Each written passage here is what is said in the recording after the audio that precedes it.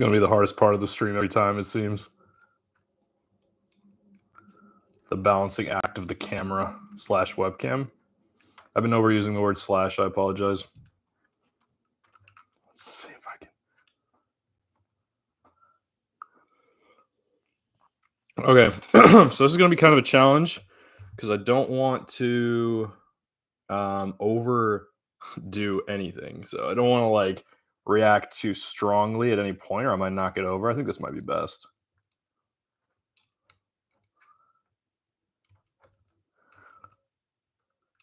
I think I'm gonna have to move this entirely. It's unfortunate because YouTube doesn't allow you to preview your stream setup before you go live. So there we go. That's exactly what I was looking for. And let's move that isopropyl that I keep so close by each time. And let's watch some basketball, why don't we? Lighting could be better. I guess I could sit up a little taller. I usually like to keep this pretty low. But for now, I guess there's a reason to keep it higher. Game is almost starting up. They're doing all those tributes to the TNT fellas because, you know, they love doing that. The All-Star game was a very good example of it. And, yeah, cool. This game should be pretty interesting, should be pretty good. I have my charger, my stat sheet, and yeah, I'm gonna have to monitor this charge a lot for both things. So this one is 35, and this one 352 make that. So okay, so test this chat out.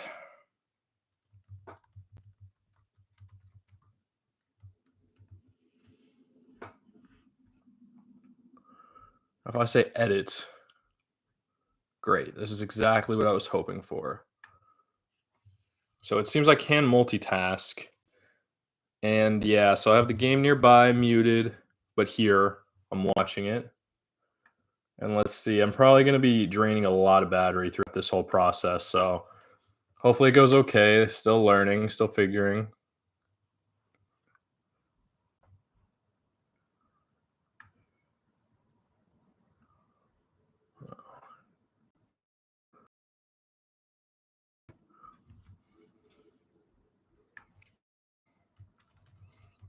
So yeah, we're just going to kill some time until the game starts.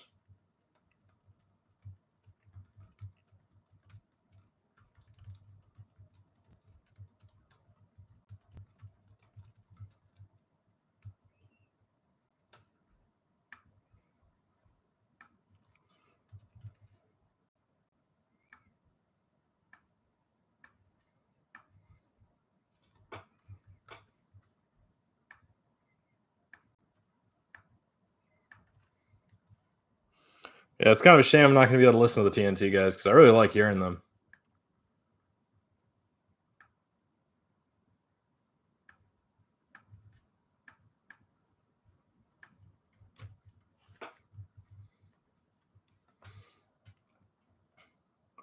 Yeah, I got Trey warming up. He seems a little bit nervous. He's usually all smiles, which makes me think he's happy in Atlanta. The Magic look a lot more relaxed, but I just saw a little nerve from Ben Caro there. He's probably going to be the biggest X factor of this game, honestly, because he's such a great player and so talented.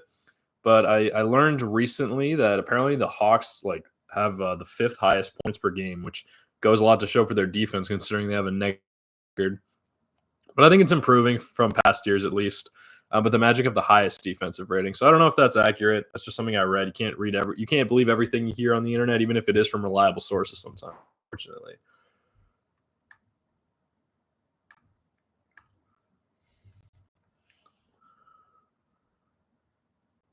I'm just adding links to the stream.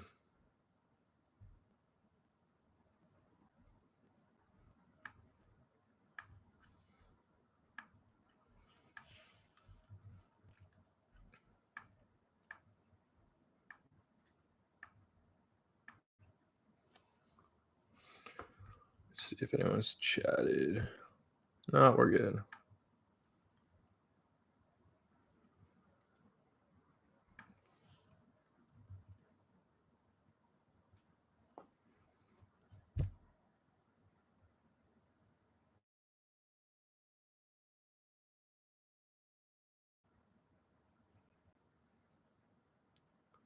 good.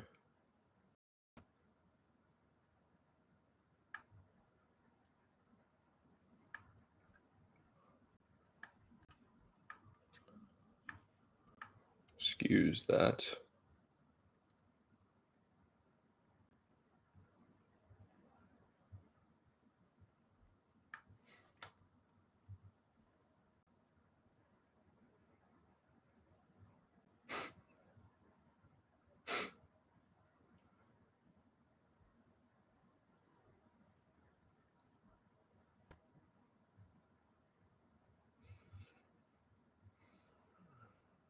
Cool. Looks good. Looks ready. Oh, so yeah, I'm excited. Lots to see in this matchup. Let's see how the battery is draining. Did not drain at all here. Has been draining considerably here, so I'll probably plug this in sooner. I guess live streaming and editing descriptions has that effect.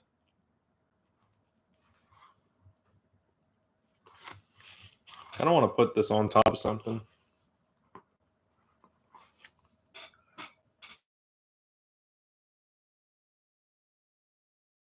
Stop a little bit, but I don't have too many things that are tall enough, so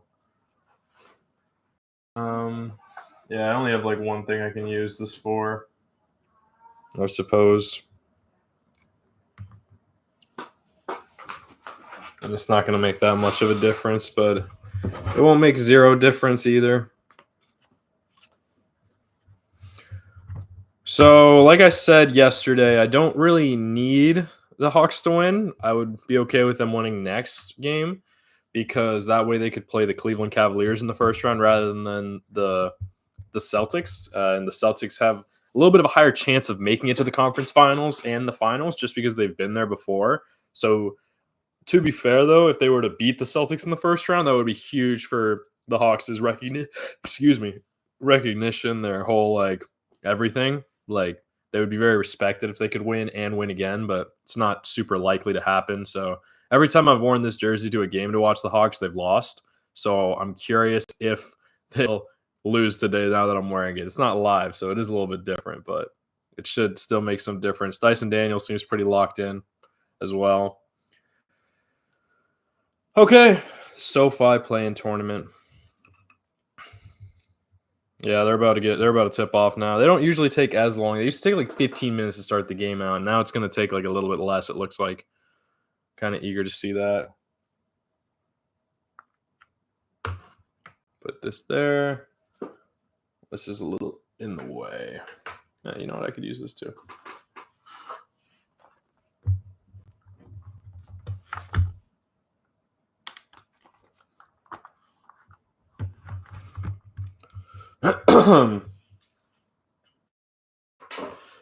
Okay, so these are the two games for the day.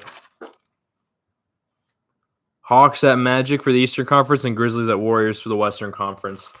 They should be pretty long. It's going to be a bit of time. They say the keys to the game are to set the pace, limit turnovers, and control rebounds. So I guess that makes sense, as I was saying before about I said this in a video, so that's not out yet. So where I think rebounding can make a big difference. So a little bit more than defense sometimes, because the defensive possession doesn't really end until you can secure a rebound. So do I know?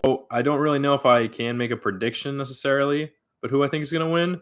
But if I had to guess, if based on regular season experience, the Magic have won, and the starting lineups look pretty basic for each, except for the Magic.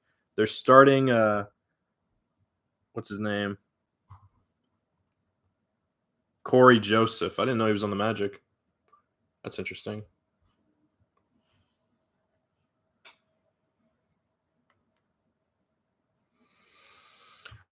All right. Yeah, game's gonna start soon. So it usually starts a little bit earlier than 10 minutes before. Dude, I need this to be a little less iffy.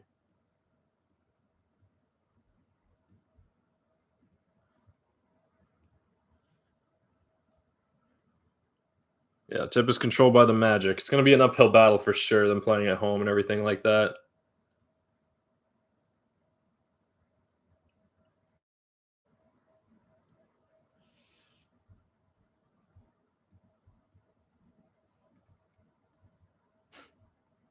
Oh, wow. Trey Young starting out with a steal?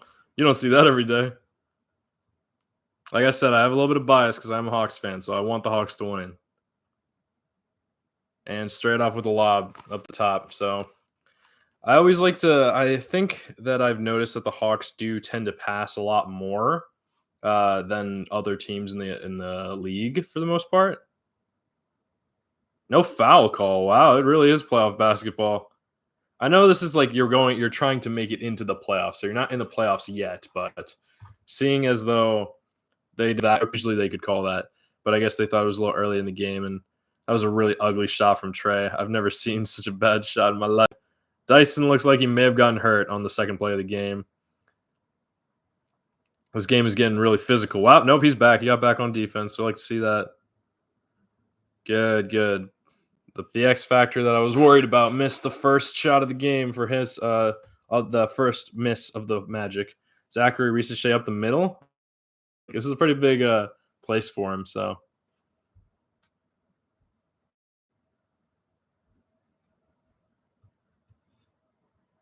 no steal, but he missed the layup. This is looking good so far. They secured the rebound, like we were saying. Or like I was saying, I was thinking about.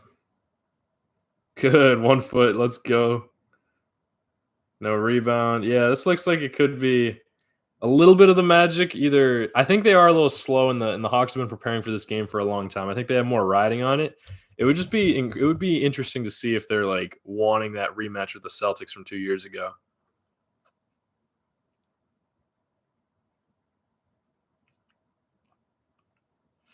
Yeah, they're taking some iffy shots, but Franz Wagner, he's really, really good for the Magic. But he also missed his first shot. That was a terrible pass from Dyson. He's been turning the ball over a lot lately, and turnovers can be costly because it gives them some really easy shots on the other side. So that's what just happened there. There's some free throws going on, but I'm having a little bit of issue with my account here, so I'm able to watch it. It's just I want the bottom to like stop showing Atlanta Hawks at Orlando Magic as if I don't already know that's what I'm watching. So it's kind of frustrating with that.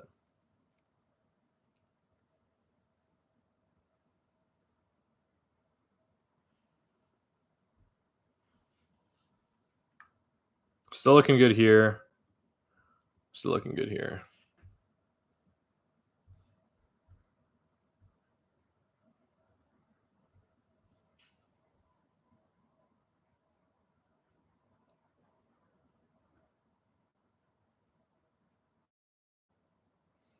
6-4 to the Hawks after a couple made free throws by Paolo. And Dyson is struggling. I think him being on such a like seen team after playing for the Pelicans, no offense to the Pelicans, they just have this sense.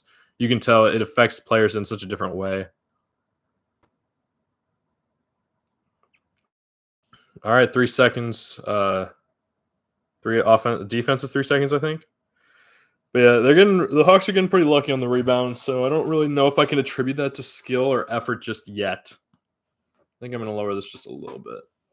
Just to see a little bit easier here. Yeah, it was a defensive 3 seconds, and Contavious Caldwell Pope knocked it down. So it's pretty even going starting out for. It's pretty even so far.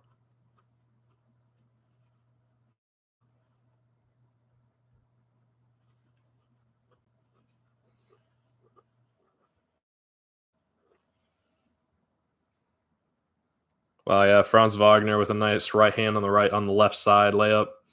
Pretty quick. He's pretty tall, so he can get close. And Trey is not. His Trey's going a little too much downhill. I think he's a little bit too energetic. He's got to like calm it down and play his game, but it takes some time. There was a wide open pass in the middle, and Paolo didn't make it. It would be better if they couldn't find a better shot, which they did. They found a wide open three in the corner, but they missed it. So Paolo is looking a little slow, and Trey is looking a bit fast. Yeah, yeah, yeah. after the whistle, he's floater, and he still missed it. So it's looking like Trey's playing fast, Paolo's playing slow, but the Hawks have an early lead. And before I say that, but yeah, they're showing the replay of Franz's layup, right hand, left side. Pretty beautiful stuff. No foul call. Yeah, they're swallowing their whistle, but now he made the pass. See that he's learning. He's learning on the go. Yeah, now they're speeding him up. They're speeding up Paolo, and it paid off there. They took the lead. Trey's got to keep his confidence. I think he's already lost it.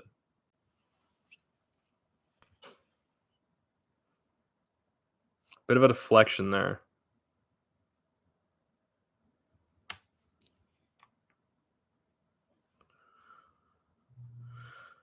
It looked like we were gonna get our first time out there. No, it wasn't. They're just yeah. This game should start to even out around the second quarter. I think they're still like a little uppity. Oh, nice job, Dyson. Take the easy ones. Yeah, he's playing pretty strong. You just got to be careful when you get too reckless there.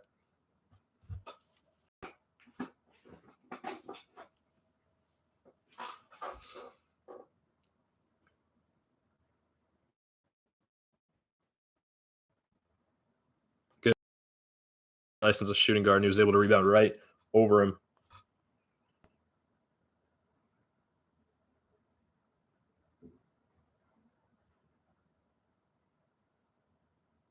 Good pass. Oh, Onyeka. I'm loving this. I'm loving what I'm seeing here. Put it up. No shot.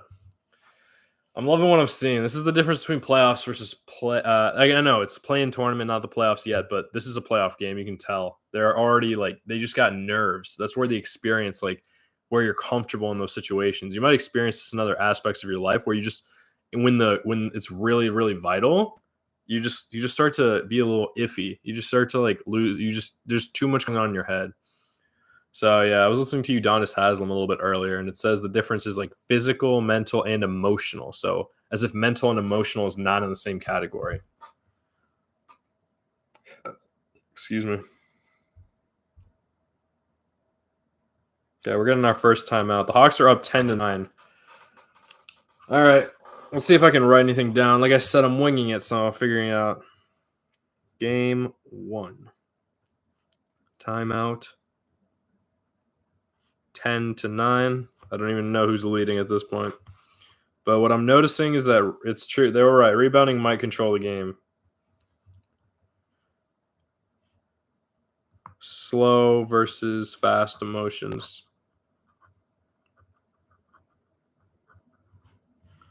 Cool.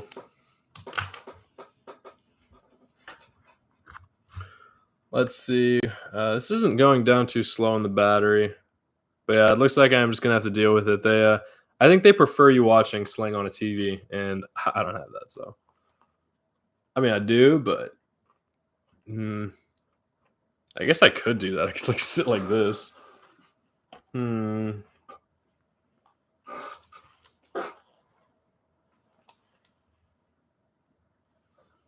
If I could find something to an HDMI, that would be kind of cool. But because I'm curious if this wasn't full screen, if I could make something different here.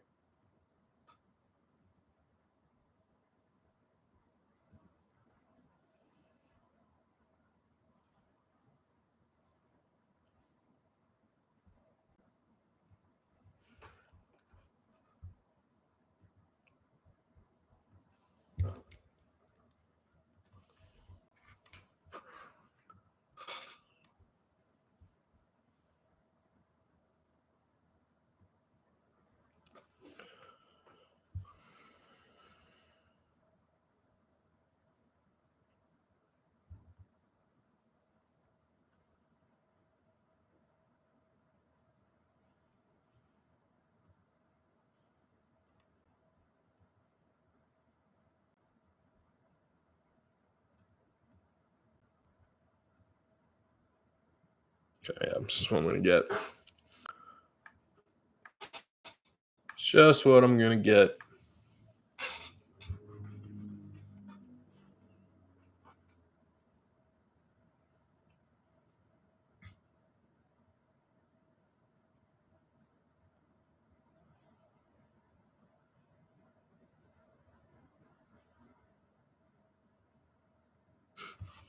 Yeah, I might. I think this is what I'm gonna do on commercials. I'll still monitor chat, see what's up, but overall on commercials, I'll like be on my phone. I might have a book or something like that. That way, I can stay live and invested and see what's going on and not miss any of the game, but also not be bored.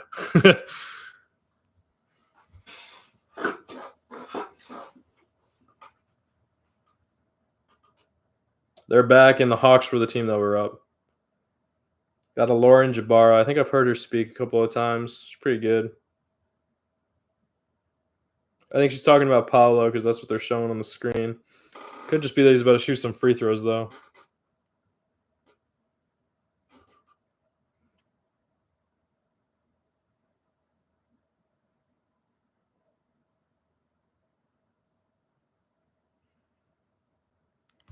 Okay. Wow. There've been a lot of missed games for the Magic. 50 plus for Moritz, Franz's younger brother. Jalen Suggs, yeah, I had him on fantasy for a good time. 47. Paolo's 36. Franz is 22, and Cole, a couple more than that.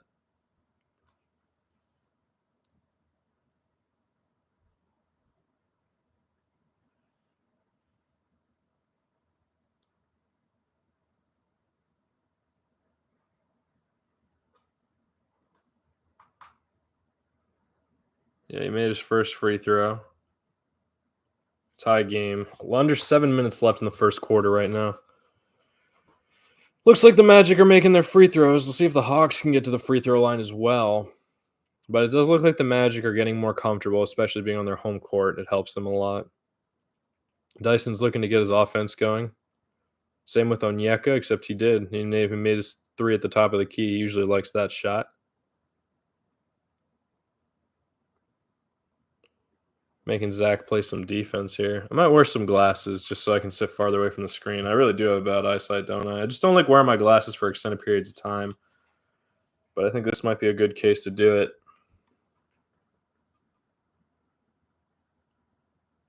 Paolo keeps making the extra passes, but he's got Contavious Caldwell Pope, who's a really good shooter.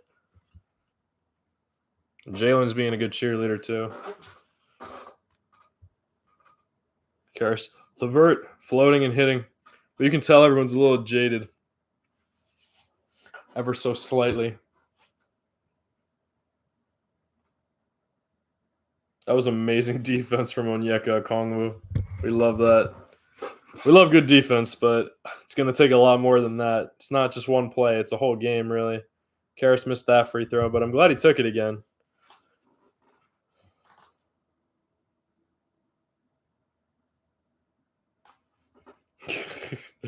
All right. I don't know how I'm feeling about the Magic chemistry there. Paolo Banchero shot a layup, and he missed it on the foul, and so he didn't get an and one. And it seemed like Wendell Carter Jr. was kind of pissed that he didn't get the and one. He threw the ball against the backboard as if he was pretending to slam dunk it. They're showing Terrence Mann on the bench and he looks a little nervous, and I'm curious why they're zooming in on him. These are some pretty big implications, but it is kind of stressful to think about. What you're earning the 7th seed. What you're earning is a first round exit by the Boston Celtics, at least in their mind. The thing is, I think the Celtics, let me be more specific. I think upsets are very possible with good coaching. I think the reason that the season standings ended up the way they are is mostly because of the way the team played.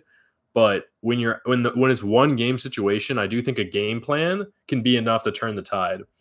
Just because it's only a game or two or four, I guess. But that's the coaching comes into a big play, and that's why the best 4 out of 7 makes a huge impact. But I'm liking Onyeka taking that shot again. It just doesn't seem like anybody's going to get really hot. It seems like it's going to be a team effort both ways. But I do see Paolo ceding a lot to his teammates, and luckily he has good teammates. But I don't know. It depends. You only very, very few players can take over games in these types of atmospheres. Yeah, so Paulo shot a shot, so I'm glad he did it. He airballed it. However, his teammate got the rebound and put it in for a bucket. And now Trey totally just traveled, and they didn't call it. But he turned it over. He lost the ball, and now Anthony Black nails a three to take a 5-point lead. He gives a little celebration, asking them to call him. So I think the Hawks took a very good time out there because Trey was letting his emotions get the better of him there. But I mean, I just think that's a travel and a half. And then he starts complaining, and then I think his man was the one who made the three. So that's the issue. That's the issue. You got to play defense. Okay, so I'm going to keep reading here. Oh.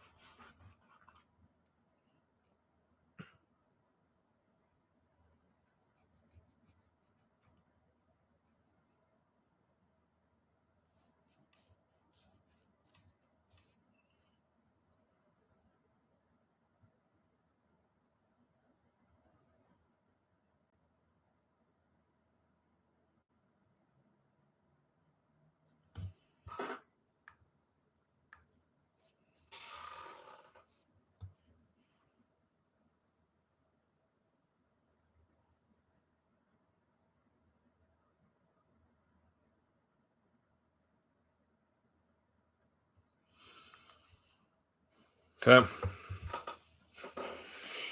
We're back. I got some stress, not going to lie. But it's what's fun about the game, of course.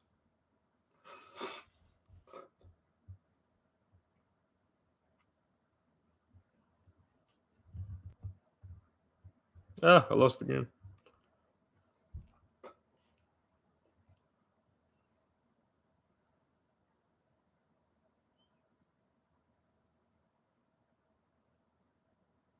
Good. Good. Good. So Zach Risache was found for a wing three. He had to shoot it really fast, though. He didn't even get to put it back in the pocket. He had to shoot it from up top, and he missed it. I don't think he's used to taking shots like that. Seems the Orlando Magic did their homework. But on the rebound, Mo Gay, player for the Hawks, slapped it out, and I think it did touch Wendell Carter last, and they called it that way at first, but then they reversed it. So it was a good effort, and I think it could have gone either way, but it's not worth the challenge, and it's too risky. It's one of those things where you slap it off the hand, and it may have touched the hand again after that. But usually when I was I would just call it struggling on these long rebounds, but very good. Although I don't know if that's a foul, but it was a hard. He took a bit of a tumble. Wendell Carter did. It was on a dunk attempt. Mo Gay, the one who was still fighting for it. His full name is Muhammad. He Nah, he definitely fouled him there. He got him on the forearm, so I don't think they're gonna challenge it. But it was a good foul. Luckily, he didn't get hurt. The reason players get hurt on those dunk attempts is when you get undercut. When they take out your entire body from under the basket, you can't land on your feet. You land on your back, and so that's how they get really hurt. It did make him miss a free throw. So if you're gonna foul someone on a dunk or a layup like that, don't go for the body.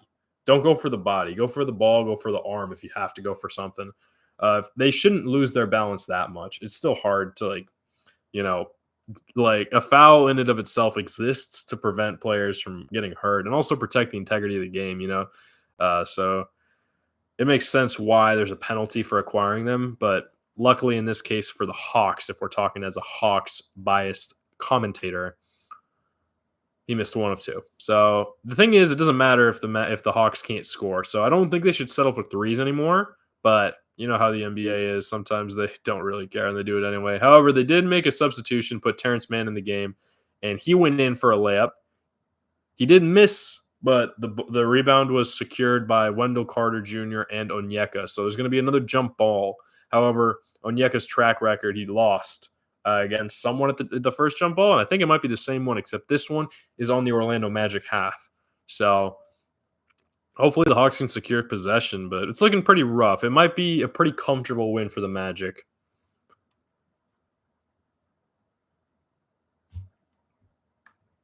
Yeah, soon I'm gonna plug in the one that's streaming, and then I'm gonna have to plug in the one that. Oh yeah, you won the tip. Let's go.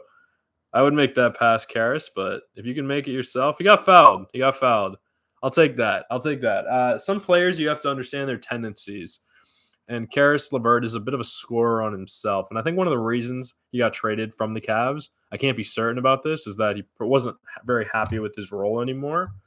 I think he wanted a bigger role. So I think on the Hawks, he's getting that bigger role ever so slightly, but he's got to earn that. So I like that he loves the game of basketball, but he missed the first free throw well short. So I think he's got a little bit of nerves. They're bringing in Dominic Barlow, who I have, and they're also and the Magic are bringing in Jonathan Isaac, which are two centers for either team. I'm curious who they subbed out. I didn't really get to notice, but it's probably just getting people some rest. So yeah, they're showing that his minutes have gone up by a little bit under 3, so 23.8 to 26.8, but his points have gone up considerably. But he missed both free throws, and he missed the layup on the rebound. So not looking great. Not looking great. They're stuck at 15, and the first quarter is almost over. So there's definitely been a bit more defense. Hopefully they can get hot if they want any chance of winning this game. But if I was the Magic, I would just try to score right here.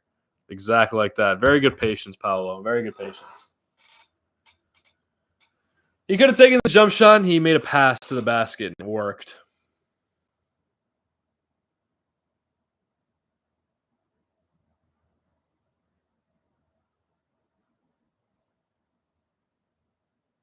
Yeah. Looking like they're going to get cooked.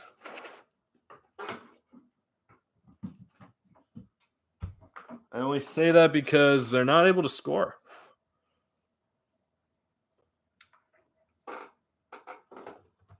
Another bucket for the Magic.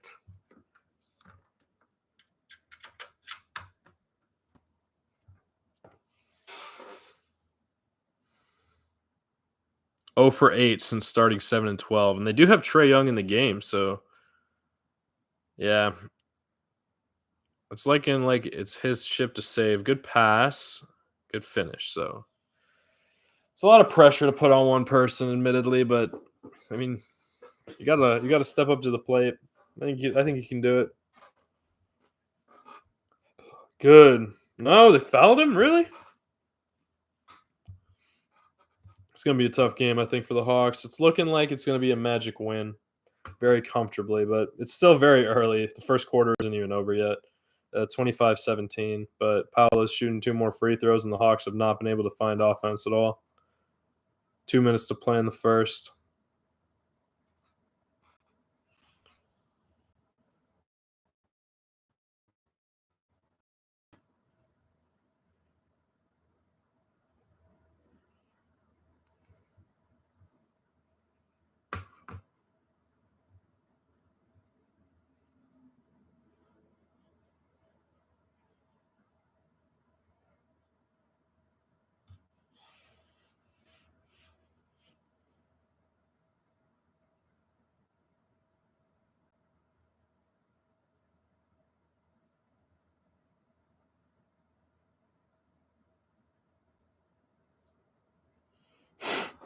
Settling for threes, but they're not making them. So that lead is just going to keep getting bigger. I don't think they have too many timeouts to work with, so maybe they could have waited a little bit longer before calling it. I can understand that now. I kind of criticize it when teams don't stop runs.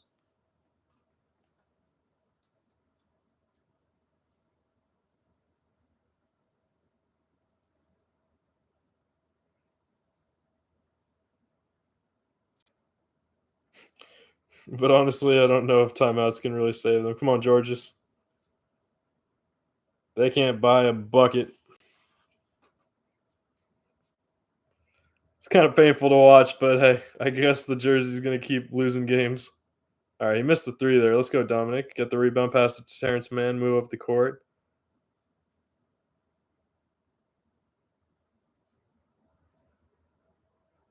They're moving it.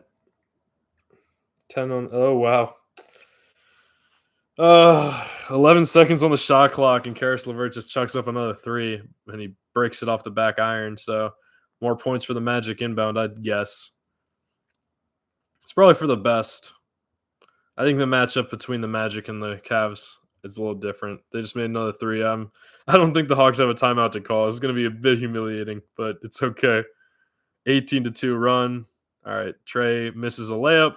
They can't secure the rebound. Going the other way. 15 seconds on the clock. Hawks are down 15. They've only scored 2 points since I mentioned that they had 15 points. And the fans are loving it. They're in Orlando. Oh, but good steal from Karras. He got it back, but there's not enough time to get a score. But at least they didn't let Paolo get too much energy going forward. I think he felt the crowd. He is the star of the team, although I think Franz Wagner is a little bit more impactful. This team would not be what it is without Paolo. So I'm curious to see how Trey responds, but you could tell that they were a little nervous going into it, and maybe they could have made a few more shots, but that scoring 17 points in a quarter is not going to cut it. I think that he only averages out to like 68 total points, which some teams score in a half. So we're at another commercial break. We'll see how they respond in the second quarter. I said a lot about coaching in playoff games. I don't know how Quinn Snyder compares to the Magic coach, who I don't really even know his name. Hopefully they say something about him at some point, especially if they match up against the Celtics. I do think Joe Mazzulla is a great coach.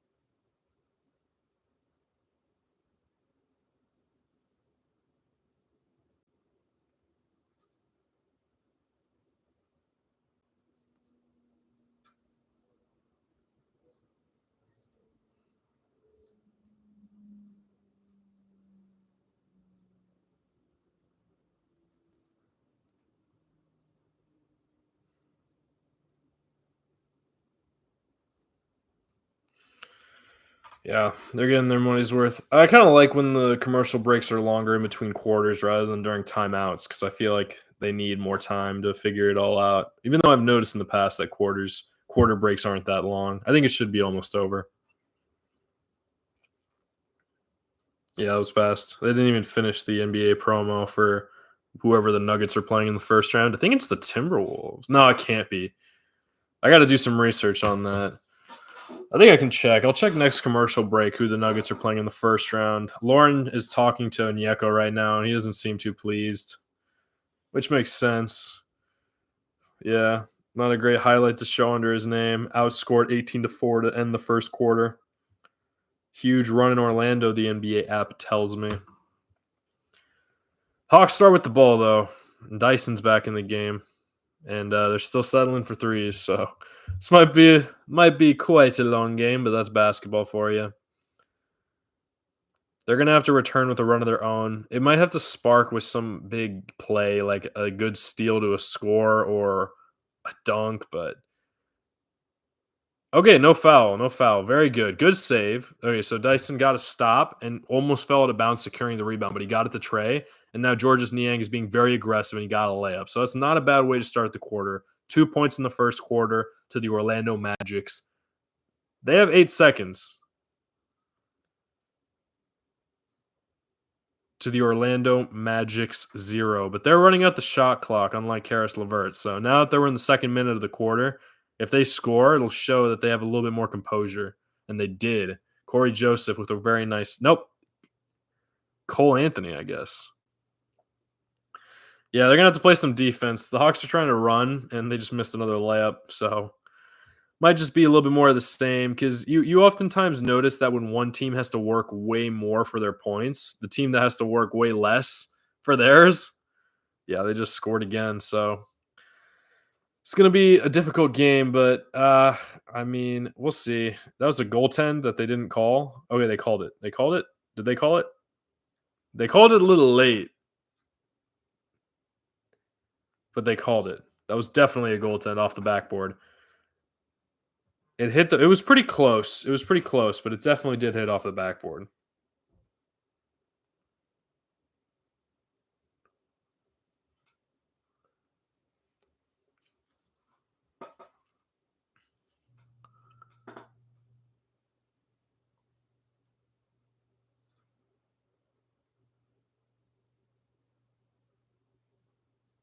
Okay, finally there was a missed shot from the Magic.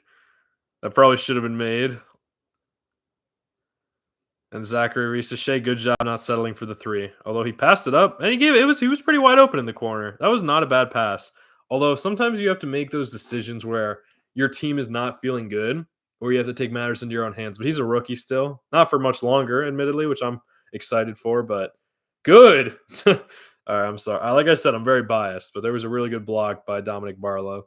But they're still down 15, but Trey needs to get some points. Good. He got fouled. See, this one, that's the type of play I'm talking about. There were a couple Hawks players cutting, but there's too much risk of a missed shot and killing all that momentum. So he went it was Dyson Daniels with the block.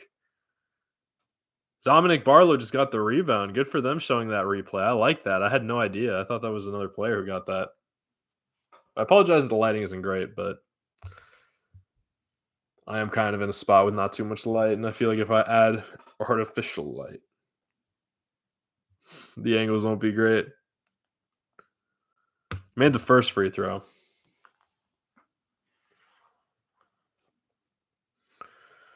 Yeah, I kind of do want to check who the. I think I should know off the top of my head. I know the Nuggets are the 4 seed, so they're playing the Clippers. That's who they're playing. Yeah, they were trying to advertise for that. That's gonna be crazy. Because usually when you think of Kawhi Leonard getting matched up, you think of like a LeBron James or Kevin Durant or even a Jason Tatum. I know that doesn't happen in a while, but that would be a fun matchup to watch. But a Kawhi Leonard versus a Nikola Jokic, that's interesting. You don't see really too many great centers anymore like you used to. It's more forwards and guards, but I think forwards usually take the cake.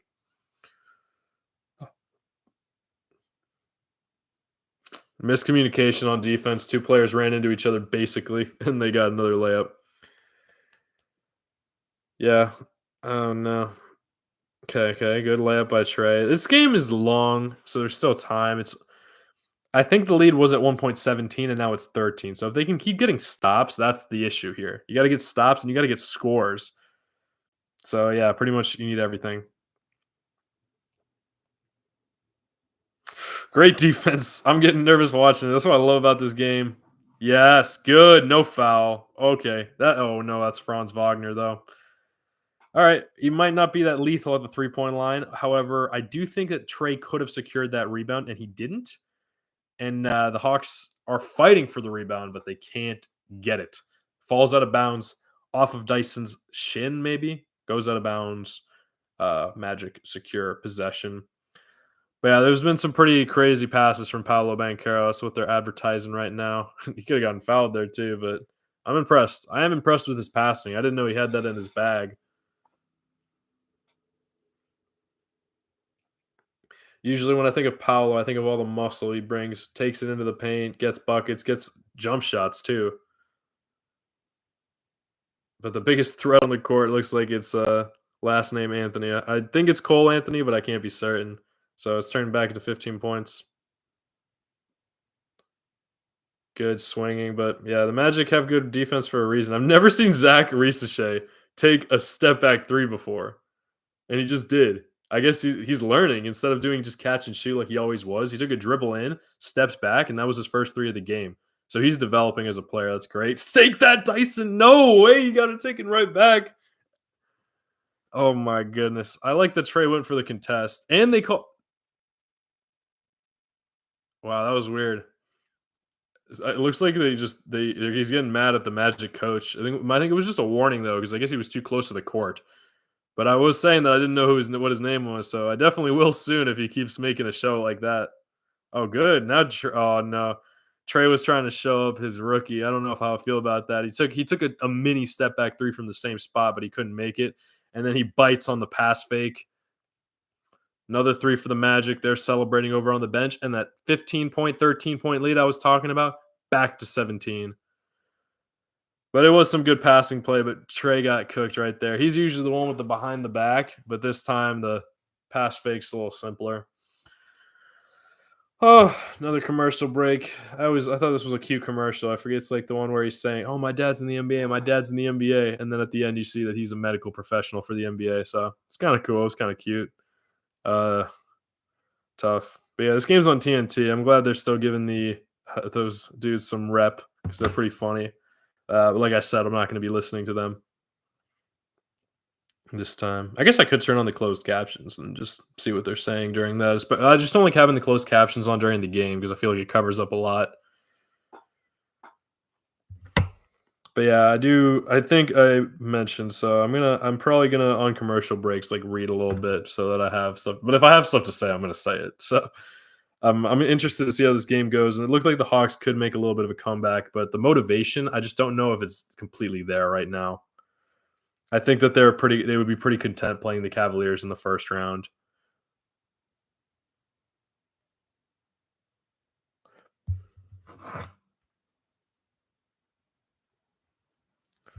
I think that I'm curious when that game would be. Friday. Doesn't seem like they've decided which game will go first. Or maybe they have and they just don't advertise it very well.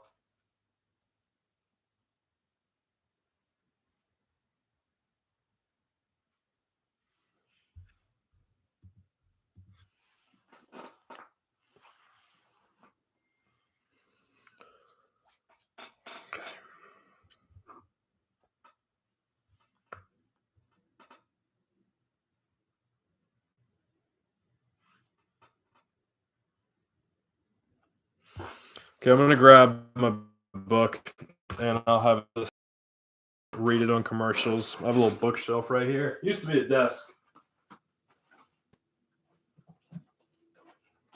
Still kind of is a desk, honestly. I just don't use it as one. I just use it as a bookshelf and like something to hold my stuff, I guess.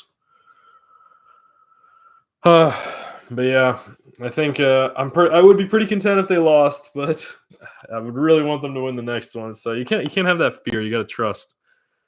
But the Magic are looking pretty good, and they look like they just are the better team. So it's kind of like those times where you just even if the Hawks were to win, it wouldn't really be that deserved. And so whereas when they beat the Heat all those years back, like I don't know, it could be interesting. It would be cool to see a matchup between the Hawks and the Cavaliers, just because I've seen that matchup a lot in the past with very different personnel, and it is so exciting sometimes to see that happen in other stages. The same teams playing when those players aren't there anymore. Like, and I mean any of them. So like, it's not necessarily like the Warriors because they still have Steph Curry. Um, like when you like if you were to watch the Warriors versus the Cavaliers in like 10 years and see what that matchup was like, how they've developed, but those franchises still have that history. It's just yeah. So it looks like they're advertising Anthony, like promote. I don't even know what the word is. They're just saying that Anthony Black is 4 for 5 with 9 points. So that's a fifth of their points right now. Dyson Daniels got on the board. So finding offense in new places. I'm curious if they kept Shea in the game. They did. They're still keeping him in. They're still keeping him in. It looks like they still think that they can win. So that's kind of cool.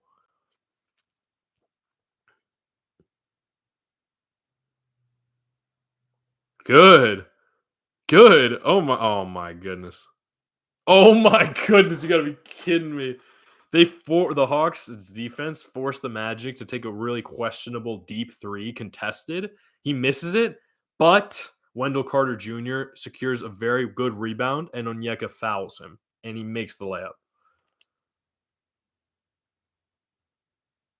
That's pretty costly. That's really costly because now you have a 15-point game could have turned 13-12 into a game that's looking like it's going to be 18, and who knows if the Hawks can score on a slow possession like that because they usually do play a little bit better in transition, which is something that I think they're going to struggle with against the Cavaliers if they play them. That is okay. He missed the extra point, so that's good because the Cavaliers, I think, have a really good. From what the little I haven't seen them as much, but from what I have seen, I think they have a really good half court offense. And what that means or what that is just when they're taking the game slowly, they have all 24 seconds to try to get those points. Whereas the Hawks love to just wow, where the Hawks just love to run up the court on a made basket, on a turnover, anything, and try to score quickly before the other team can get their defense set. But here we have Zach Risache getting blocked very harshly by Franz Wagner. So he did a little up and like move like that, which is what those NBA players who have a lot of hang time can do. I'm trying to work on that, but it's gonna take some time, I know. So I'm very impressed with Franz's play. I don't really like him that much because I thought he can be a little bit dirty sometimes, but sometimes that's good for a team. I don't really like that in players that much. So I understand why people like players like Draymond Green because they help their team win so much. It's just for me, it makes my blood boil, which I know is probably the point a little bit, but I'm very grateful that these players have so much self control to like keep the game going. For example, the Houston Rockets are one of those teams. There was a really good matchup between the two of them, the Rockets and the Warriors earlier this season, where the Rockets ended up winning after Draymond Green did something very questionable to Alperen Şengün.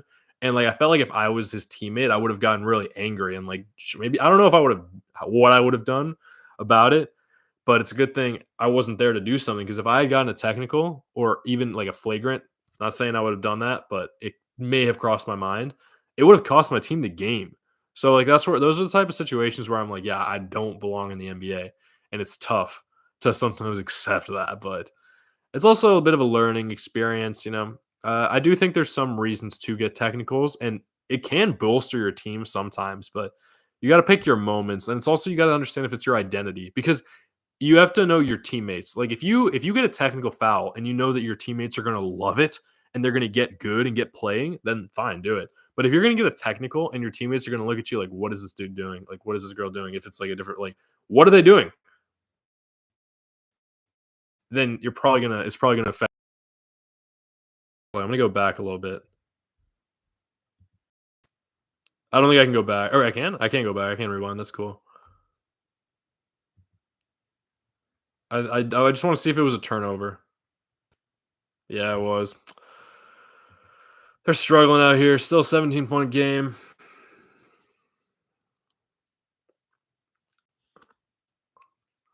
but I think they've matched their point total from the the first half of the second quarter. So I think they ended with 15 points and now they have 30, but they're still 17 points behind. So technically speaking, they could score 17, but they would also have to stop the Magic from scoring at all. I think Trey is assessing the situation. I like that. I just need a little bit more offense from him. And I know I give him a hard time because I want him to play more defense. But he started out the game with a steal, so I guess I should be happy with that, shouldn't I? All right, Paolo is still missing his shots, but Wendell Carter Jr. is being a beast on the boards. But Mo Gay with a great block called a goaltend. I don't know if they're going to challenge that.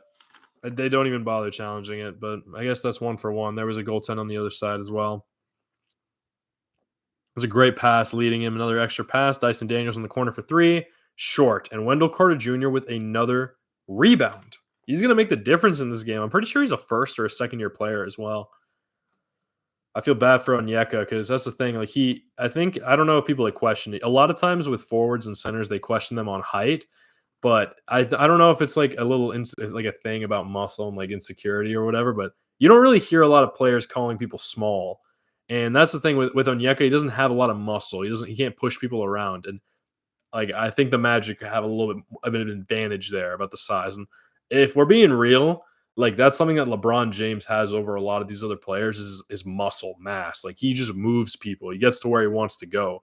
So it's pretty impressive. And I think it's starting to get on Onyeka's nerves because there was a no call right there. Apparently they're showing a replay where he yanked his arm. I hope he did. I hope Wendell Carter didn't get hurt because you don't really want to get angry to the point where you want to harm the other person. Like you can chirp, you can say whatever, but actions and words are two completely different things. All right, good. See, his action right there was responding with a layup or a floater. He had a little toss up. So it's still 17 points though, and they shot it. They gave him way too much. Sorry, there's a lot of people. I got to learn the personnel. Somebody on the Magic missed the wide open 3, and now the Hawks are moving, and Trey needs to make this floater, but he's still struggling to do so. Paolo Banchero looks like he's having fun now that he's not stressed about winning the game. He's just dribbling it, passing it, and then he's shooting it. Wow. That's some confidence right there. He's up and down, nodding his head. Number 50, Cole Anthony, I'm pretty sure his name is. Yeah, their bench points, 23 to the Hawks is 6, but they have a lot more points to go behind them. Yeah. So he had from the same spot. I believe it's the left wing. When you're facing the basket, left, right. So he had the same shot from the left wing, even though he missed it originally. He got it again and he made it. He got benched. I don't know why. I think it's just to like end on a high note. But yeah, I think the Hawks need to get something going because it's kind of looking like they're going to get run off the court. But they might just be saving their energy. What kind of prize is playing the Celtics in the first round? You got to be quiet about that. You got to be like not too loud about those matchup things. But I think maybe in the back of their head. But I'm not going to speak too much because during the regular season, even in the close games, the Hawks always lost to the Magic. They only won this Sunday because none of their starters were playing on either side. And the Hawks were at home at least as well. Trey makes another free throw. That's good.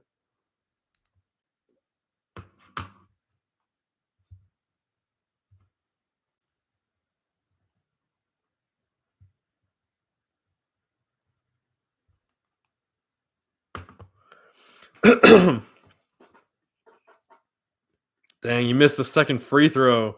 Stuck at 33 to 52. 19 points is turned into. Trey with a sexy little. Sorry, I gotta chill. 7 points, 3 rebounds. I'm flexing on myself. I shouldn't say that. Ugh. Especially because we got a. I would rather him have 2 steals though instead of just that one. But at least he's going for it. I do love Trey Young though, so I give him a little bit of favoritism. I know, but it's mostly just because he is the leader of the team. So I feel like I have to push him a little bit harder. The Hawks are building around him. Like they made the choice to follow around what he's got going for him. Paolo Banchero still has not been able to make a jump shot. But I like that he's still taking them. But, oh, wow. Whoa. They called another foul on Onyeka Okongwu, which is the center of the Hawks who earned the starting role this year. and he got called on a rebound, and I do think that's valid. He kind of climbed up him. You just gotta, no matter how tall you are, you still have to box out. Like, get low and use and like put your body into them like a little bit. I know it's like a little uncomfortable, but it's a physical game. It is physical. I know there's like it's not as physical as football or hockey, but it is physical. You can like be you can body people within reason. So like, but the biggest thing you got to think about is like hold your ground. Like that's kind of like a football thing. So if you have the spot first, then hold it. So I don't know how many fouls he has. I could probably. Maybe I'll try and keep track of that. I think I can check that really quickly. Hopefully it's updated. I think it is. It's probably updated like very rapidly. He's 3 fouls already. I guess yeah, he's on pace to foul out. And it looks like they called a technical foul on who though? Oh no, it wasn't a technical. It was a foul before the ball was inbounded. Karis LeVert grabbed somebody as he was trying to wrap around the screen.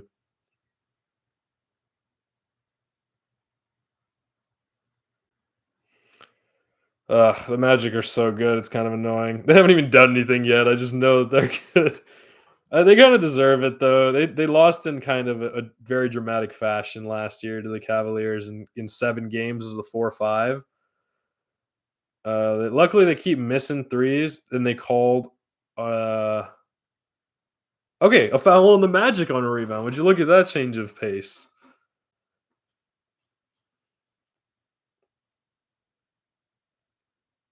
The Magic coach seems a little upset. He's got his arms crossed like I do. I should probably chill. Don't need to mimic that. Ugh, it's tough because I am a Hawks fan, but I'm also a basketball fan. Like I can't deny that. So that's what you'll probably see if anybody like sees future streams that even the games that I don't have a stake in at all. Like there are some games that I'll be pretty neutral for. Like this game, I don't even know if I want the Hawks to win because of matchup. I think it would be a better matchup against the Cavs, but you still don't like losing either way, especially not in like embarrassing quote unquote fashion. But as long as they lose by less than 20, I don't think it's necessarily humiliating.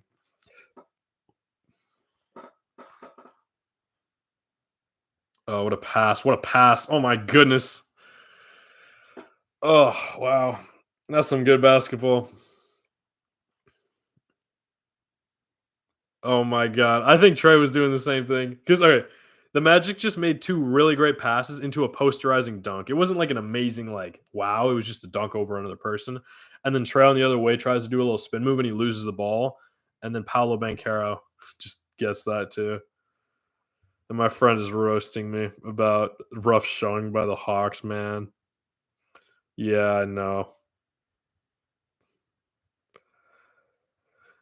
But hey, would rather play the Celtics in the Cavs in the first round anyway. That's how I am. I try to be a sore winner. Or like a sore loser, and not a sore loser where I'm like, I don't know, sometimes you just gotta look at the bright side in the loss. But because you can't win every game, no matter how well your team is, like coached or players or anything.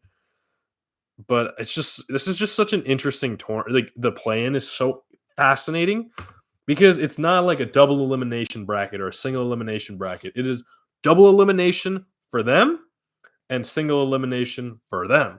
So it's cool. I really love it. So it's tough because you can still win even if you lose this game, but it's just the thought of the possibility that you could lose.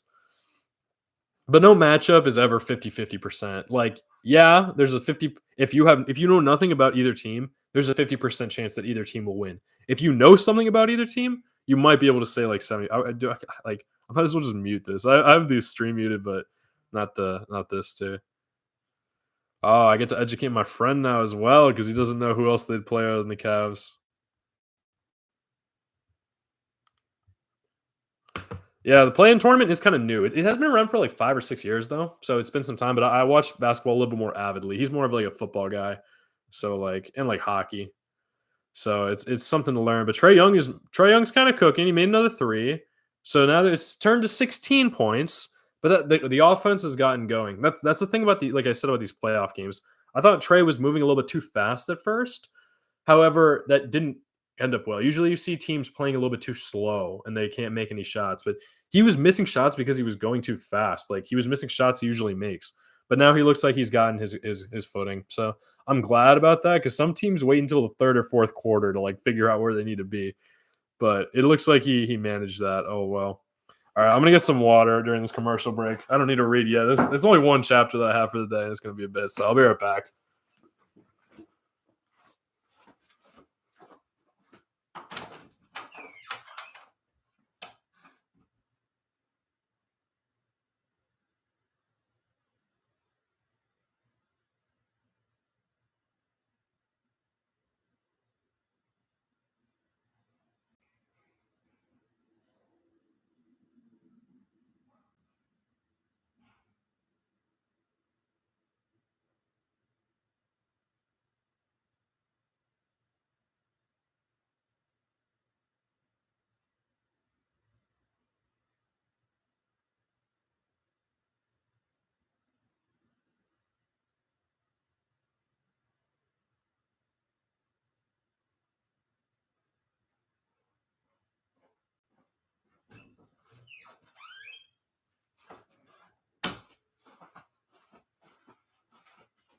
Would be very preferable if I didn't have to get up again for a while because I don't want to accidentally miss anything. But like I said, these commercial breaks, they're a little bit longer during the playoffs because they know that more people are watching them. But it's getting heavy. It's getting heavy. A lot of people start watching basketball games later on, either in the second half, third quarter, or some people even they think the fourth quarter is the only one that really matters. But I think that the third quarter is very telling. If you don't have as much time to watch all basketball games or the whole game, sometimes you can check the halftime score, watch the third quarter, and then if it's worth it, you watch the fourth quarter. Because the third quarter is where a lot of games are decided because both teams have had like the 15 to 16 minute halftime break to game plan what they're going to do for the rest of the game after seeing how the first half went. So this could be even though the Hawks are losing right now, they just showed a little bit of life right there. So even though I wrote them off early on, like they could still win this game.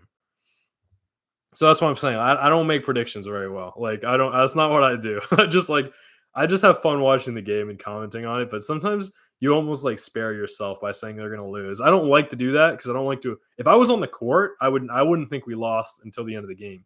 But as a viewer, you have a lot less impact on the game. You can if you're there live or if you want to like. But if you're there live and you're loud or something, they might be able to notice and like feel like that they have people who want them to win, but it is a little difficult to have an impact on the outside looking in.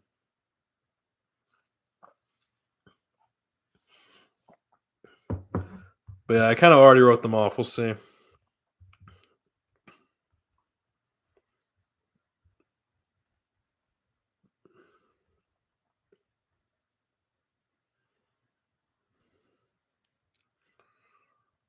Oh yeah, they're showing the Hawks play in history. Let's see. I can go back like 10 seconds. So they defeated the Hornets in 22. They defeated the Cavs in 22 to earn the eighth seed. That's cool.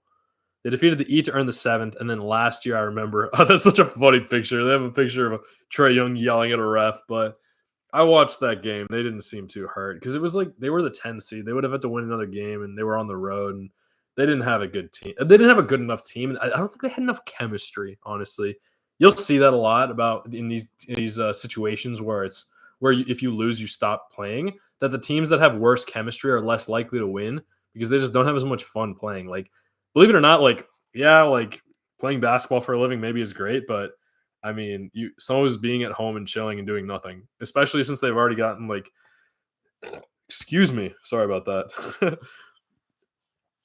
um, Sometimes you'll realize that they might just rather be at home. So we'll see. I hope that this year they want to be they're okay with playing 4 games or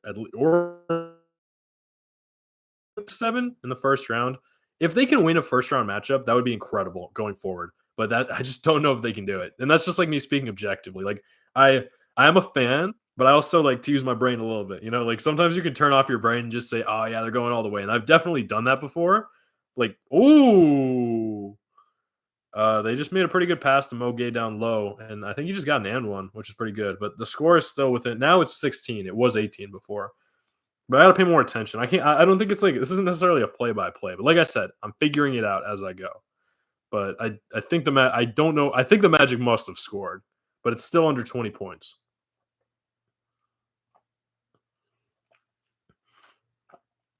As a player, though, those milestone leads kind of do matter.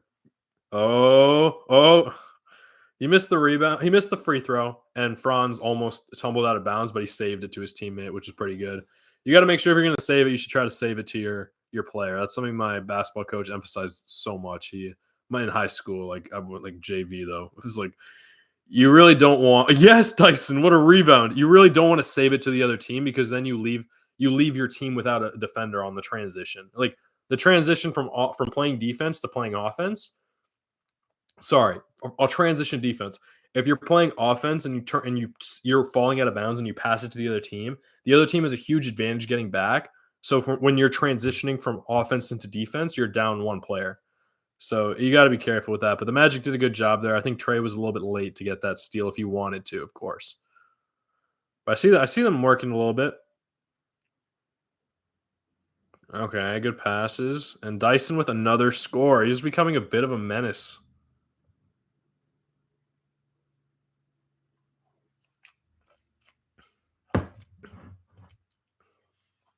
14-point game. 14-point game.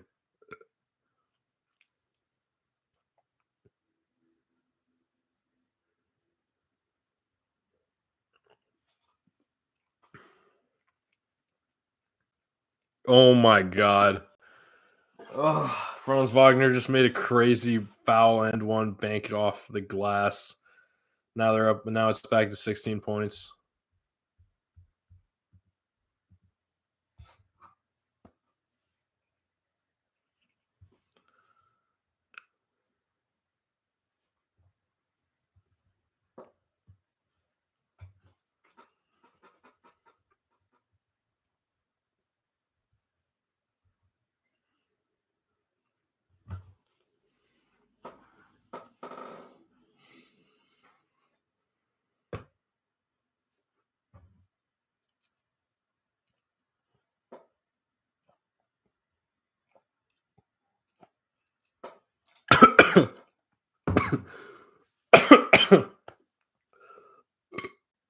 Fuck. Shit. I had to be careful. Chugging so much, I might have just lost my fucking voice. But I didn't. Still got a long way to go. They're showing a lot of Hawks that are out, but they've been out for a while. Jalen Johnson, Clint Capella, Kobe Buffkin, Larry Nance. I just don't want any water in my lungs is all, so I try to cough it out.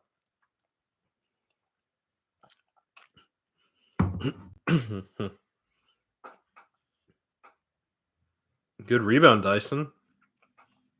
I'm really enjoying Dyson Daniels' play. I think he's been a really great addition, and I think he's making his impact felt. Oh my god, they're playing such good defense though too. That was another really good block. This time on Trae Young. Seems a little bothered, but he doesn't seem like he thought it was a bad call at all. Oh, they want to replay? They must have called a foul. I think. Oh, they did call a foul. It might have been on the body though.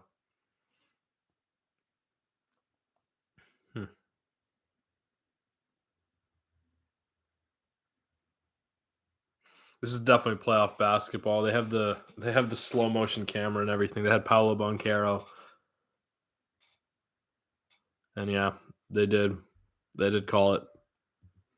We'll see if the body's deemed enough contact.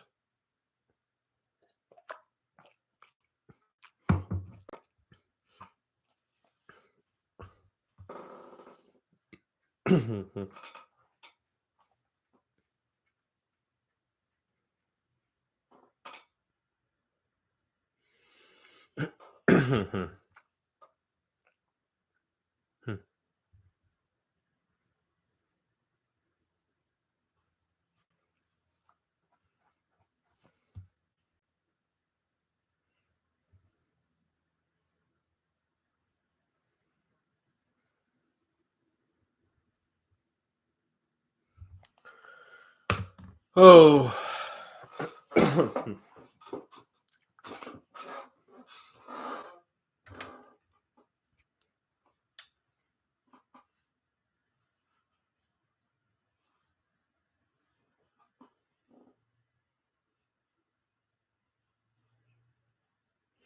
Based based on the fan reaction, I think it was unsuccessful.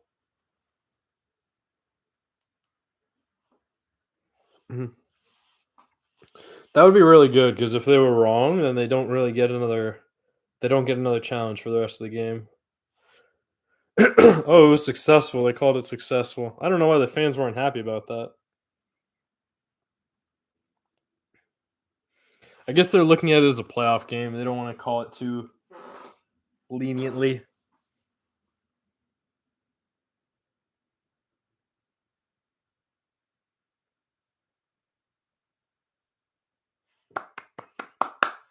They called a foul. He tripped George's knee. Now he's going to be shooting the one shooting free throw. So wasn't that bad. We just got an extra foul on the play. As a Hawks fan, of course, not corpse. I'm going to write down some of the other matchups just so I know that they're coming. Do I have my pen anywhere?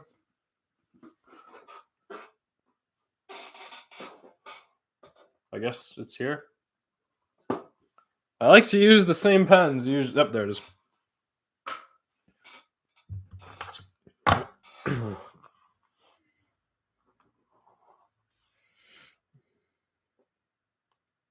Let's see. The 9-10, I believe, is Heat. Bulls. I think it's Bulls at Heat.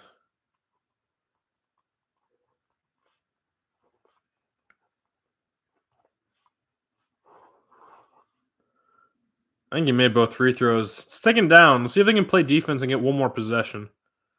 Come on, stop and score, stop and score, stop and score, stop and score, stop and score. Stop. Okay, 16 seconds for a score. It was another Paolo Banchero missed jump shot. He's really been struggling with that. 7 seconds. I think Trey's taking this himself on their superstar as well. Oh, make a freaking layup. He got to the basket, but he used the right hand on the left side, and he was too close under the basket. He didn't get to use the backboard at all, but it's tough.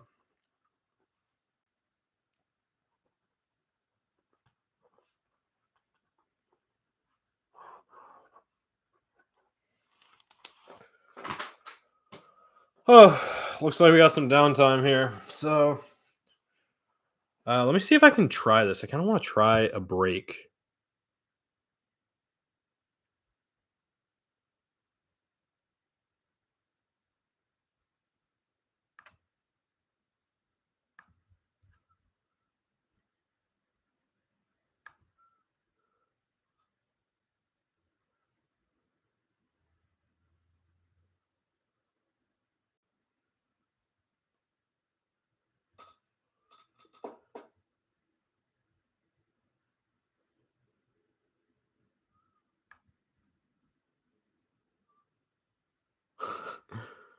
It seems risky.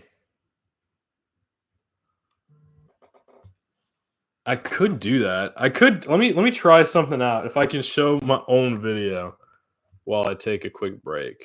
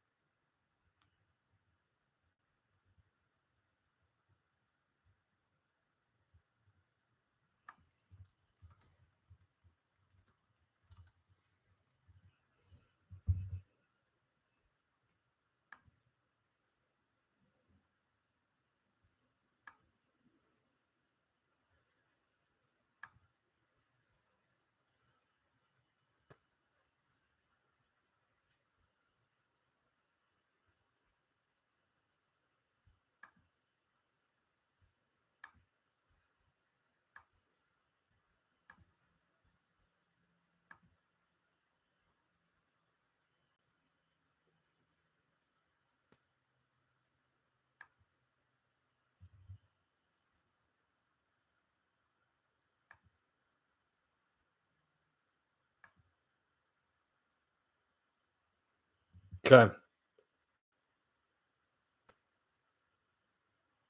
This is fucking sick. Yeah, sure. I'll be back in like 15 minutes. Luigi got A.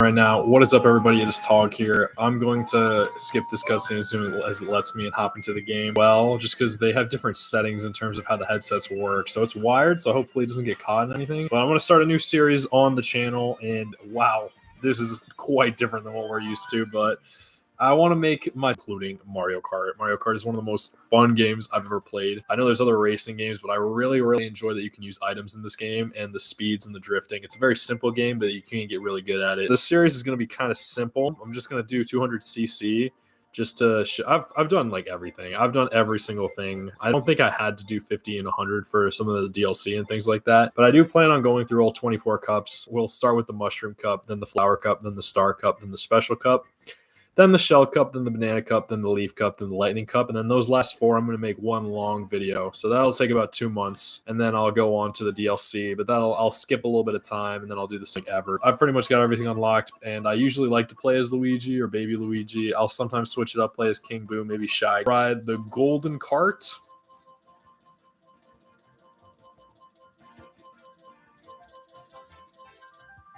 The Gold Standard, my apologies. The glider, so the gold glider, whatever. So I've unlocked all these. I want to ride it as the golden boy for my channel for that. We're gonna go down the line. It'll be fun. I'm gonna make it quick, and these videos shouldn't take too long because 200cc you go so ridiculously fast. But I really like that they did that in this game.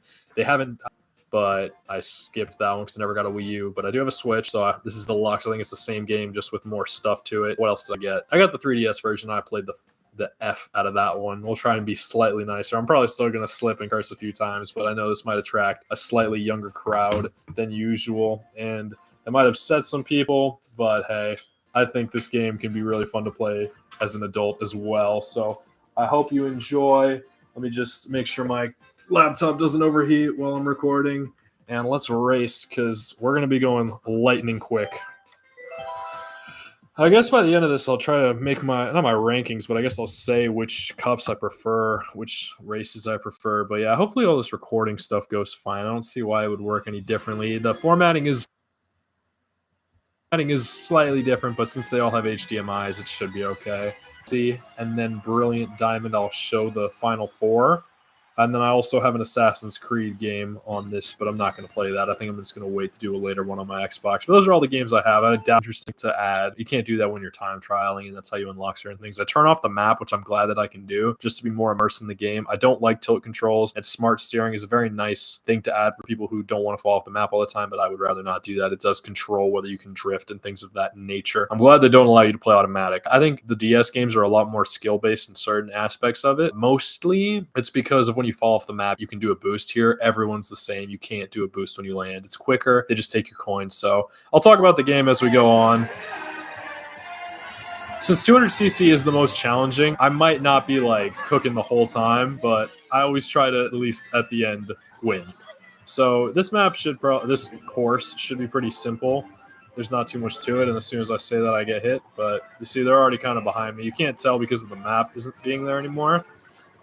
I try to keep my eyes ahead, you know.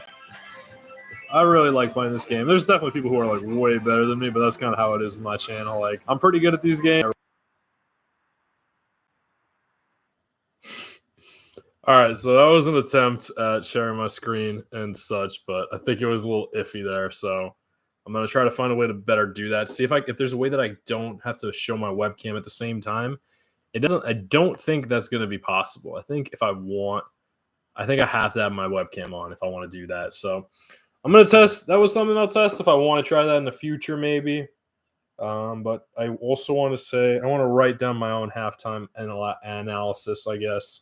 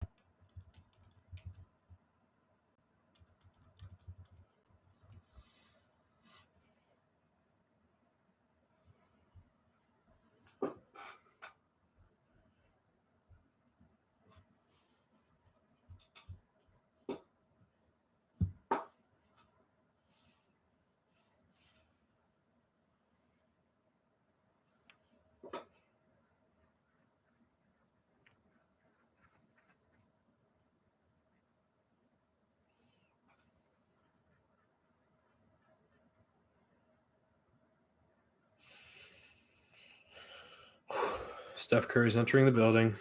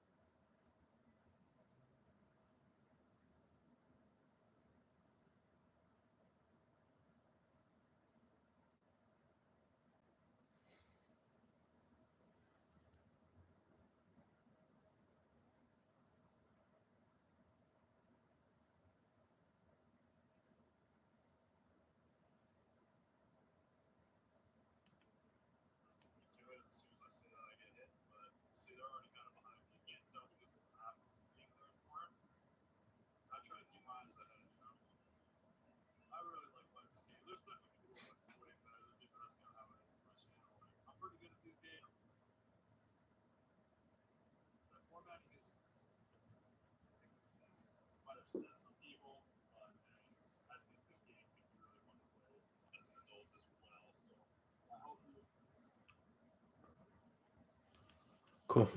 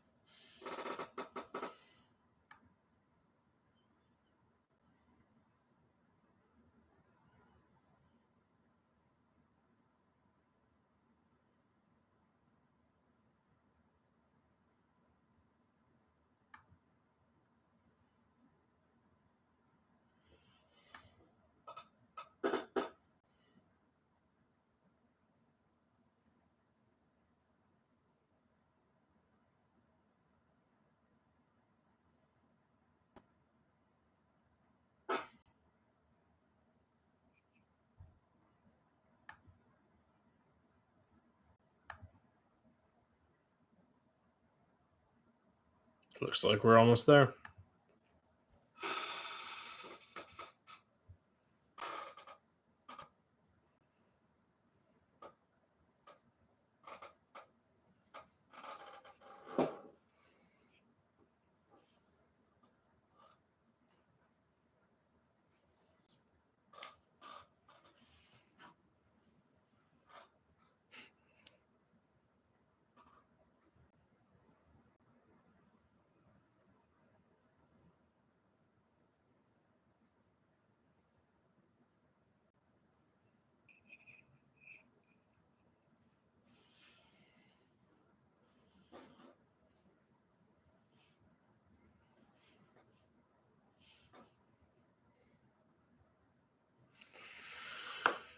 Somehow the Hawks start with the ball again. I think that's how it is. I think the team that wins the tip starts the first and the fourth, and the one that loses it starts the second and the third. But we got our starting lineup for both teams out there. Oh, wow. Trey's been getting hit in the eye a lot lately. Paolo just got him in the eye. I think it was on the pass, though.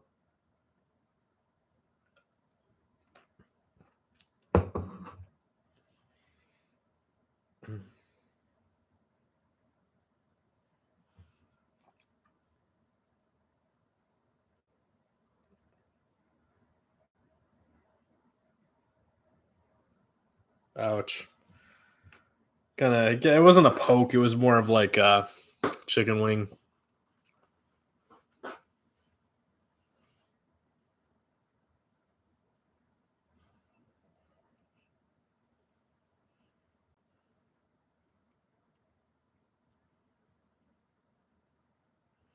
Yeah, Trey does not look like himself right now. He's missing these very bad.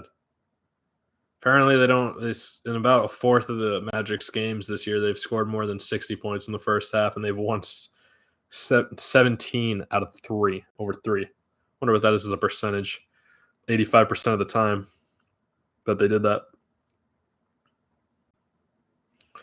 And yeah, now Corey Joseph's getting involved, hitting threes as well.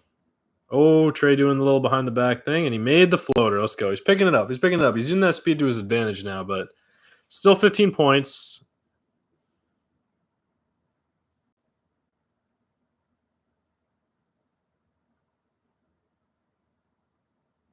Yeah, the cool thing about the play-in is that there has to be somebody in it. So it's kind of interesting. It was a really bad pass from Paolo, so hopefully his passing days are done for today, of course. Like, he can pass well in other games, fine. But preferably he could show with that.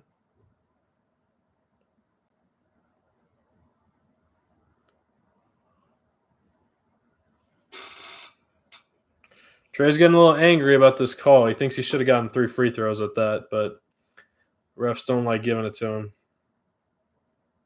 That is a shooting foul for sure.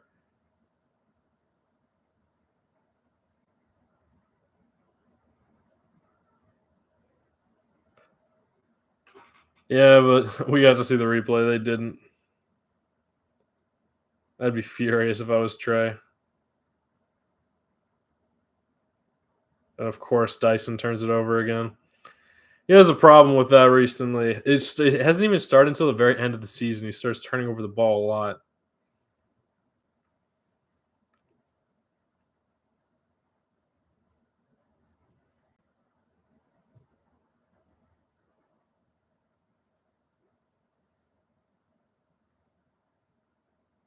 There you go.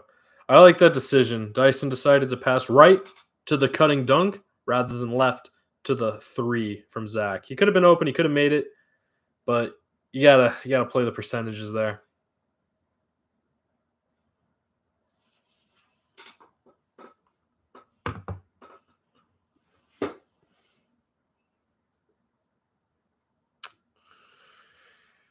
Oh, Wendell Carter.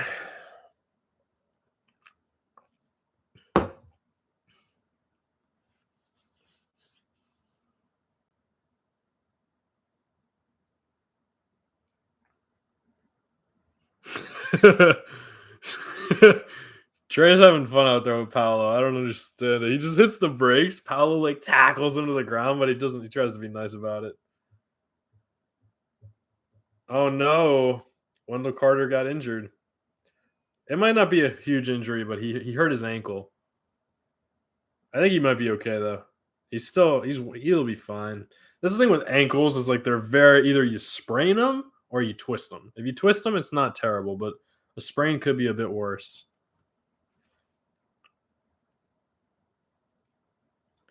I think he'll be okay, but we'll see.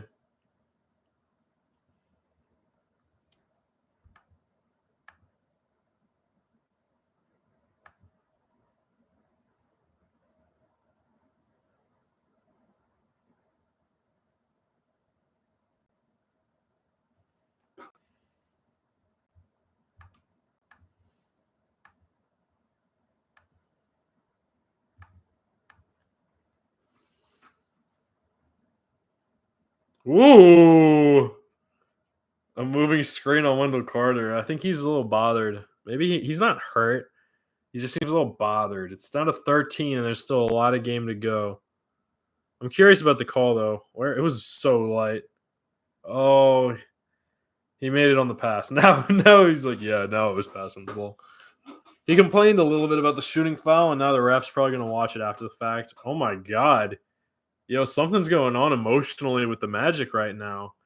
Contavious Caldwell-Pope just had to pull Paolo aside and be like, yo, chill, chill, chill.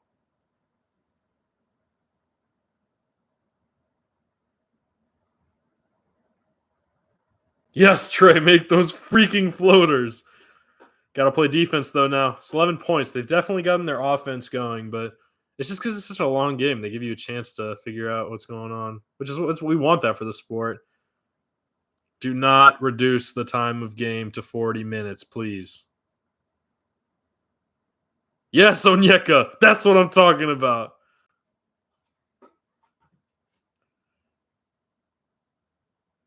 Yes, Dyson. Way to not turn it over. He almost did, but he didn't.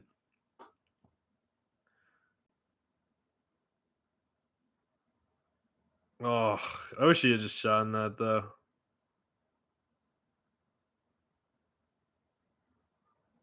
Fuck. Franz Wagner just literally put two players in the Hawks on a spin cycle.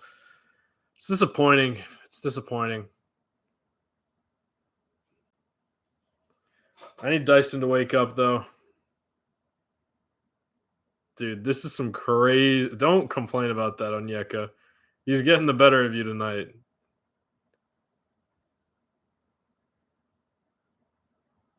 Just, yeah, good rebound. But, like, sometimes you got to, like, understand that it's a team game, you know? Like, even if he is getting the better of you, you need other players on your team to get the better of their prospective matchups and do what you can to mitigate the amount of difference between your two.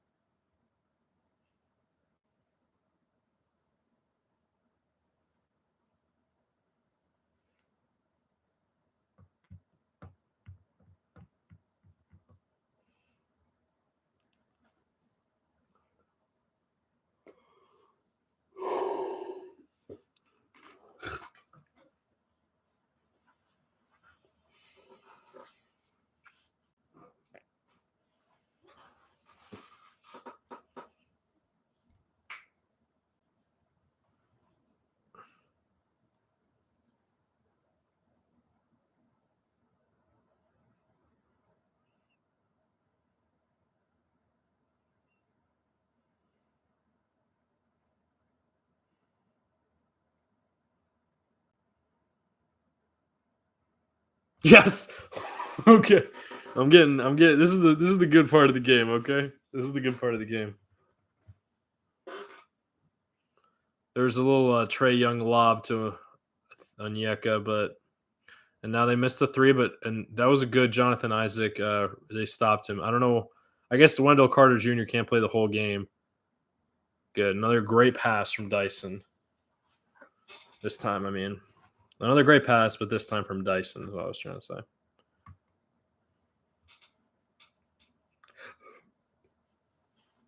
say. Excuse me.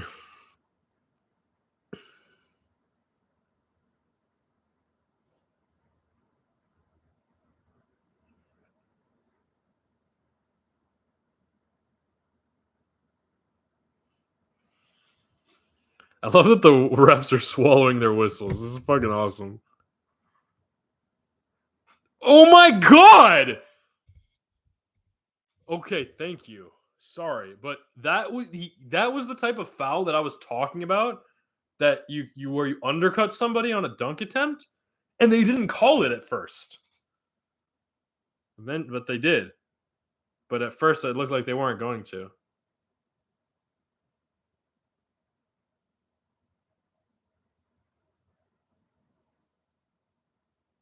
That's so dirty, honestly. God damn. Makes me so freaking mad. I'm so glad he can hold his composure like that. But I mean, that's freaking dirty. I mean, it didn't look like he knew for certain, but I mean, I think he knew. I think he knew there was someone behind him. So, but they want to win. He missed one of the free throws, of course. I don't know.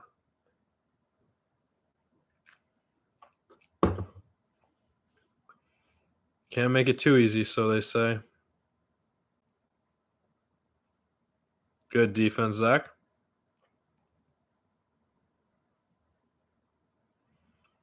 Dang, Paolo's pretty good.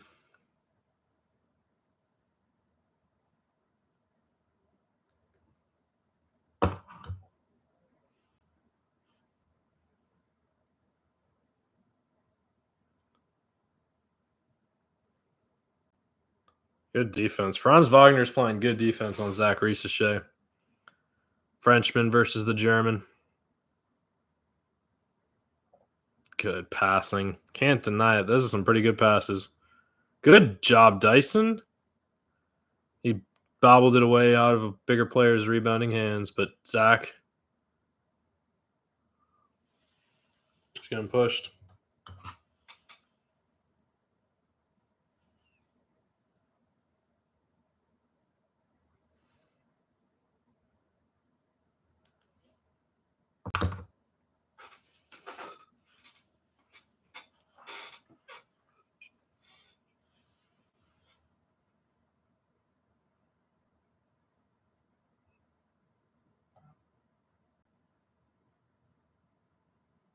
I mean, yeah, he ran him over. I mean, I don't understand how that's not a call. It's crazy.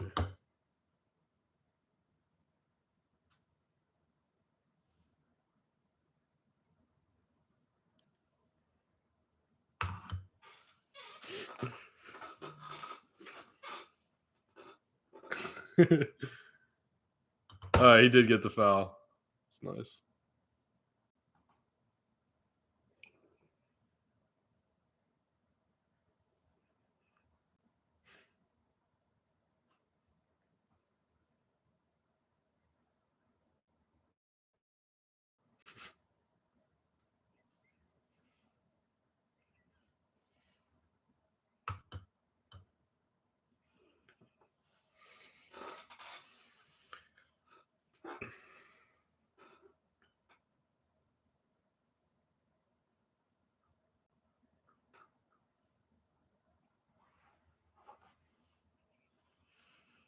At least we can count on Trey to make his free throws. As a leader right there. 6-point game still. Would have been nice if it was 5, but I'm not going to complain. I think Trey did a really good job taking that. He like took a charge against a defender, and he ended up getting free throws because of it, which was really cool.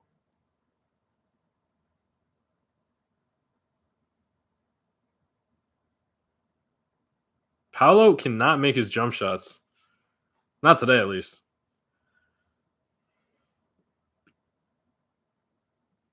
Yeah, Trey with the lefty layup on the left side.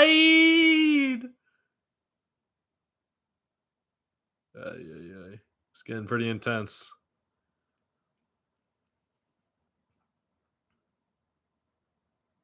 All right, Mo Gay. Oh, Karis LeVert is offering the challenge. There was a quick double team. Now they're passing it inside. Good matchup for the Hawks on defense, but Paolo Banchero stepping back for the three. Misses. That could have gone in, but he didn't. It's usually not the shot that y'all. Okay, let's go. Kickball. Woo! Ay. This is pretty intense.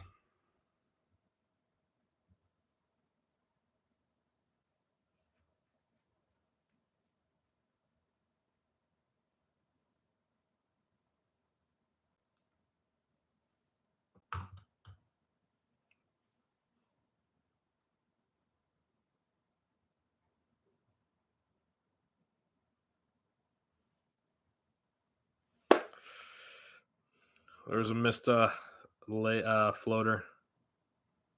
Okay, but Karis LeVert with a really good foul because Paolo Banchero wanted to slam that home.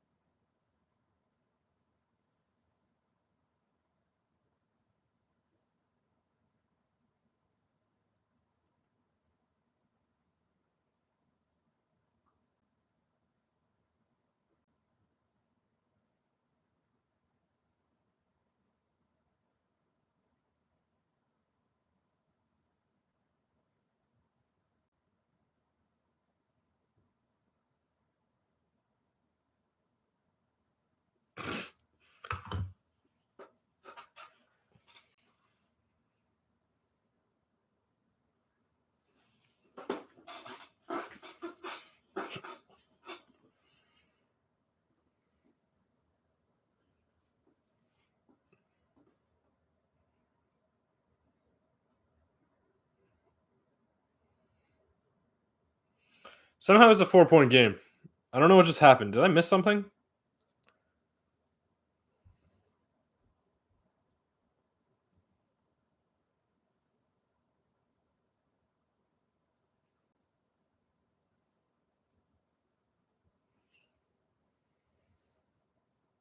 I think that floater might have gone in.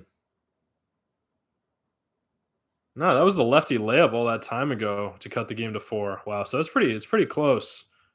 It's pretty close.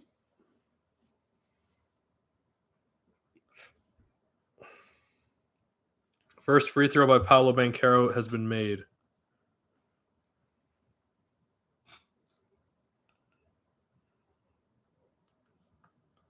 I don't know why the Hawks do this all the time. They literally always get jumped out on, and then eventually they sign a way to come back. But I think it's because they benched Wendell Carter Jr. Oh, it's because of his ankle injury. That makes a huge difference. I'm amazed.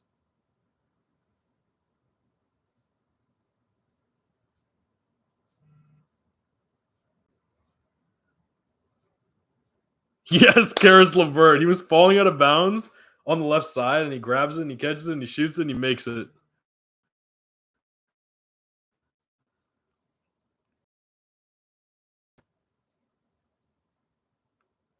Mm.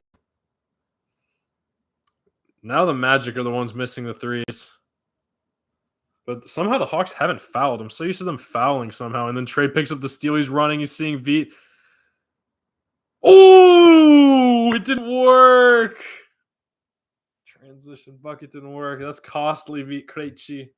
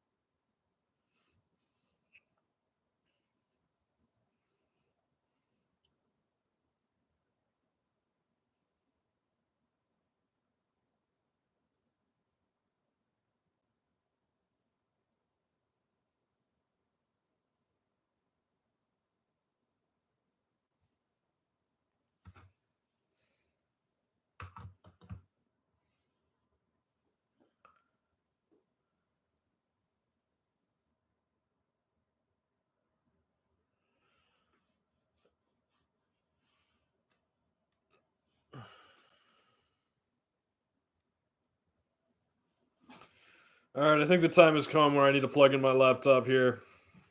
It's got pretty good battery. I almost want to wait a little bit longer. I'm gonna wait a little bit longer. Gah! Excuse me, I'm stressed.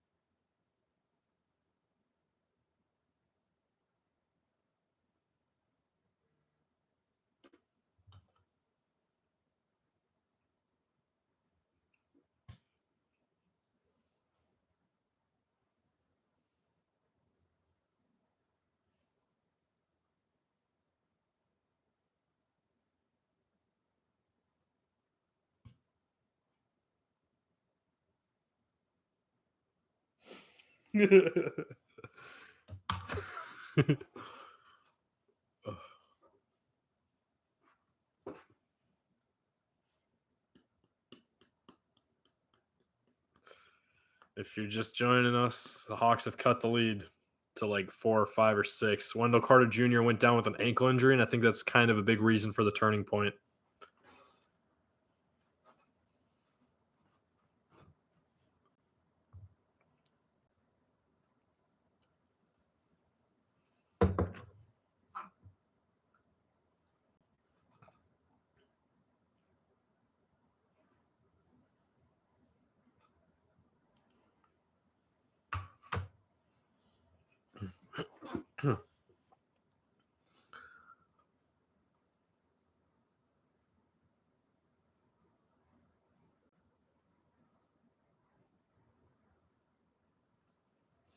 Five points. It was 3 points. It was literally 3 points when I was saying it was more. They've taken a lot less field goals right now. That's interesting. But they've made more. Or they've made the same amount or on pace for more. Yes, Karras. Good job, Karras. He's struggling, but he's fighting, which I love. But he's still shooting stupid threes. Yeah, Karras LeVert, you're killing me here.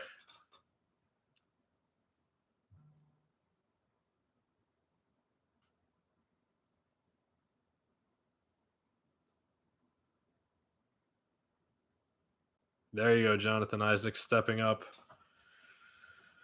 It's back to 7. It's back to 7.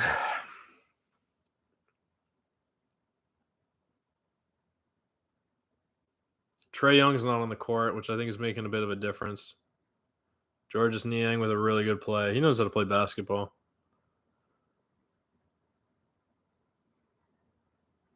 I can't believe that got like they literally like swing past him to not foul him, but like at this point, like foul him.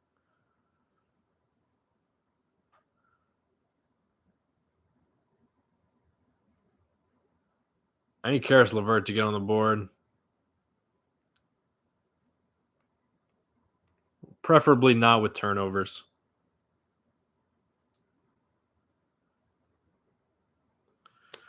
Oh my god, they're frustrating to watch sometimes.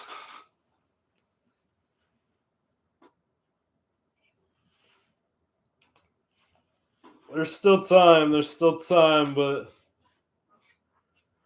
well, I don't really understand this decision, but I think Trae's gonna have to play the whole fourth quarter.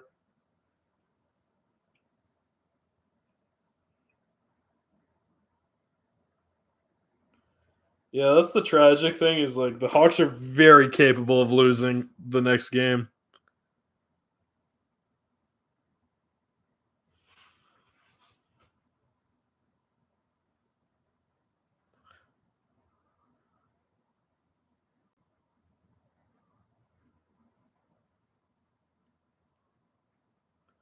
Yeah, a couple of seconds separating shot and game clock. Hawks have the ball. They'll probably run it down.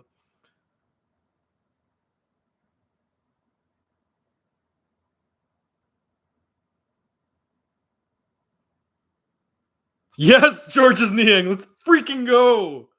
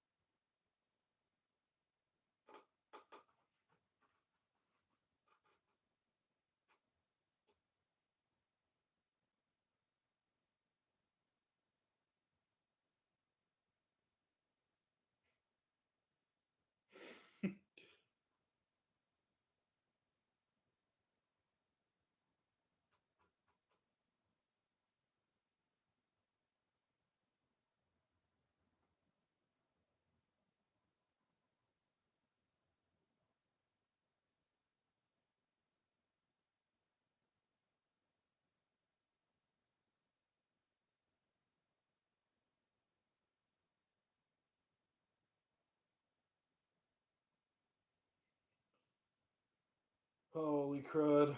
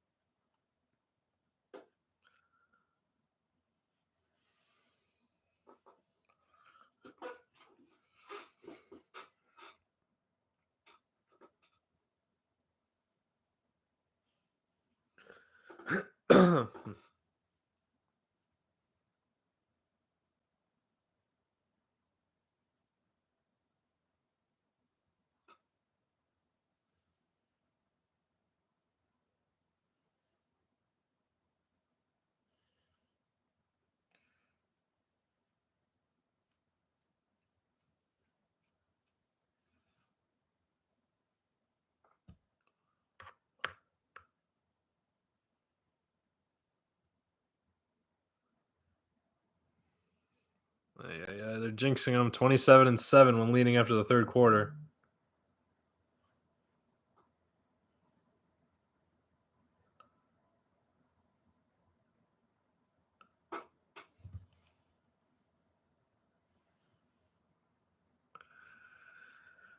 They got Wendell Carter Jr. back, so he made a jump shot, so he's showing he's still got something going. But I don't know how much of a threat he'll be on the boards. But I think he's gotten better. I like that's the thing with the ankle. If he didn't sprain it, he's probably fine.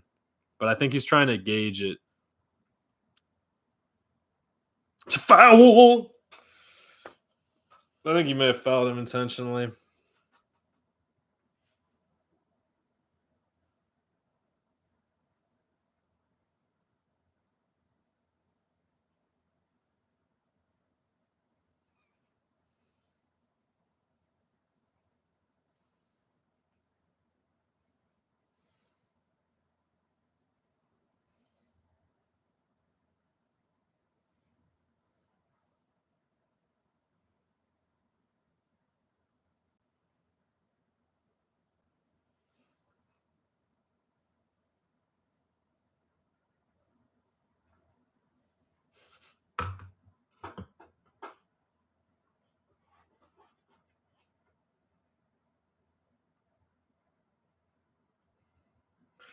It's back up to 9 after being down to 3.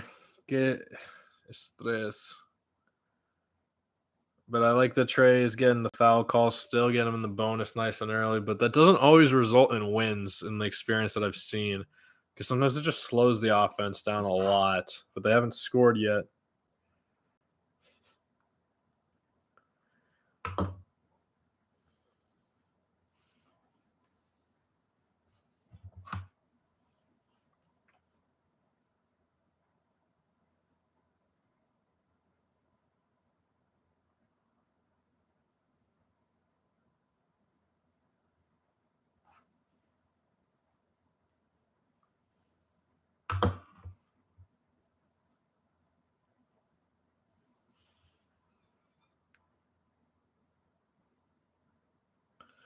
At least Trey's still making his free throws, but it don't mean nothing if you give up 2 points on the other end. A little bit more than 11 minutes to go.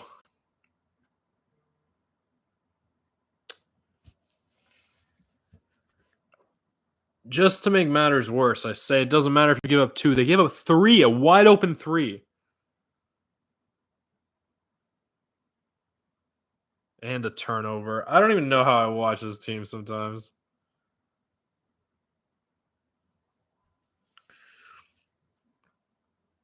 Pass, donk. God dang it.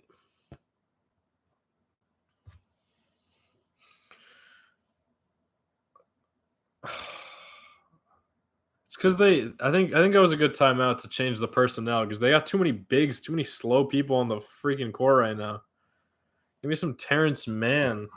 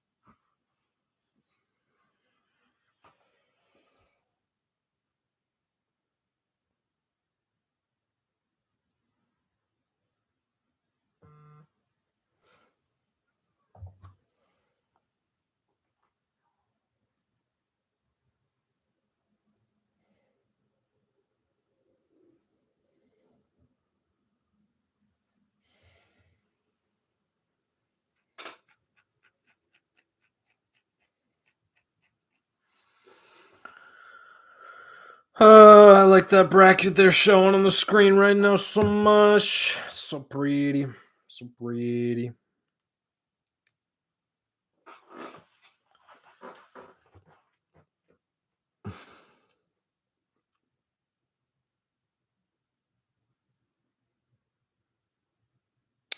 So frustrating to watch basketball sometimes. It's literally another type of drug.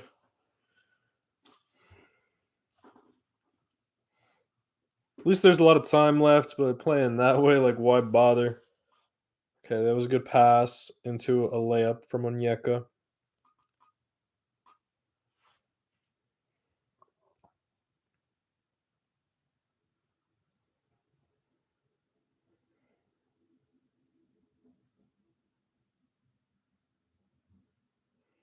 Come on, Zach. Don't get cooked. Don't get cooked.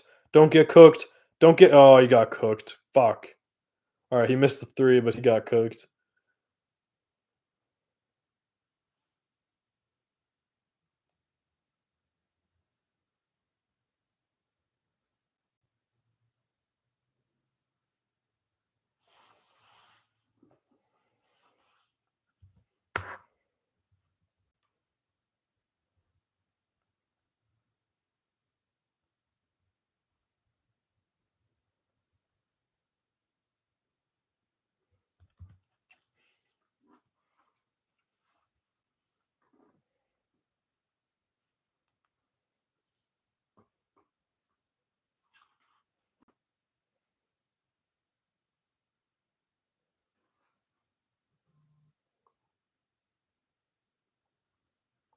Yes, Dyson! Yes, Dyson! No, Trey! Yes! No!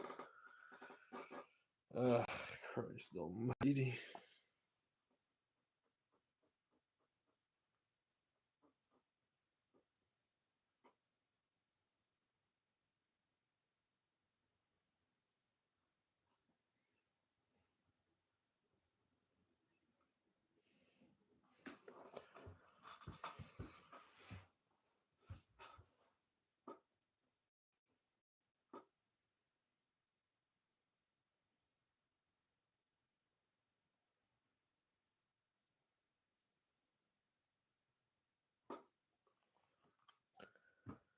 They called a jump ball on that out of bounds play.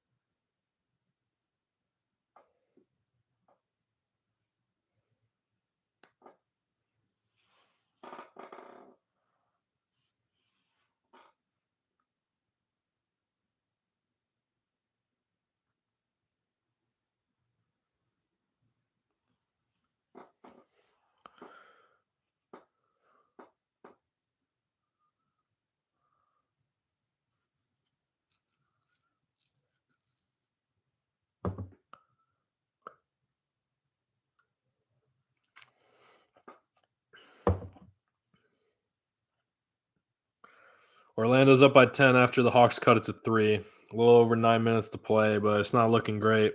There's too much energy on the Magic side. I'm stressing, though. I'm not having that much fun, but I got to do what I got to do.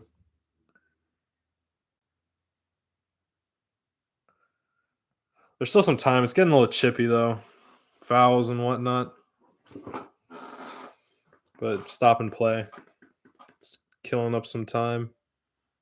Oh, they're working on the game clock. That's what it is. Oh.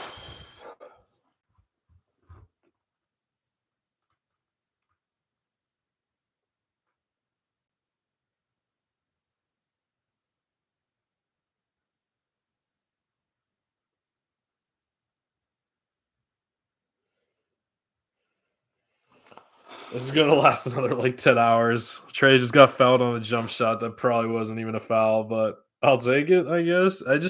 I don't think it translates to wins, but it buys them time at least.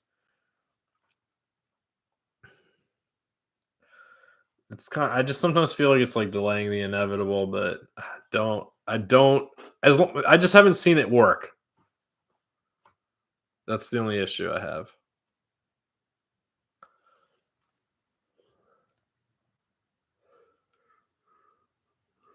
The cool thing is that the Magic also really want to win.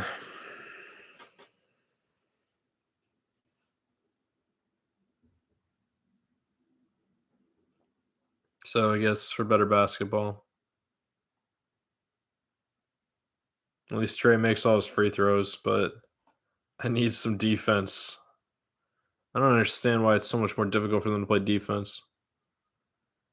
Karis LeVert, they have a lighter lineup out there other than Georges Niang. And Dyson Daniels got called for another foul wrapping around a screen.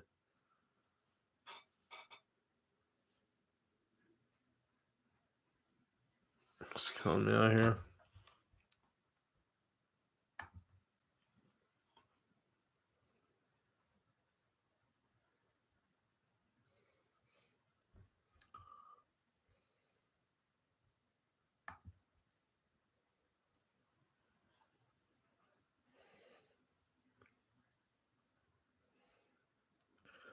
Good inbounds pass, very strong bounce pass outside towards the logo. Dribble, and Yeka pushes him out of bounds. No call. Pass to the three-point corner.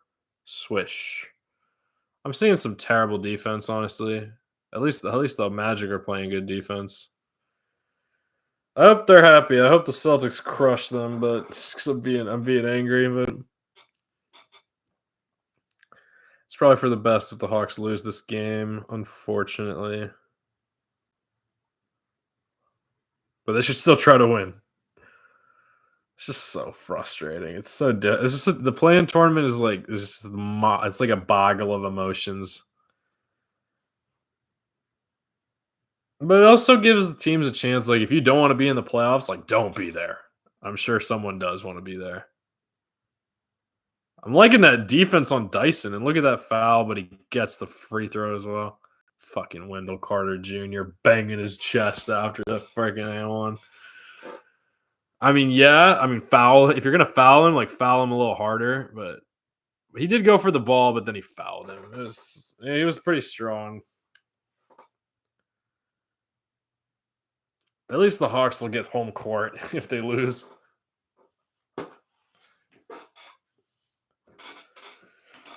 It's frustrating though. It's frustrating for sure.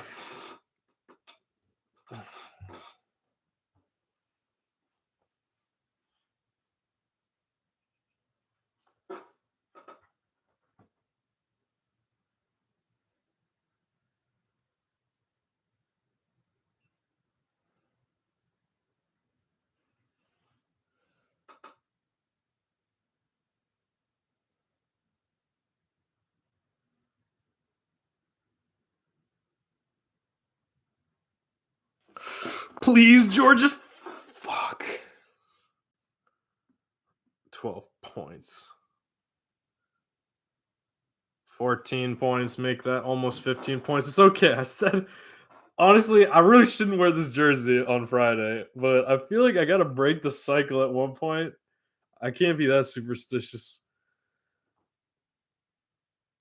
It's so painful.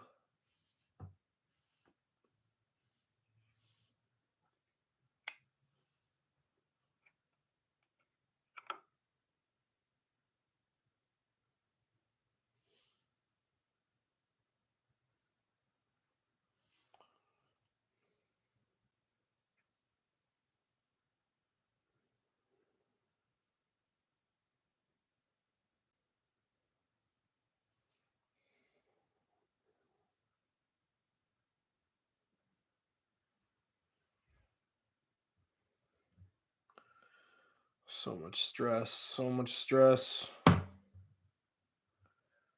This commercial break's killing me. I think I'm gonna start reading my book in the next game. I don't know if I can concentrate on anything right now.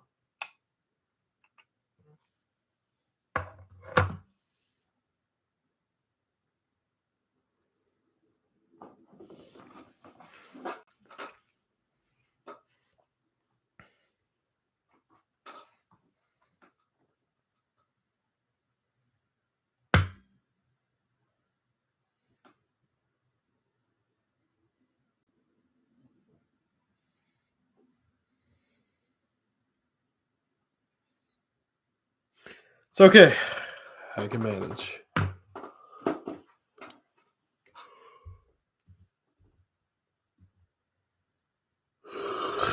This game is likely over, like I said, but what can you do?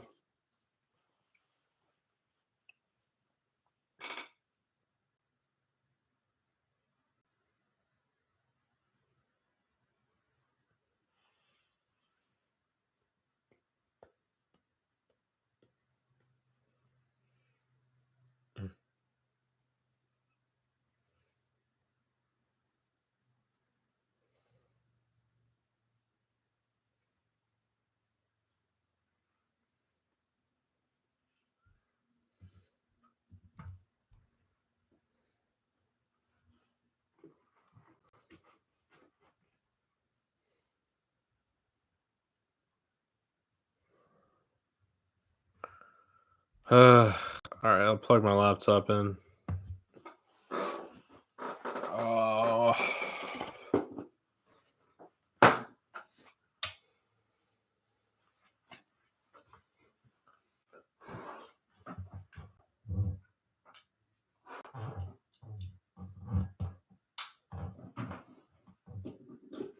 Oh, fucking shit.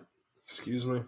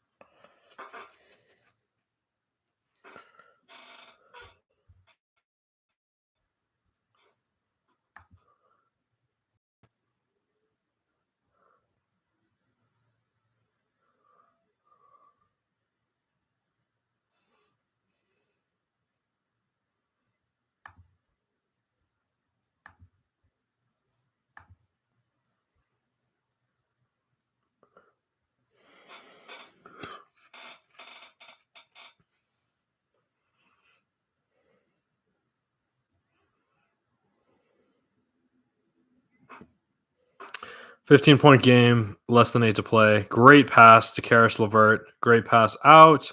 8 seconds on the clock. Moge one-on-one with Franz. Passes it back to LeVert. And now that's a good shot. That's an and one. Let's go, Karis. That's what I wanted to see. I wanted to see Karis LeVert get on the board.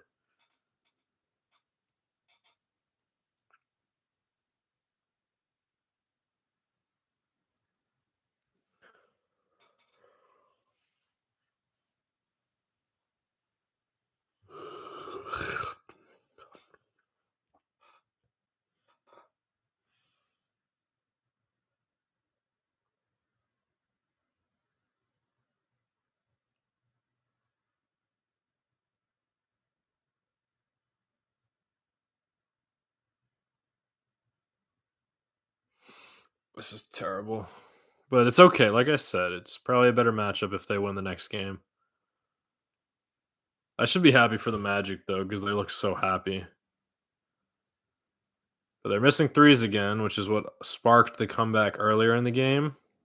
Same with the transition buckets, but Dyson left it way short. I think you just got to concede at this point. But Trey's still fighting for steals. He didn't get it, but they're fighting. They're fighting. They're really fighting for some reason. 12 points, less than 7 to play. Rough game, champ. Oh yeah, you know it. It's looking tough for sure, but it's okay. I can take an L. I can take him.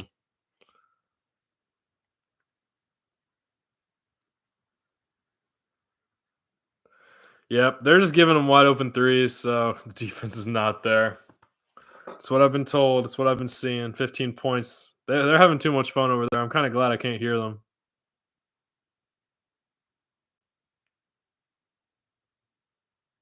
Wow. High off glass almost made that layup. Steady, steady ticking. A little more than 6 to play. 15 points. Don't let Franz get hot, please. All right. He's still missing. Dyson with another great rebound.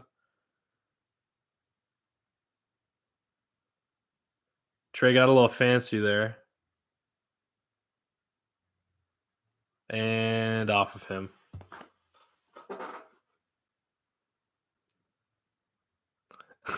Cole Anthony's too funny. He's making a lot of good shots, but he's just so emotionally invested into the game. Like everything matters so much more to him, which I should admire and appreciate. It's just I'm a little biased.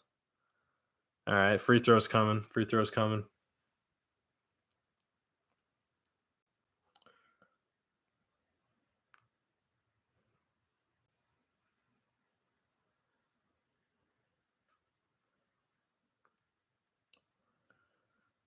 Yeah, it's a little easier when you don't have any hope.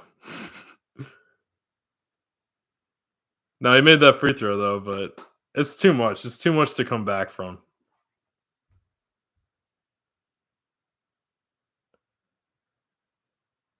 If they had enough motivation, maybe. But wow, Mohamed Gay hasn't missed a single shot all game, 5 for 5, and now he missed a free throw. I feel like I jinxed him now. Usually only the commentators can do that.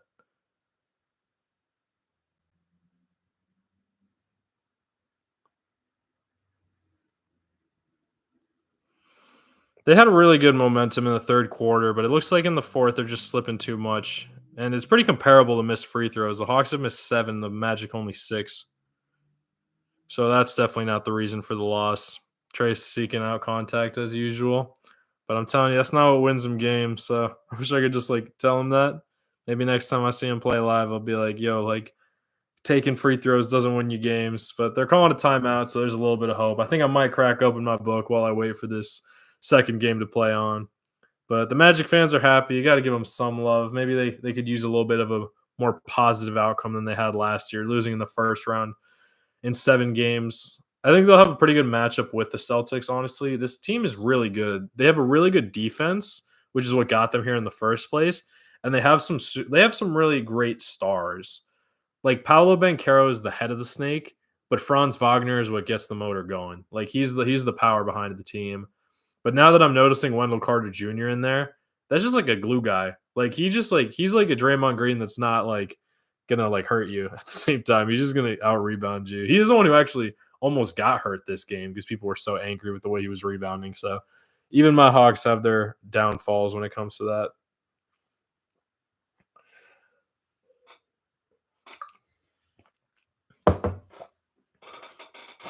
I guess it might be time to start thinking about the next game, though. The Grizzlies at the Warriors. I think the Warriors should win it pretty comfortably, considering how close they were to beating a team that was much better than them statistically, like the Clippers. Like, I did watch that final game, and Kawhi Leonard and James Harden. I think there was a little bit of emotional investment on their parts to really want to win that game. But I mean, still, like they were really close to winning. So against the Grizzlies team that's like has no real leader, like I would call it John Moran, but I think he's too young to have that authority yet, and he's like having too much fun playing the game. Where I don't think he's as serious about it, especially because at the end of the season they let everybody catch up to them to take the lead. So I think it's going to be a little rough for them to be able to beat the Warriors on the road, especially when they're like still so like damaged and wounded from the last game. Usually when a team is all wounded like that, they play a lot harder in the next game. So yeah, I think the Magic have some really good offense. They run up the court, they push everyone on the Hawks back, and then they bring it back and make a wide open three each time. So yeah, I'm gonna go ahead and write the X over the Hawks. I don't think they have any hope. They cracked the 20+ lead, and there's not that much time left, so it's looking pretty rough there. So they're gonna have to move down and play the winner of the Bulls at the Heat. So here's my beautiful drawings.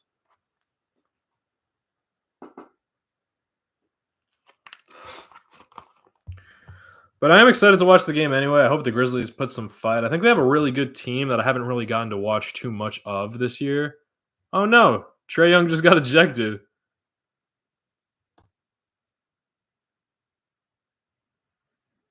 Oh my god. Oh, he like kicked the ball out of bounds and they ejected him. Wow, Trae Young ejected. Who would have thought? Get some rest, man. Young man.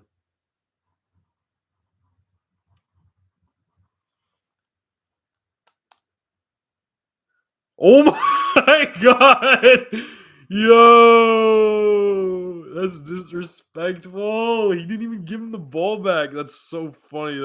He was kind of being he kicked the ball out of bounds, he picked it up, and when the ref asked for him the ball, he spun it at him to like make it harder to grab, and then he took it back again. Wow. That's spicy. I like that. Let's see if he can kind of he's had his goings with the refs lately, but I like that. It's not enough to like help them win, but at least I know he's upset. He's like, I don't want to be here anymore. Like, fair be it. I don't mind that.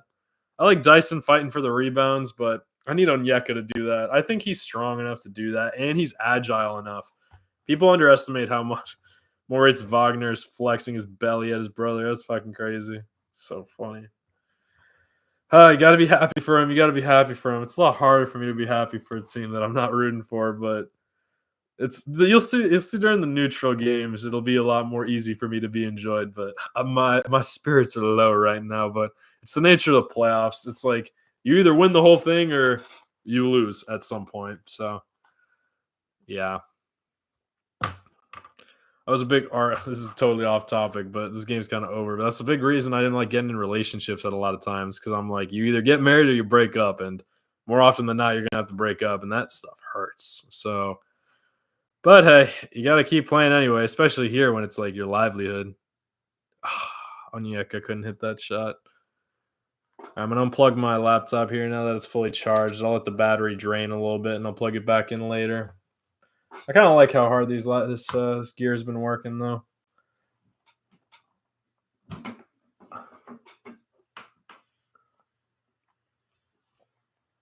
Less than 4 minutes to play. It should end up pretty soon.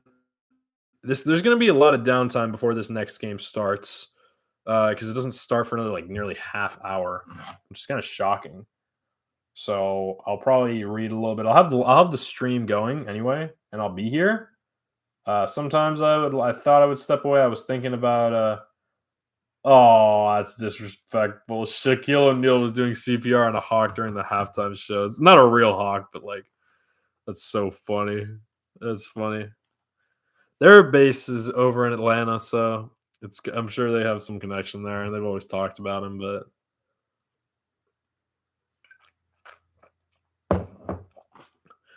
tough way to go. Luckily, they're not out yet though. It's not win or go home, so they're still have some life. I'm just kind of afraid because those the Heat and the Bulls. I'm more afraid of the Heat, but the Bulls can be pretty sneaky too. They had that win against LeBron James and the Lakers the other day, a while back, and it was like, dang, like when you see something like that, you think you're kind of afraid. So they're gonna have to earn it. Especially, it would be nice if it was against the Bulls, so that the Hawks could get revenge after losing last year. Revenge sometimes it works a little bit, but it's it does sometimes work. So but the Heat, I mean, they got some stars there too. I just think they're a little younger. Like Andrew Wiggins and Tyler Hero would be the biggest threats. So it would just have to be how Zachary Reese can match up with them. I don't really know who I would prefer. That's kind of why I like these playing games, is because once you know the results of this first game, the second game, so the games tomorrow, becomes so much more interesting because you start to think who would be better matched up against the team that they play, who has a better opportunity. Because a lot of things in basketball, oftentimes we don't always appreciate it, are matchups. You only see the standings in the conferences, like 1 through 8 or 9 through 15. But usually, like even if a team is ranked higher, sometimes they might not match up that well. So that's why I think the play-in tournament is so interesting, because I've seen that the Hawks have struggled their matchup against the Magic, but the Magic also earned the higher seed. So they must be pretty good. And now I'm noticing, I see it, they are pretty good. But it's just frustrating because I know the Hawks like aren't as good. And as a fan, as a loyal fan, I gotta just put up with it and be like, yeah, they're not that good. They're not that good. It's pretty tough. But I'm hoping one day they can be, hopefully I got a lot more life to live in there. So hopefully one day I'll see them win wearing this jersey. I'm telling you, I've not seen them win in this jersey every single time I wear it. So I think I'm just gonna have to accept that and maybe wear a different. I don't have that many jerseys, but I want to keep acquiring as I can.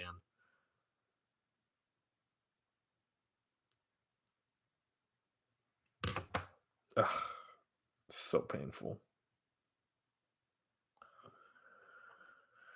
This is more of a humiliating fashion loss. 25 points. 26 points. Luckily, that game is going to be tomorrow first. But I'm interested about the Mavericks and the Kings. Honestly, more for the matchup than the next game, because I'm pretty sure whichever team moves on is going to lose. Whereas with this team, like, you never know with the Hawks. Like, they could lose again.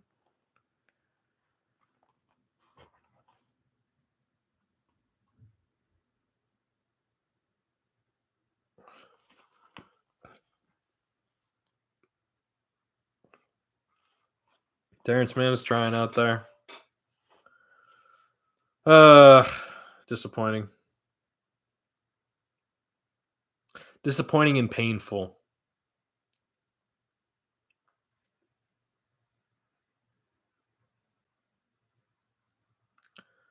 Yeah, it's cool because it's so difficult to put players in the playoffs because every moment is so important that you're scared of having anyone out there that's a liability potentially.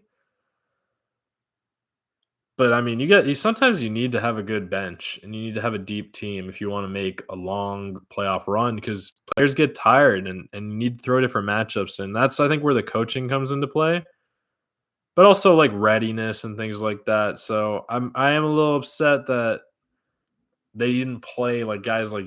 I just know the Hawks a little better, so I'm going to speak about them slightly more than I can with the Magic.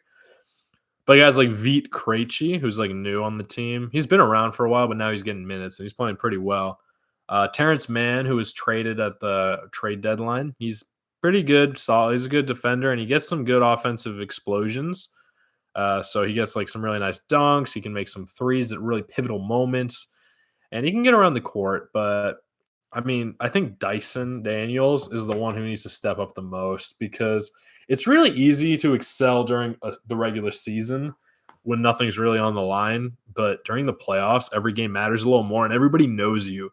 So for example, with a guy like Dyson Daniels really good at defense, they're prepared for that now. They don't want to let him like get hot defensively, or even, and so that might affect his offensive play, because sometimes when you're cooking on defense, you're more likely to cook on offense. So yeah, they pretty much put their bench in, not their deep bench, just their like bench. Like this is a lineup I wouldn't be that surprised seeing during the regular season, but during the playoffs, I don't know. I don't know if I'd see them that often. Good for the Magic. They just wanted it more. Luckily the Hawks are at home, but yeah.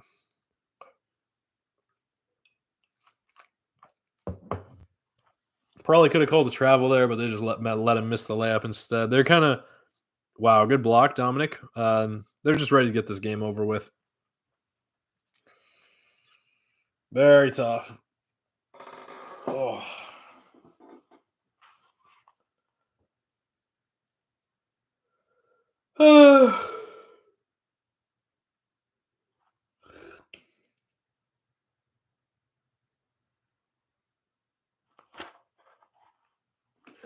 Insult to injury, but I'm gonna make myself watch these games. There's times like this where I would probably just stop watching, but I can't bring myself to do it. I gotta be here for every game that I can. Not on Sundays and Mondays if you missed that, but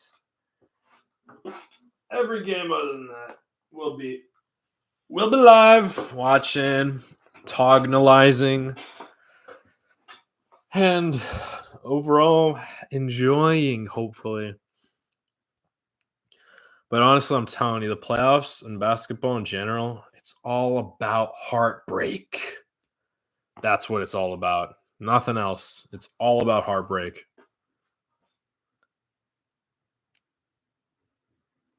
My heart's not broken yet because they can win the next game. But if they lose next game, honestly, like, yeah, I'm just gonna wear the another jersey.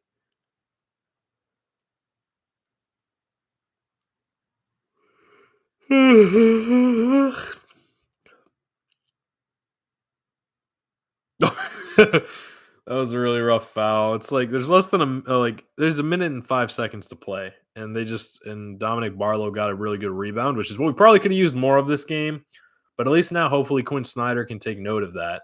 That Onyeka is a good scorer and he's a good shooter, but Dominic Barlow might be better at securing rebounds. And in this game, the rebounds at the beginning of the game were probably pretty costly because there was a 22-point lead at one point. And now, of course, it's back to 26, but the game is out of question at this point, so it's not as relevant. The fact that they got it down to 3, if that lead had been like 16 instead of 22, the Hawks could have had a lead at one point in this game. Whereas here, I don't know if they led at any point. They might have led at the very beginning of the game.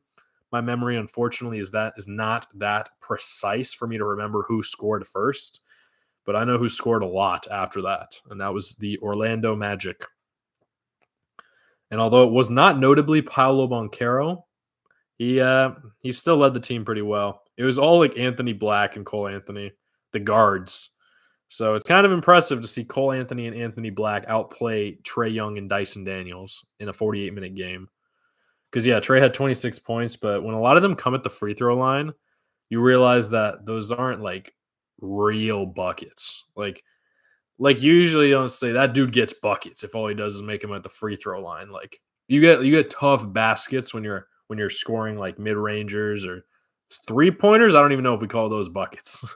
But free throws, like those are all worth 1 point. Like you can't win a game off 1 points. You can win a game by 1 point, but you win games with like 3s and 2s. Yeah. I'm so glad Trey got to watch that rest of the game from the locker room. That way he doesn't have to shake anybody's hands. Look at Zach Risachet and George's Niang and Dominic Barlow all shaking hands, and I'm over here like I'm walking to the locker room. Thanks. Good game. Bye. I got to be a better sport. But yeah, so the Magic earned the number 7 and will face Boston in the first round. I think it's probably for the best that they don't have to play them, but hopefully they can win the 8-9 or the 8-10. I don't know who I'd rather play. Either way, the Hawks have home court. Which is really helpful, believe it or not. But I just don't know. I don't know what's preferable there. I don't know if the Bulls.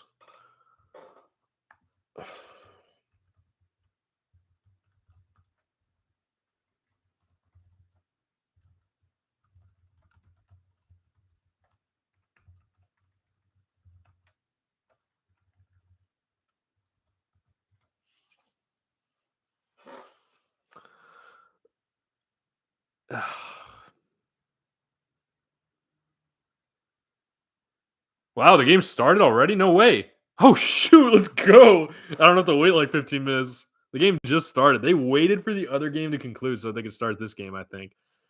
Zach Edey starting at center is cool. John Morant out there in full force. Kind of want to see if he'll do a celebration on this when so many more people are watching. Made a jump shot and he's talking to the crowd already, so that's interesting.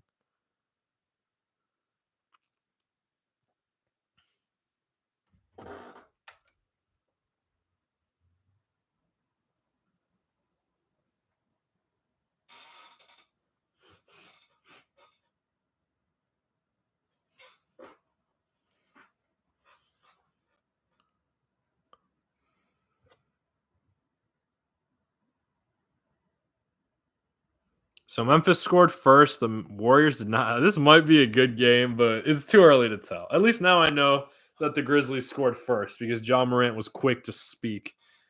Thomas Salo was named. No, Salo, because the whole name is written in capital. He was named the interim head coach.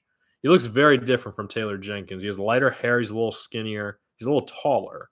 Or is he taller? I think Taylor Jenkins might be tall too. I don't know why they've made that. I guess like all of those. So I think the issue with the Grizzlies was that there was a stretch where they lost a lot of games by very few points. One of those games was against the Hawks, and it was really cool. So it may have been like the refs, not the refs. I'm sorry, there's a lot going on right now, but Steph Curry just like missed a three, and it looked like he may have been fouled, but they didn't call it. And the Memphis Grizzlies are up 5-0 right now. But what I was saying was that the Grizzlies had lost a lot of games by very few points to almost seem like maybe they didn't have good coaching in the clutch, which is like when the game is really close at the end of the game. So there's more specific than that for stats and such, but just it's when it's really close. Okay. So let's see. I was kind of shocked because I thought the Warriors might win this game very easily. But right now they haven't been able to get a score, and it's been 2 minutes into the game. So they're at home, which usually is a good thing. Oh my God, Zach Edey just tried to dunk all over. I think that's Jimmy Butler. I can't believe they didn't call an offensive foul right there. John Morant just got run over in the middle of the paint, and the ref swallowing his whistle. It's been the theme so far. I know this is technically not the playoffs yet, but it's already playoff basketball. There is a different sense to it, and they're not calling anything. Draymond Green just got knocked down like crazy. John Morant wide open for three. He nailed it. He didn't do the celebration. He didn't do it. Oh wait, the Warriors scored. When? Where? Who scored? I totally missed it. The Grizzlies are up 8-2. But Brandon Port. Nope. No, they're not. Oh my God. This is crazy. So Brandon Podziemski just went for a floater. This is happening too quickly. He went up for a floater and someone ran it, like jumped and hit him. And on the way down, he like was like ref, call something. I'm gonna get hurt. And then the Grizzlies went to the other way and made a three. And now they finally called a foul on Jimmy Butler. So they're gonna show the replay right now. Oh no, poor man. I shouldn't laugh. I apologize for this. It's just like what happened. I understand what happened. So I don't want to say it like that. Maybe I think I understand what happened. He went for the floater, and Edey jumped pretty much like a little bit forward, but not too much. But Brandon Podziemski was landing under him. So like Zach Edey kind of like fell on him, but not entirely. Like just like his upper legs were on Brandon's upper legs a little bit. But I think he just felt the weight, but he didn't get crushed. He just got pressed on a little bit. So I think it might have been exaggerated contact to try to get some. He's like, because usually the problem with not calling fouls is that players can get hurt. So I think he was trying to guilt the refs into making more calls rather than he was actually hurting.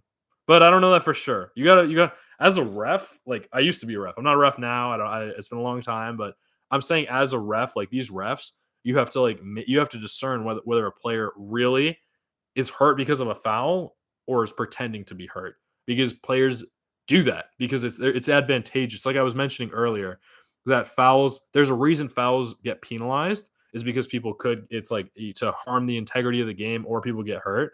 But if you're using foul calls to hurt the integrity of the game, which is like the honesty of the game, like the legitness of the game, like the fairness, I guess, like how it's quote supposed to be played. It's a really tough job. They got to play poker like at all times and like know who's faking, who's not. Oh, John Morant, you beauty! Wow. Oh, he missed. He like extended so far with two people on him, and it bounced around the rim and fell out on a layup. It was off the backboard. It looked like Zach Edey wanted to slam it, but I don't think he's there yet. He could use a little bit more athleticism, but you got to play to your strengths. Like he has a lot of size, so if he can use it to like get good blocks, get good positioning, but to get like those swats, like really really strong blocks that are quick that they don't see coming, like Franz was getting on Zachary or Zachary, it's a little tougher. Okay, so the Warriors have brought it back. It's within 3 right now, and Ja Morant just missed a 3. So it seems like that early lead is going to get stifled right now. But Steph looks angry. I love it. I love the play-in so much. There's so much emotions in one game, and we'll start to notice in the playoffs, like when it's like when it's a 7-game series, first to 4, that a lot of games can just be throwaways. Whereas now it's like it's a little scarier because you would much rather play the Houston Rockets in the first round than the Oklahoma City Thunder. I don't want to speak for everybody, but I'd have to hear a really good convincing argument to convince me that the Rockets pose more of a threat to either of these teams than the Oklahoma City Thunder that have proven that they can win very consistently. And yeah, I don't even know if the Rockets made the playoffs last year. That would be a nice little thing to fact check. Steph Curry is going to make that. No, he's not. I shouldn't say stuff like that. I think he's still a little bit in his feels because that would have tied the game. It was a 3 on the right wing. So when I say right wing, I mean if you're facing the basket, it's the right side. Wow, he missed a second straight shot from the right wing. I don't know. Maybe he's tired after that last game. You got to put into question. Like I don't want to like age them or anything, and I think you still can be great at a older age. But you get like your body is like you get tired. I mean, you get tired when you're young too, but for some reason it's just I don't know why exactly. I don't know all the science behind it, but you just don't get tired as easily. Let's see this highlight from Ja, a little dribble. He kind of spreads his legs when he goes for the layup on the side. You'll notice that the Western Conference games are a million times better than the Eastern Conference games. Like there's a reason those record discrepancies are so great where these teams that are in the play-in in the West are positive by like 8 games, whereas the East teams are negative by like 4 or 5. There's like that's a lot of difference between games. So it's because they're better. They're just better at basketball in the West. I don't have any other way to say it. They're better at basketball. And it's kind of so you get some better gameplay. You get better games. You get it's more entertaining because they just are better at putting the ball in the basket and protecting their basket from getting scored on. They do other things too. The East has some great players. Don't get me wrong, but the overall level, like you're playing with players that aren't as competitive. Like the best players in the East are kind of middling in the West. So I do have a lot of respect for LeBron James for going over to the West in a more challenging conference and getting pretty far there too. But it has been proven that it's much more difficult for him there. So like in the first round, let's see who they're playing. The Timberwolves. That's going to be a great matchup. I'm really excited for that. I'm a little upset that I hope Jamal Murray's okay. Like he can play. I think he might be, but that he's not going to play against either like the Lakers or who's the other team? I'm talking about Jamal Murray on the Nuggets. Oh yeah, or the Timberwolves. And since that's the 3 and this is the 4-5, they wouldn't meet until the conference finals. So either like if the Nuggets make it there, they would have to beat the Clippers, who have proven themselves to be a really good team that might be able to beat a team if Jokic is the only one performing. As good as Jokic is, this is the Western Conference. Whereas in the East, he could just roll right to the Eastern Conference Finals probably because he's that good. No one can stop him. Those are some tough series to watch, no lie. Early 2010s with LeBron James just running over everybody because nobody could stop him. Not Paul George. I don't even know who else. But in the West, it's going to have to be a team effort. So Aaron Gordon will have to step up for sure. Michael Porter will have to step up for sure. I like the coach. I believe it or not, I do like the coaching change in Denver because I think that giving Westbrook a smaller role is just better for him and better for the team. Like he can perform really great in the starting lineup sometimes, but I just don't know that he has that gravitas. And I don't even know what that word means. I'm just mean like that ability to like move in the game. Like, he still is good, but to be like exceptional, which you need to be, I think you need to let the other players do that, and he can just step in and be a good support. Because having a really good bench is very helpful for any team. We'll see that soon, I'm sure. Even the Magic had much more bench points than the Hawks, so it's already been seen in game one. I don't really know much about the Grizzlies bench other than Scottie Pippen Jr., who I really enjoy watching. I think he has a lot of potential. But mostly I'm here to see John Morant for fun purposes, and then the entirety of the Warriors, because the Warriors are just so good. They're so fun to watch. And that Jimmy Butler acquisition was like, the way that Jimmy Butler finessed himself onto a team like that was really cool. So, and Draymond Green, as much as he bothers me and everything like that, like, he's good. I don't root for him. Like, I like when people shut him down. I like when people get the better of him, but he's still a really good player. He's still a really great player. Ooh, ref, call that. Thank you. Steph Curry stepped on the half court line. The Grizzlies are playing some defense. That's a little bit underestimated nowadays. So I think that would be really good for their what's it called? Their identity. The Grizzlies' identity, if they could play better defense, because they have the personnel for it. I think Desmond Bane looks like he'd be kind of difficult to guard. Not guard. He would be good defender. I think John Morant probably could be if he still has the energy, but especially like the Zach Edey, maybe Santi Aldama as well. Excuse me, because he's so tall. Yeah, I know sometimes it's annoying that in basketball height plays such a big factor in games, but you got to like work with what you got. You gotta work with what you got and understand the roles and like the benefits that it has, because it's true. Like especially in athletics, like being taller does help you, because the only thing that it really slows you down on is speed, and you can still be fast if you can be aerodynamic, but it doesn't really matter sometimes if they know how to position themselves. Because it's more challenging to make a three than it is to make a layup. So if you can guard, and you can guard a 3-point shooter, maybe, but if you're good, if you can get enough space, a lot of these guys are so good at creating space. It's so fun to see it. Okay, now they called a foul. Oh no.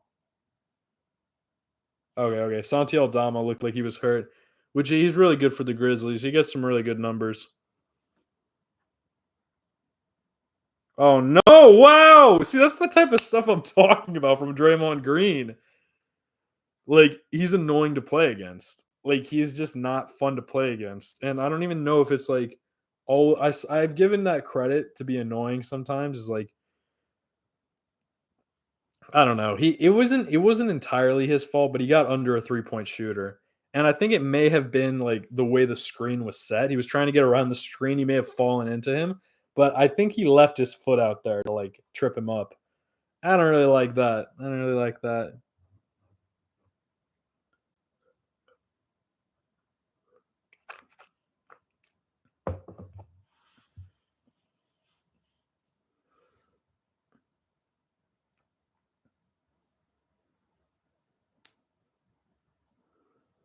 They're zooming in on somebody behind the Grizzlies bench. I don't know who they're talking about or who it is, but seemed like a young person. So I don't know if it's a sibling or a fan or an equipment manager.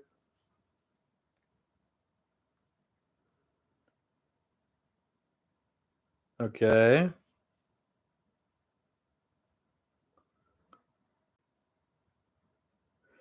So the score is within 3. The Grizzlies are still leading, but the Warriors have picked up tremendously in all aspects of the game. And well, I don't want to be that exaggerated, but in the defensive end in particular. But I think they're about to show. That was a pretty good pass. Yeah, Gary Payton the second. That's another son playing other than Scottie Pippen Jr.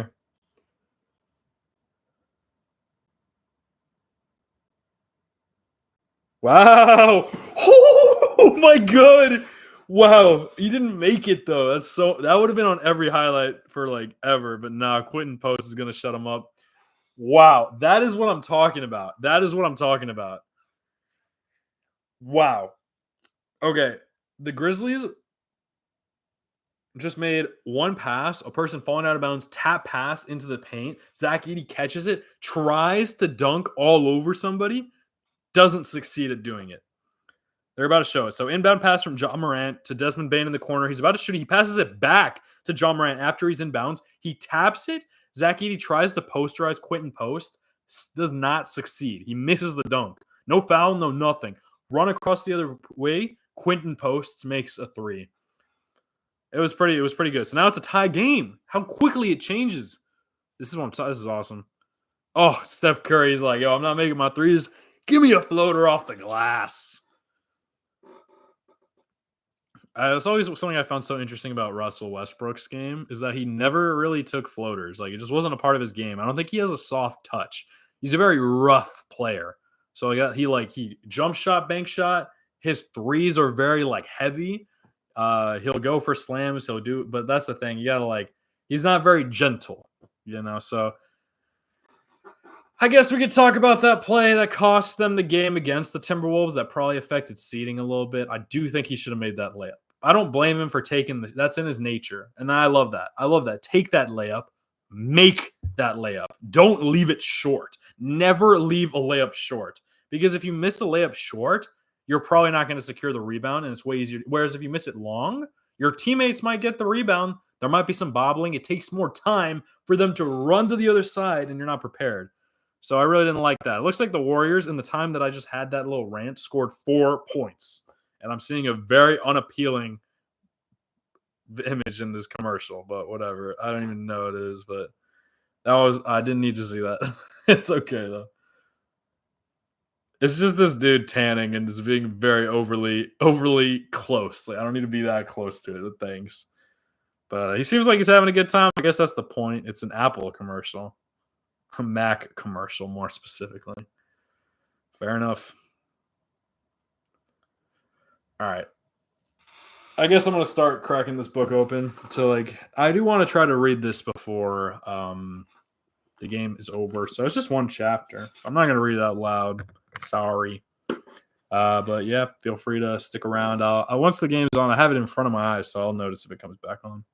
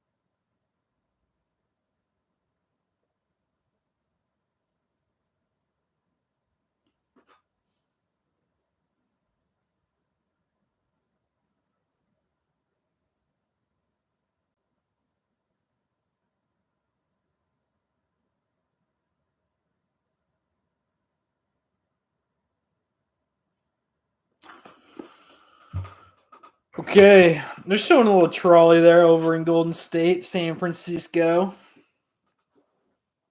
San Francisco, where's your disco?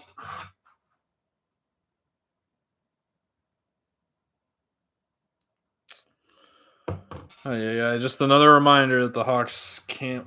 I'm just gonna not be negative. Couldn't, not that they can't. They just couldn't win that one game. That didn't even knock them out of the playoffs. It's okay. It's okay. 8 seed would be great.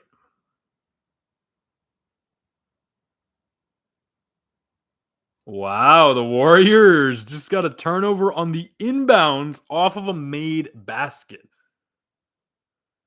So after a made basket, you can run the baseline, and they were pressing every player so intensely the entirety of the court that they couldn't even get it in bounds. They threw it long, and there was a turnover. They played good defense and got the ball back, but I don't know if that comes down to coaching or players, really. I think it's usually players because coaches don't usually have to make breaks in the NBA. Usually, you just get it to a guard and they can handle the ball. Like they're not going to turn it over. Like they just don't. It was really cool. I think I learned that like in one of the earlier years, but the Warriors just found a backdoor cut very easily. This might be a very quick game. To not call it something uglier. Brandon Podziemski just intercepted a pass, deflected it to one of his players, to Buddy Hield. Buddy Hield passed it. He got the pass back, but he's still cold. He has not found a home in Golden State. I forget what team he played for last. I think the Sixers it was. He had a pretty good run with the Sixers, I think. Or the Pacers, was it? With the Pacers, I think he was better. He struggled a bit with the Sixers. On the Warriors, I don't know what it is, but he just cannot get his groove going. I think it's because he's usually known as a 3-point shooter, and when you're behind Steph Curry, like nothing is ever good enough. So you're trying to catch that. You're trying to be as good as Steph Curry, and I'm sorry, you just can't do that. It's not because you're not good or anything, but like Steph Curry is he's one of a kind. Like if I see another player as good as Steph Curry in that nature, like of the game, like his style of play, like a guard that shoots threes and is quick and can score layups and handle the ball and everything, like if I see that again, I mean, cool, but it's not Buddy Hield based on what I've seen. Sorry. It's just cool because it did take Steph Curry some time to get his feet off the ground. He was struggling for some time. He like for the first like 5 years of his career, he would like lose and stuff. And then when they got Steve Kerr, all of a sudden everything changed. So I think it can come down to coaching sometimes because all of these players are really good. Like every single player in the NBA was really good. I mean, some might argue not so much. I love it. Oh, that was Jimmy Butler who made a three. I looked away and I saw a ball go in from the 3-point range, and there were 4 Warriors on one side of the screen, and there was one missing. So I was like, oh, it's got to be Steph Curry. And then I seen it was Jimmy Butler who made a 3 at the top of the key. So that's pretty cool. I definitely love Jimmy buckets. Like he is a very good offensive threat, and I'm sure he can play defense too, but he's known as an offensive guy. Like he just like gets to his spot, dribble, and he tries to score. He's been working on his passing more and more, and he just got an assist right there for another 3. It's turning into a 10-point game with less than 2.5 minutes to go in the first quarter. But we'll see what the Grizzlies.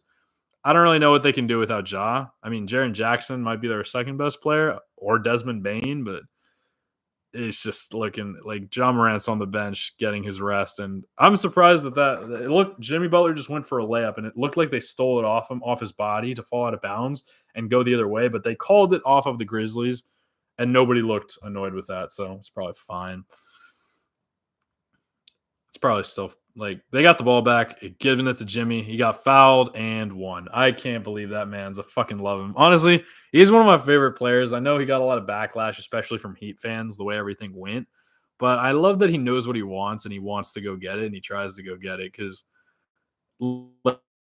like and he's just so about the game too. Like upsets are so impressionable because it's like on paper you don't have the better team. So that's where I say I think one person can make a difference because the team is not going to do it. That you already know that team is not as good as the other team. Like that's why they're in that position. But one player playing exceptionally well just confuddles everybody, and you can win games. So that's what I think Jimmy did in those years as the 8 seed, getting to the NBA Finals as an 8 seed, and also trying to think about another upset that happened. I don't know. I feel like it was with the Warriors. I think there was a Warriors against the Grizzlies, maybe, or maybe or against the Kings. Like that's like where maybe Steve Kerr is just really that good of a coach. Like he played on one of the best teams ever played in basketball. So I'm talking about the Chicago Bulls with Michael Jordan when they won 72 games out of their 82. That was before the Warriors cracked it in 2016, 73-9. So it's possible, it's doable. I just think that it can come down to a coach or a player for upsets more so. But in this instance, they are the favorite. The Warriors are the favorite. They're the higher seed. They're at home. And it doesn't look like John Morant. I don't know. I haven't seen him on the court yet, but he did have a pretty good start. But I'm not seeing too much from Jaren Jackson, I guess, would be the next man up. Like, I guess Zach Edey, Santi Aldama could do something, but I don't think they have enough going right there.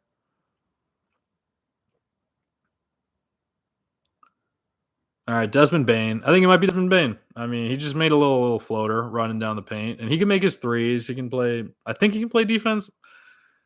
I don't really see too much of the Grizzlies, so that's another thing that I'm excited for with this little stretch to like see a lot of these games and see how they play and everything and different teams, but more committed. Like not just for enjoyment, like for dedication purposes. But Brandon Podziemski did a little pump fake and then a quick three and then brick right rim. He didn't even hit the rim, but it was off the right of it. So I do appreciate him playing. He tried to play defense and he got scored on. I don't know who it was right there, but I'm thinking that he's definitely has a really good role on this team, like a developmental role.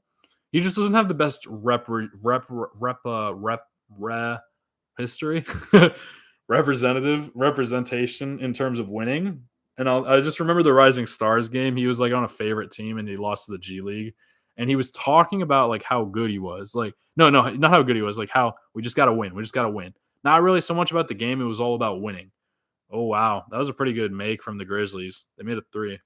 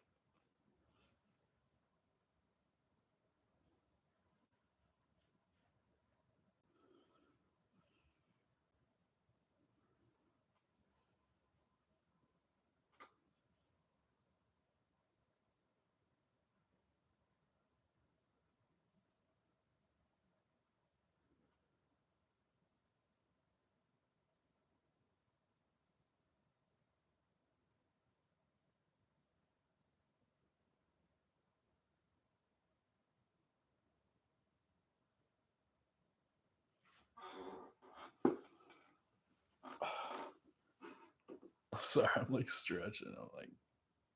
I've been sitting here for a while. I haven't gotten up because it's like I got up for water at one point, but I just don't need more right now. I'm a little comfortable, but we got a lot of game to go. It's gonna be tough on like Saturday though, because there's 4 straight games. So I don't know. Well, most days will only have 2. However, in the first round, there are going to be some instances where there's 3, and some of them happen at the same time. So I'm curious about how I'm going to do that. I might jump back and forth between a few games. So that's kind of cool. I could probably do that.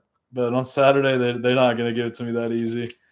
But that's only really going to happen in the first round. So I think I can make it through. I think you got to like push through, especially at the beginning, and it'll be easier later on. There's going to be some days, like especially in the conference finals, where if a game ends early, it's just not going to have a stream. So we'll see how many days this ends up being. I'm excited to count them out. I think it's fun to do that.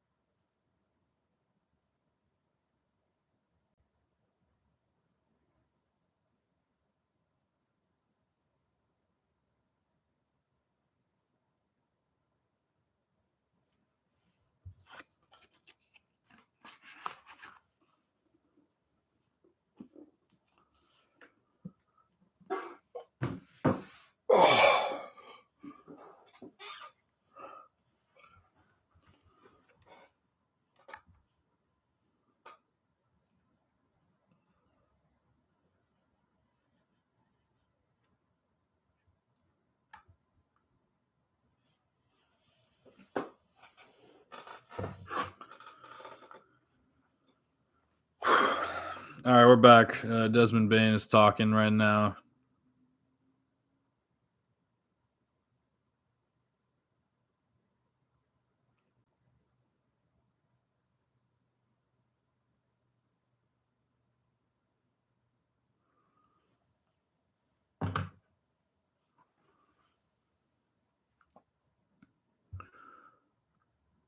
Jimmy Butler at the free throw line. That was fast. John Morant looks really upset. That's the thing about body language. I don't think they have a really good background. He's not even playing at the beginning of the second quarter. I think they've just resigned this game. They might even they seem like the type of team, excuse me, that could fall out. That could fall out on Friday. They just don't look like they want to be there.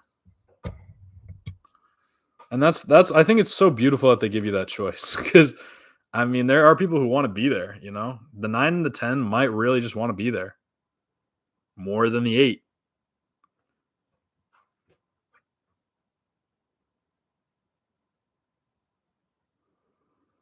Usually not the 7 though. It's pretty difficult to get a 7 seed.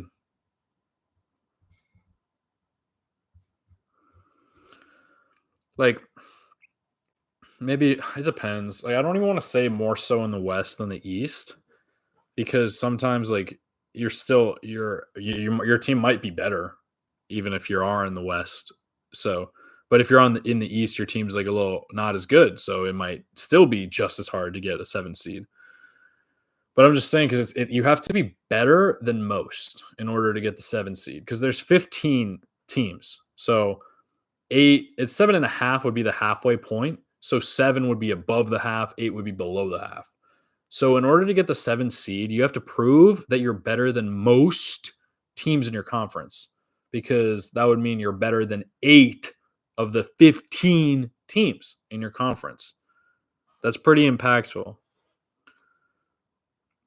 So I think the Warriors have shown that they are better than most teams in the West, being the 7 out of 15. But the Grizzlies, I don't know. I think we'll see. I think it's just going to be tough. I think the play-in tournament is mostly about the 8, the 9, and the 10 than it is about the 7.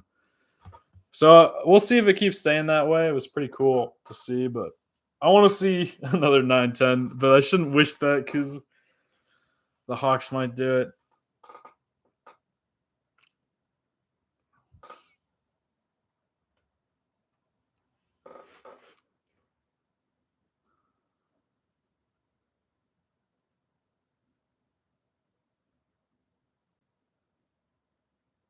Look at Jimmy. That was crazy. Wow. He literally rode him as he was driving in the paint. He rode his left side without fouling him. He just got so close that it was there was a little bit of space the entire time, and he turned over the ball himself. That was amazing. That is amazing.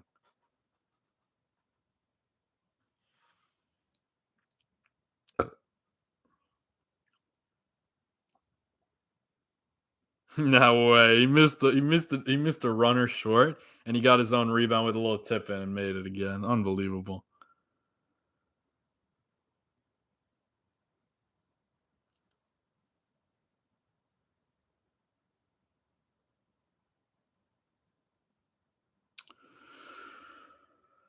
Whew.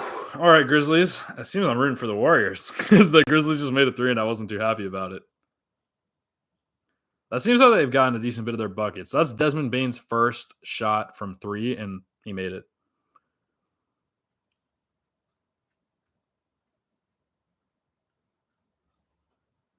Brandon Podziemski making a 3 from the right wing. Deep, though. It was a little closer to the corner, but still from the wing for sure. Jimmy almost got another steal, but Zach Edey's going to take it right on Draymond and miss again. No foul from Draymond. Very well done. Desmond Bain thinking about shooting another 3. Chooses not to. Passes it to the corner. Pass. Zach Edey just got friggin' hammered from 4 different sides, so he'll be shooting free throws. He did put it up before that happened, which is cool.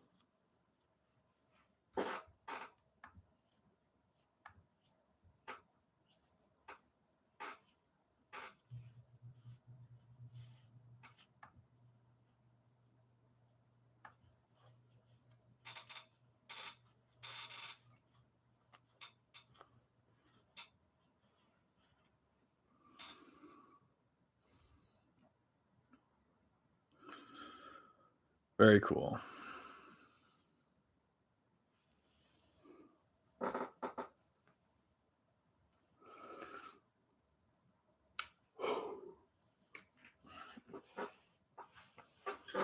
So yeah, the Bulls are going to be hosting the Heat. I didn't know that.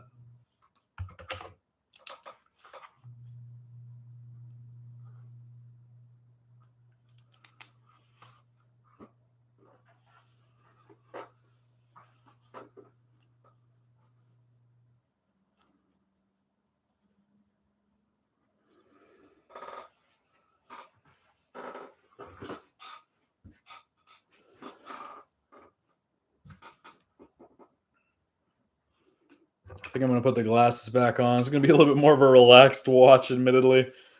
The Warriors are up by 12 with less than 9 to go in the second. So, and Jimmy Butler looks like he's having so much fun out there showcasing his skills.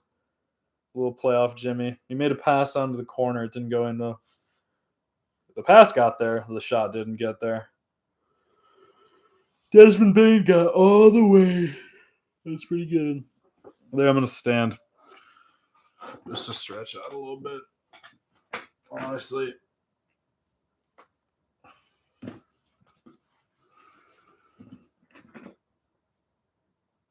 Dang, the Grizzlies are so emotional and mad. I can't believe how much emotion they're already showing at this point. It's kind of crazy. I've seen that in the Magic game too. They were so happy, and I'm like, "Oh, good for you! You're rooting to get to play the Celtics in the first round." But here, there's honestly, it is cool, but I don't know. I'm kind of nervous. I'm kind of nervous for these playoff series. I don't know what to expect.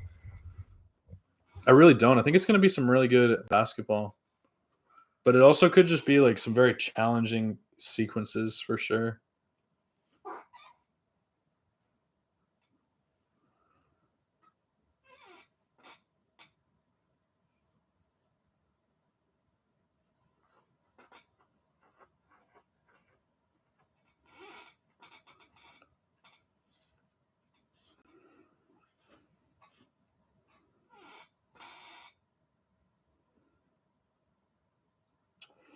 And Steph Curry has shown up to the party. Makes a quick three from the left wing.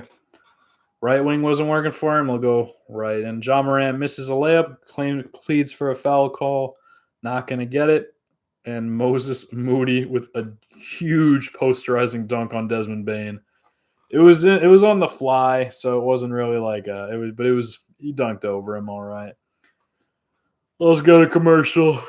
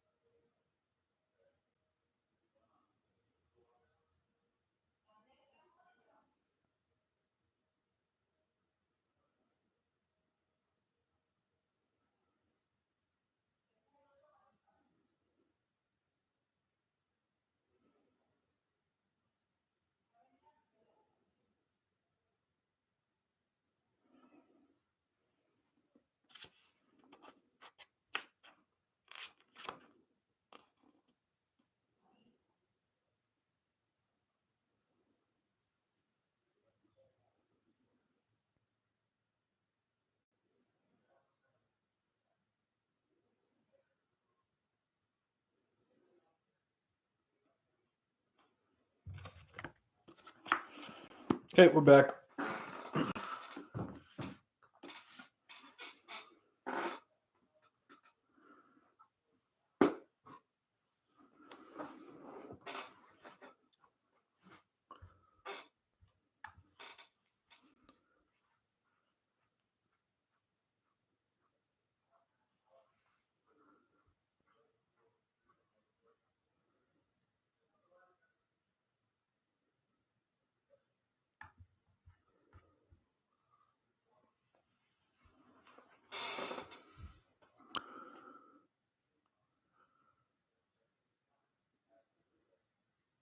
Palta.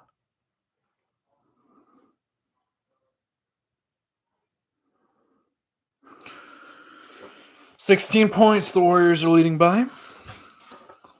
7.5 to go. Dang, they're fighting hard, these Warriors are. That was crazy. I kind of like that. That's kind of cool.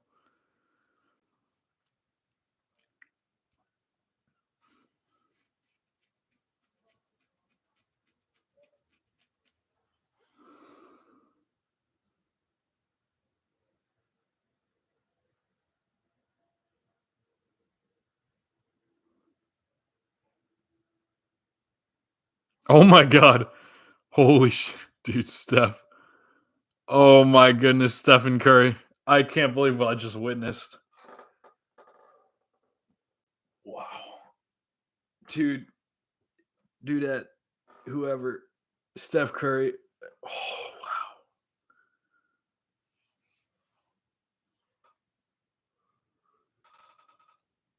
wow. It's shameful that they're only showing the end of that play. He lost the ball, and then instead of dribbling it right away, he waited until it was almost out of bounds to psych out the defense, which he did. And then he took a dribble and he went in. He's looking at the crowd like, I don't even know what I just did. And then he ran to the corner. He ran to the layup line to score a layup. Didn't pass it to a teammate. Ran into the corner, got it back, shot the three, got fouled, and made the three, and made the free throw.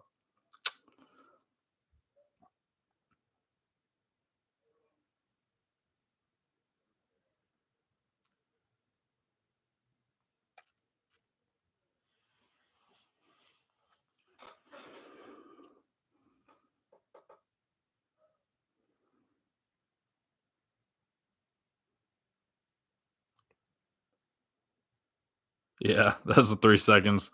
This guy should have either put it up or passed it out, and he took too long. Kevon Looney.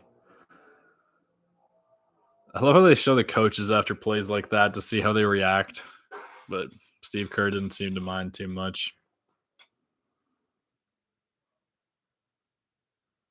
Wow. Good call, ref. John Morant was getting hammered all the way down into the lane, into the paint, and to try to score. And then it didn't look like they called it. Gary Payton was literally tugging on his jersey and then pulling at the ball and then kind of hit him in the head almost. And they finally call it.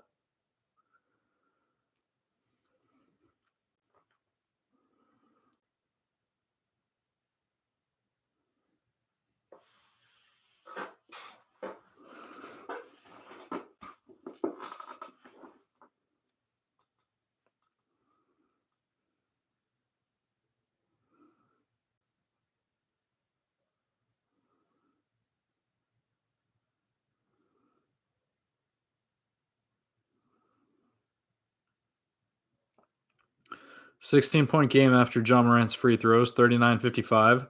They're scoring more than the Hawks at this point, I'm pretty sure. But they're still losing. Good pass from Steph Curry. That's the problem. He attracts so much attention that they leave other people open. But it seems like the Warriors ended up turning over the ball right there. So they're not perfect. They're pretty good, though. Wow, John Morant is getting guarded all the way across the court. He did get there in time, though. He's really fast. He almost destroyed Gary Payton's ankles, but he didn't succeed. Well, he did. He didn't break them, he didn't fall over. But he made a really good pass to the corner, and the Grizzlies made another three. So it seems like John Morant is definitely doing his job out there. Someone called timeout.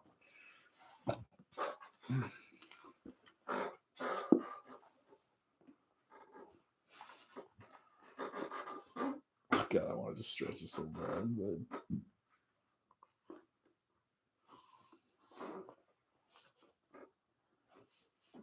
That's good. I don't want to be a little slut. Sorry. That's better. No offense to ladies who do that.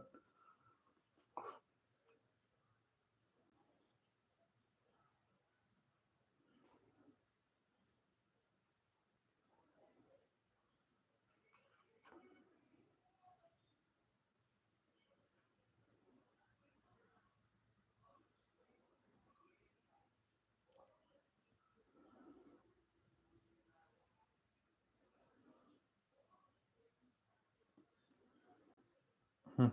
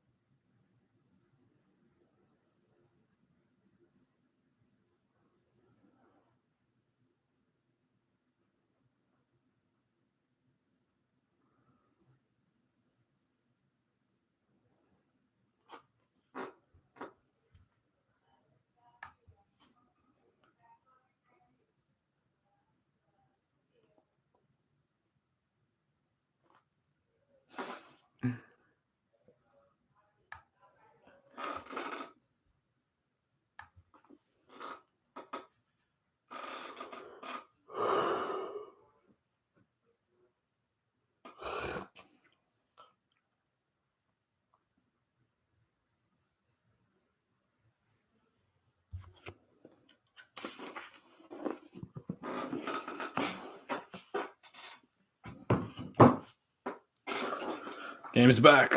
Good time. But yeah, I don't know what the Grizzlies head coach is saying because I have it muted. But I think I'm just going to leave that up to see how the game is affected by his sayings.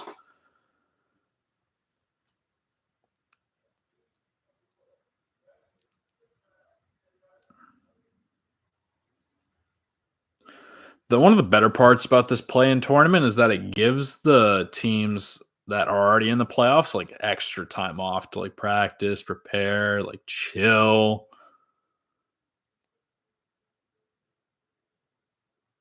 Wow. Santi Aldama with a push, and then John Morant with the slam dunk. We love that.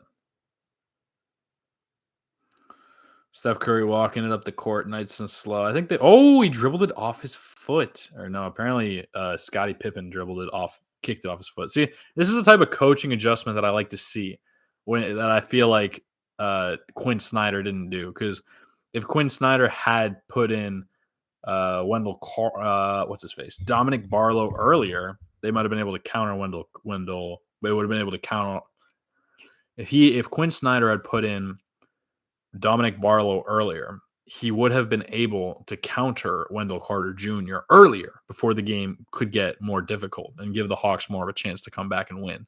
But whatever, like I said, I wouldn't mind a matchup with the Cavaliers. However, here, in order to counter Stephen Curry, I think the decision that was made was to put Scottie Pippen Jr. in, whose father was one of the best defenders of all time. So putting some respect on his name, on his blood, on his DNA, on his legacy. Maybe not his legacy, on his inheritance. Not his inheritance, his ancestors. We'll call it that. Even though it was only one generation back, but still something. He's doing his job on offense too. Oh my god. Oh my god. Oh my god. Holy crap. That's so freaking cool. Dude, John Morant got so close, and then he bounced it off the backboard to himself, and instead of slam dunking it like he was expecting, he did a little double clutch and made a little layup on it.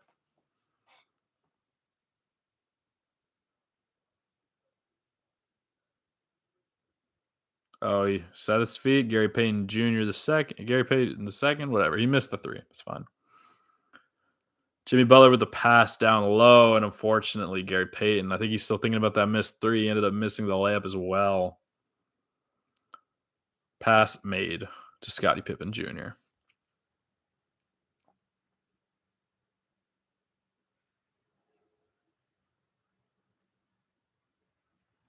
Santi Aldama with a nice little move.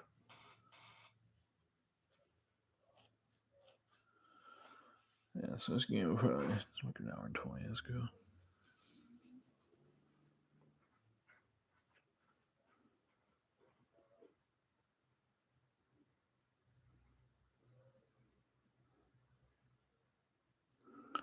Oh, Jimmy Butler doing Jimmy Butler things.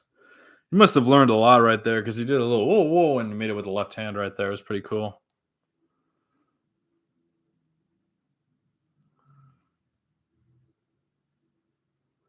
Oh, yeah, that's a good call, ref. Oh, he stepped over him too.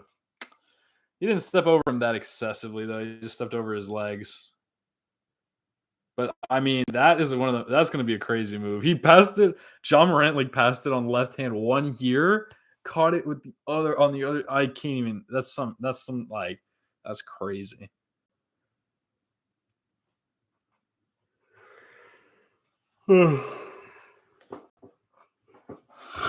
Mighty impressive. Mighty impressive.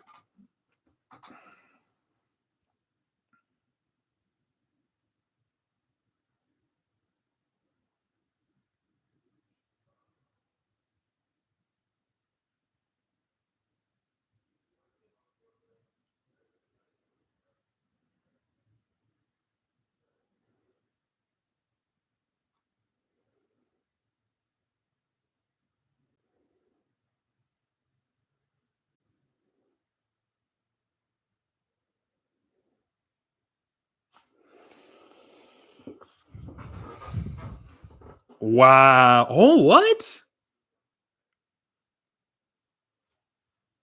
I don't think that's a foul. We'll see if they challenge it. They didn't challenge it. I would have loved the challenge right there.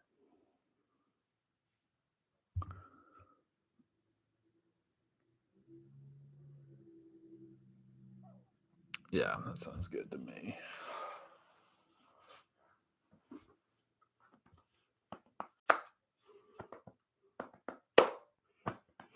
Ugh.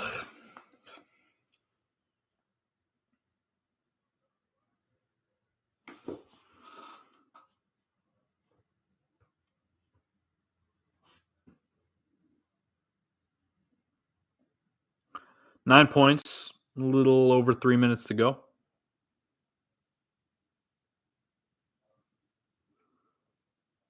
Scottie Pippen's moving his way in. John Morant, not a bad three. It was on target, just a little too strong. Running up the court is Steph to Brandon Podziemski. Makes the pass to, I think that's Moses Moody. And now Jimmy Butler's going to work on Ja. He's got the size advantage, but instead of taking it himself like you would expect, he makes the pass down low to a cutting Draymond who misses the reverse layup. Jimmy Butler gets the rebound, puts it up and in. A very impressive move. He's got 21 points. It's not even halftime yet. Okay, Jaren Jackson rushed the shot. Steph Curry draws the foul before they can even get past their own free throw line.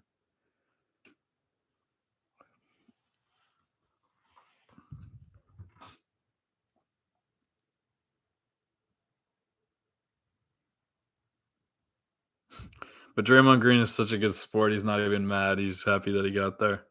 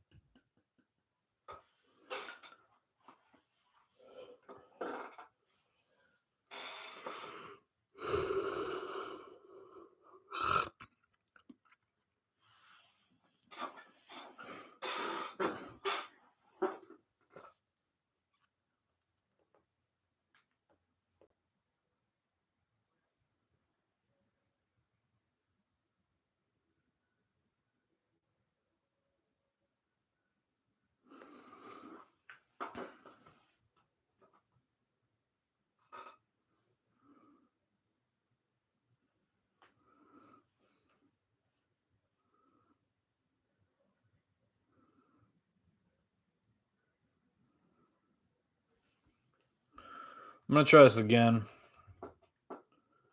But I want to make sure I do it a little bit better.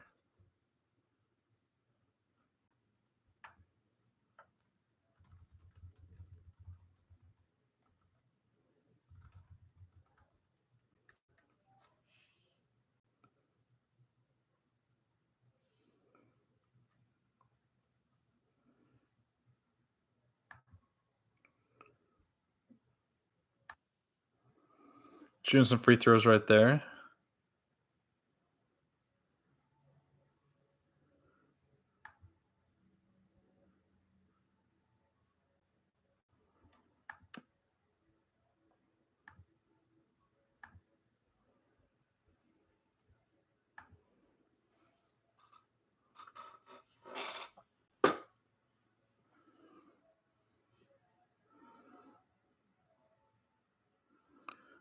Steph Curry with the pass to Jimmy to the pass to Moses, the pass to Draymond to the cut inside to the pass to Moses to the 3-point shot to the make. No foul call, though it could have been. I'm honestly very impressed with this Warriors team. I feel kind of bad for the Houston Rockets. We'll see if they can rewrite history, because that's the kind of thing where it is more. A lot of this Warriors team is still pretty similar compared to the Rockets team that is much different. So, I mean, it must be pretty impressive to force a team into a rebuild, which is what the Warriors kind of did. But it seems like there's an offensive foul call on Draymond Green is going to affect that. So, yeah, at halftime, I'm going to try that again where I put one of my videos on the screen while I take a break and wait, let this run out a little bit. But I think it's going to work a little bit better, hopefully.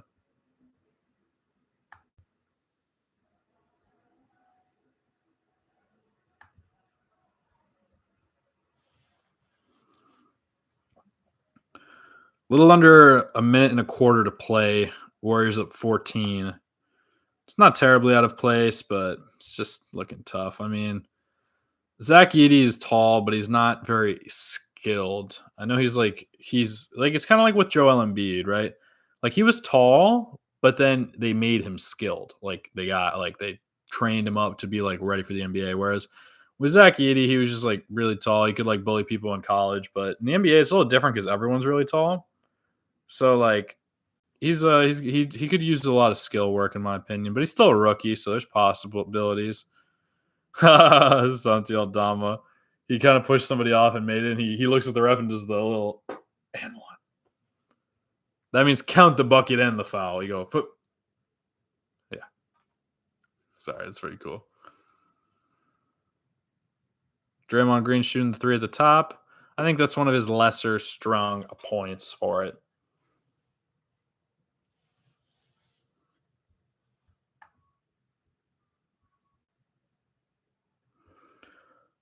Yeah, so I'm going to try to run this. Yeah, there's 3 seconds. John Morant's going to not succeed at putting it up. So I'm going to take a quick breather break while I wait.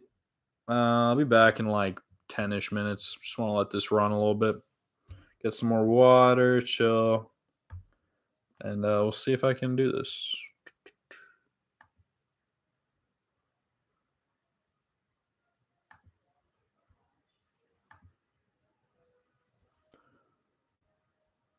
See how this works. I lowered it a lot in hopes that this would be more reasonable. So I'm going to turn this on. And it's going to be pretty bad quality, but if you want to watch the video itself, you can, it's like my latest video. So we'll let it talk it out. It's like 12 minutes. So I'll be back. Hopefully it charges on the Tuesdays of the on and uploading at the same time with higher priority and future. Yet those are a little bit more important because they've been in works for a long webcam now that I used to stream with, but I don't have a laptop that can run something like that. 1080p 30 FPS, so that makes it a little easier on me to edit.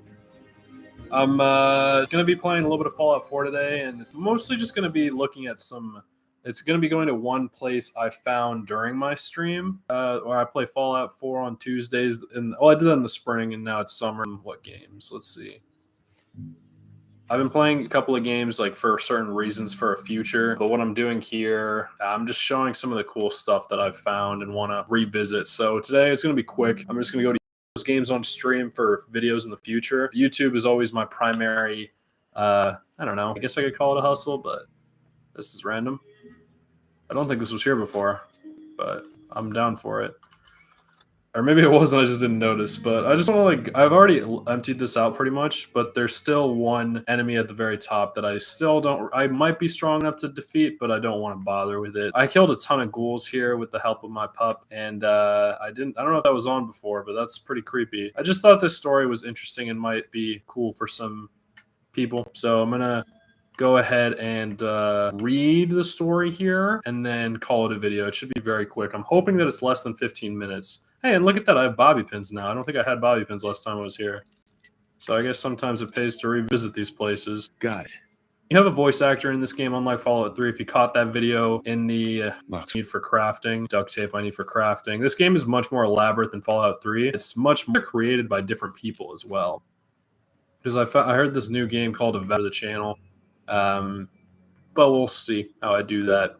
Fallout 4, because I wasn't super interested in the storyline for Fallout 4. I guess I just felt a little bit less connected to it when I was younger, when it came out, like when I was in high school. And now for Fool's Day, I'm playing as a girl, but the first time I played as a guy. And this time, let's go ahead and read what we came to read, and then it should be pretty quick. But if you don't know what the word hubris means, it's like, I think it's a stronger word for pride. In that context, it's just putting yourself above God, like saying you know more than God.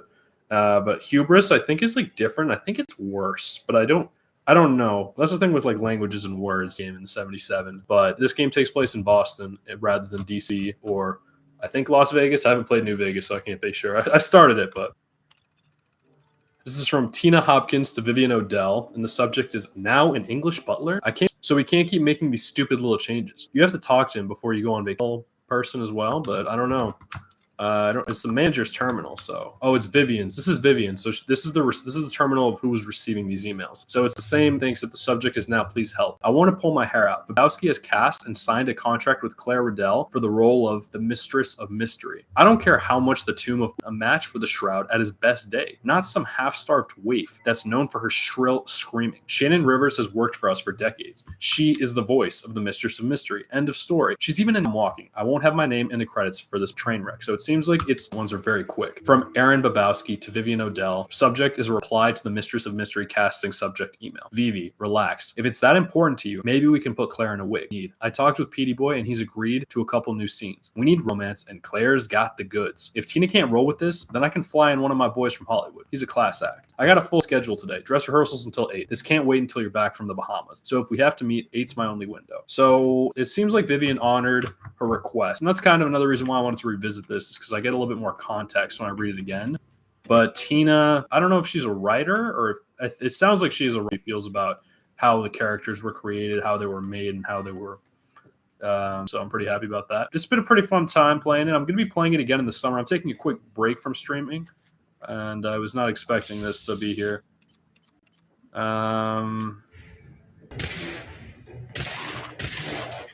I guess I missed one is all. And that VATS was pretty terrible, but my character does have a pretty strong VATS. So there should be one more terminal where we'll read it real quick and then we'll call it. So these standalones are going to be a lot quicker than most of my other videos on the channel. Wrote the messages to Vivian, the manager. So yeah, she was the writer. Now I know. Okay, so this was from Vivian. So she got it back to them. This is after the first email. I never really liked this game as much as Fallout 3, but I wanted to give it a chance. I have to accept that there's going to be changes to get to the small screen. I agree our fans are pilot. If Mr. Babowski thinks an English butler could help the show, please hear him out. I love the work you and Vince have done with the Shroud. We wouldn't be shooting this show without you. I know it's tough, but hang in there.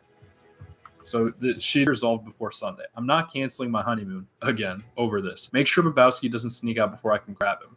So based on what I'm getting out of this is it seems like she's been worked with the Shannon person who they've worked with in the past, and Tina likes her as the, I don't know if it's the Silver Shroud or the Mistress of Mystery, I guess. I think the Shroud is a man, so I don't know who they're casting for that, but that doesn't seem to be the issue. And the men of the show want a younger maybe or something. I don't know. That sometimes happens, so I'm curious about that. So this is from Aaron Babow's new lines yesterday. I don't know how you do things in radio, but we got catering, Foley's, best men, and actors sitting around on their chair in that silly wig. Speaking of which, Claire's agent is really not loving the wig. Really, really not loving it. Claire's flying in Monday, and by then, I think it's best if we nix the wig. Am I right, or what? And Shannon's being a real peach, standing in for her while Claire wraps up her film. But it may be best thing, so this is where the ghouls are. Are they here? Yeah, so I'm not going to deal with that right now. I need my dog not to get me killed. So I'm going to check if there is another terminal, but I guess I should probably help my dog, but that wasn't the point of this. So luckily in this game, they don't die like they did before. They just get hurt and you can stem them up. So I think that is all of the story. I'll leave. I'll just drop through this was kind of talking about, and I think it's most likely has to do with Aaron being like, baby, please, because he's talking down to her because her opinion isn't as important. Like he thinks he's smarter than her or something. But I guess it could also be her because she thinks she knows what's best for her character. I don't know. Just some food for thought. I didn't want to like overly analyze it because I think this is how these adventures in this game usually are. The very small ones. You can like read the quick story, make your own interpretation, and then move on to the next one. So I definitely like that it was included, and I thought it was cool because it's something that happened before the apocalypse, and it seems to have been written in it was in the wrong. So I just wanted to address that. Next week, I'm going to try to play some Red Dead 2. I know I said I wouldn't do a playthrough on this channel during my Saint Denis video for poker, and that's still true, but I am going to be playing some Red Dead. I'm going to be doing like, okay. And we are back.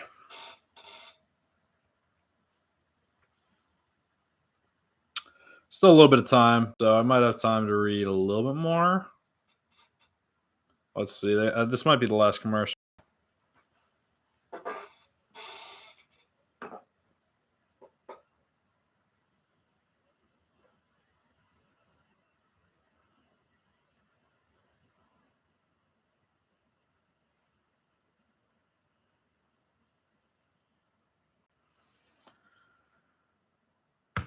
Yeah. The Hawks bench was outscored by 27 points. The Hawks lost by 25. Quinn Snyder could probably use some work on his rotations during the playoffs if they get that far. Hoping they manage it, though. That would be pretty cool if they could.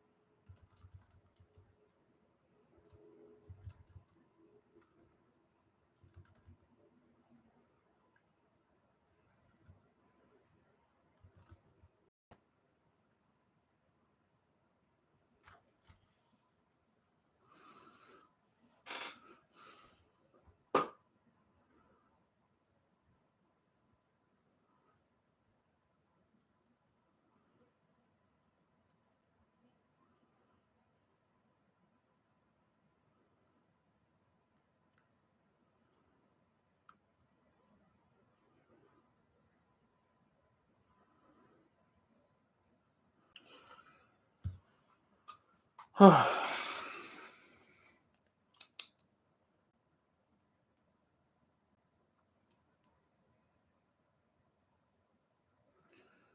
very dark over there in California.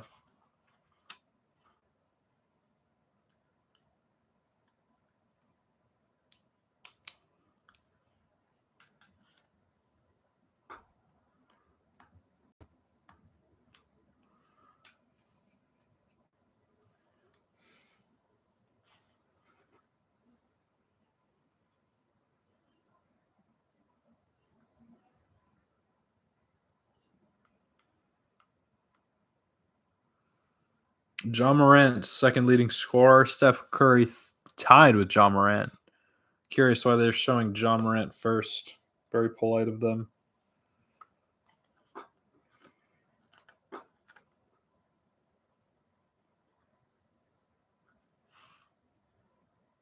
Yikes.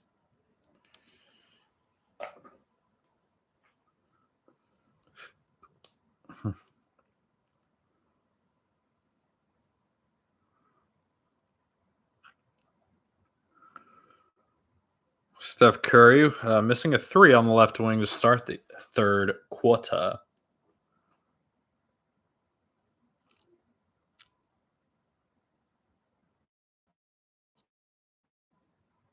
Oh, Zach Edey with a sloppy toss over to Ja.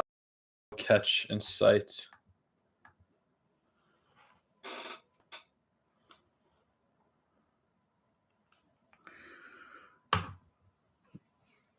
Well, the Magic didn't get jinxed, so I kind of doubt the Grizzly Warriors will. They have an exceptional record when leading at half, 33-4. I don't know if I can do percentages that easily with 37. I would have to multiply it by 2.5. 37-4 or 33-4. So 33 times 2.5, 66 plus like 15 or 16 would be like 82. That's pretty similar to the 85. I'm just curious if I'm rounding up. Let's see. I should be multiplying it by less. So it should be like more like 80% of games, I think. Let me think about tens. I don't think I did that math right, but I'm working on it.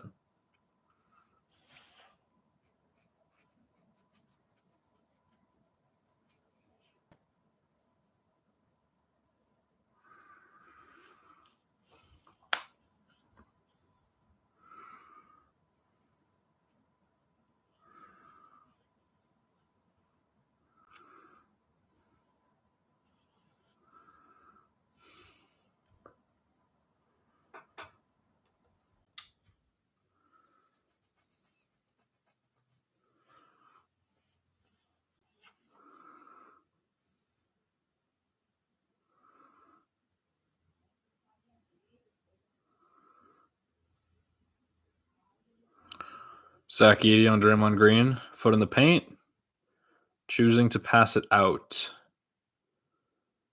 Desmond Bane knocks it down, though, with Brandon Podziemski in his face.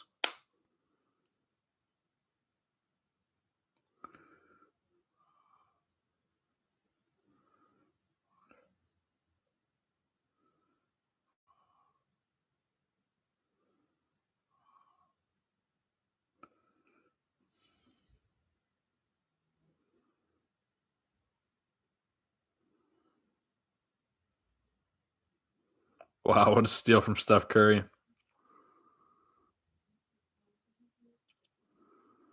Nice pass into Jimmy Butler. The Warriors are looking real good.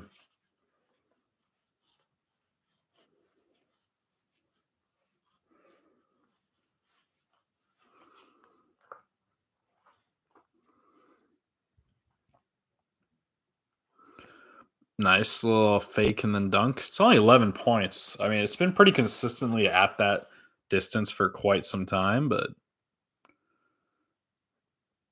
I mean, it hasn't gotten wider, the lead.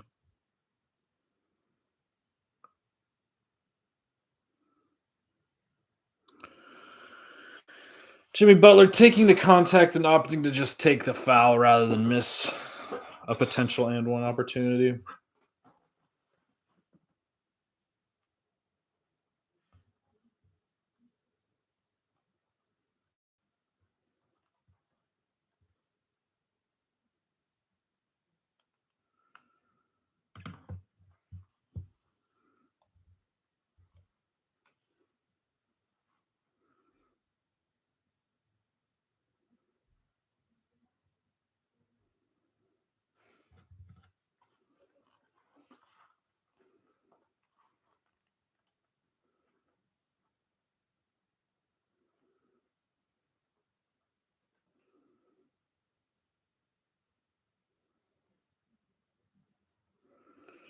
Okay, Jimmy Butler misses a free throw, and Scottie Pippen Jr. collects and is going at half court. He runs all the way up the court, takes the foul, and one. Very impressed with Scottie Pippen.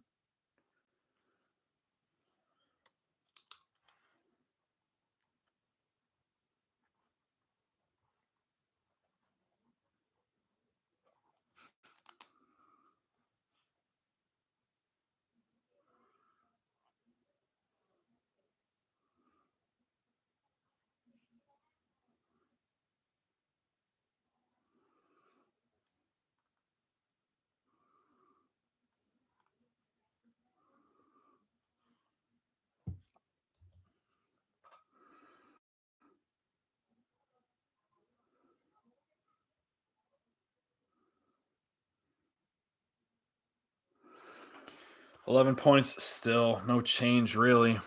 John Morant made a little nice pass. Two people were guarding him. It seems like that's the main strategy is to get the ball out of John Morant's hands. They don't seem to respect many of the other players offensively for the Grizzlies.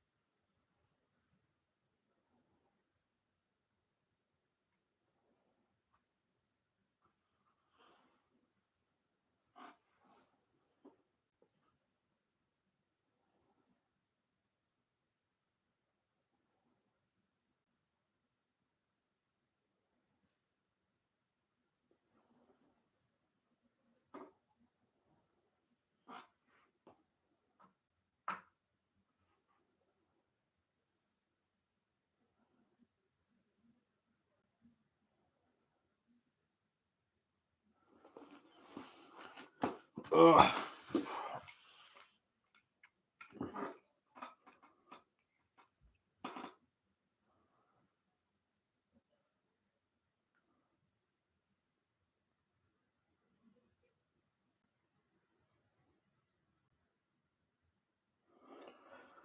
Apparently, Desmond Bain is the best secondary player on the Memphis Grizzlies. At least tonight, made 2 of his threes, 2/3 percentage for his field goals. Steph Curry just cooked them. He missed the layup though.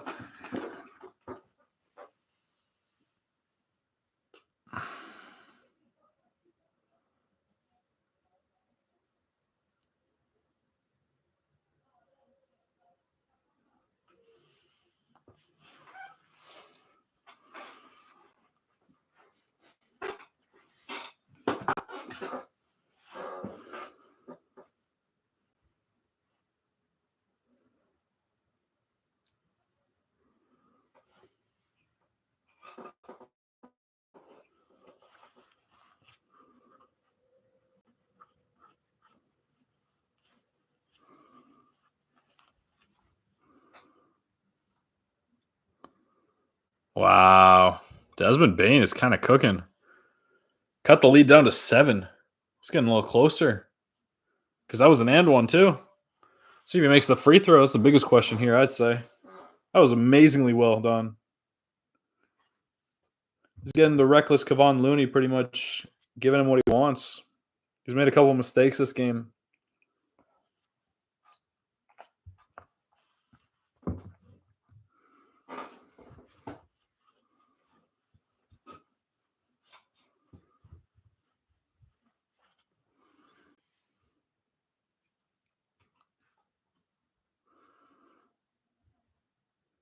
Dang, Steph Curry's getting jumped. Nice. He got double teamed, passed it off. So now it seems like the Grizzlies are giving the Warriors a taste of their own medicine, double teaming Steph Curry to get the ball out of his hands. Jimmy Butler is on the court, and look at Jaren Jackson Jr. He needed some inspiration, is all. It's okay. You don't need to be the leader. You just need to be able to follow, because it takes a group. You know, nobody's above anybody, I'd like to think. Because that was pretty impressive, but now Jimmy Butler just got a foul, so he's going to get some at the line. Except the difference between him and Trey is that Jimmy's doing it when he's up, and playing with a lead is different. You don't need to be as urgent. The thing is, like when they're playing with the lead, like the what's the word? He missed the free throw though. When you're playing with the lead, the clock kind of is your friend. You're okay with the time running out. Whereas when you're down, you want as much time as possible. So like slowing down the game sometimes is good. Like if there's only like a minute left, when there's like 8 minutes left, like you kind of want to put pressure on the other team so you can make a run and try to come back.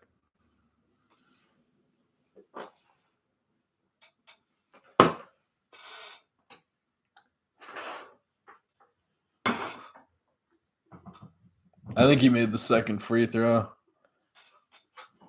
Maybe not. Oh, Jimmy Butler with the steal.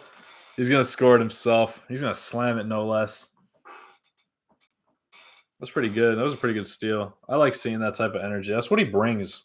That's just who he is.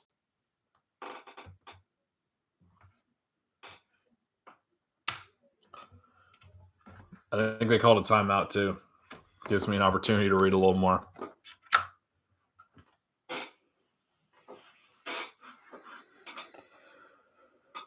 Okay.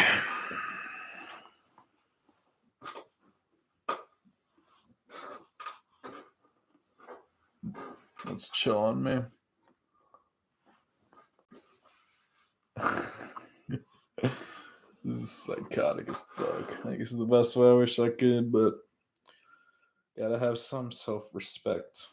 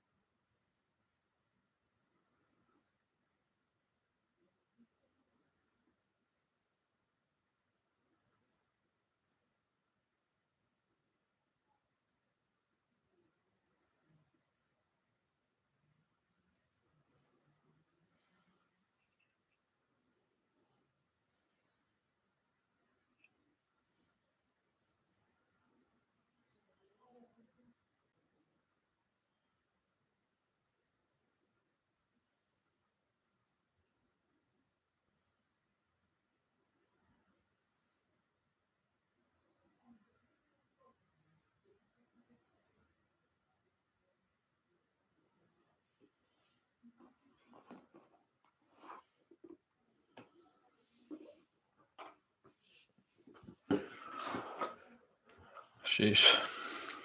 7-point game with less than 7 to play in the third. So it's looking like there is going to be a bit of a spike back from the Grizzlies thanks to Desmond Bain. And I think it was a little bit of Ja, but Jimmy Butler kind of opened up a little bit more space as well.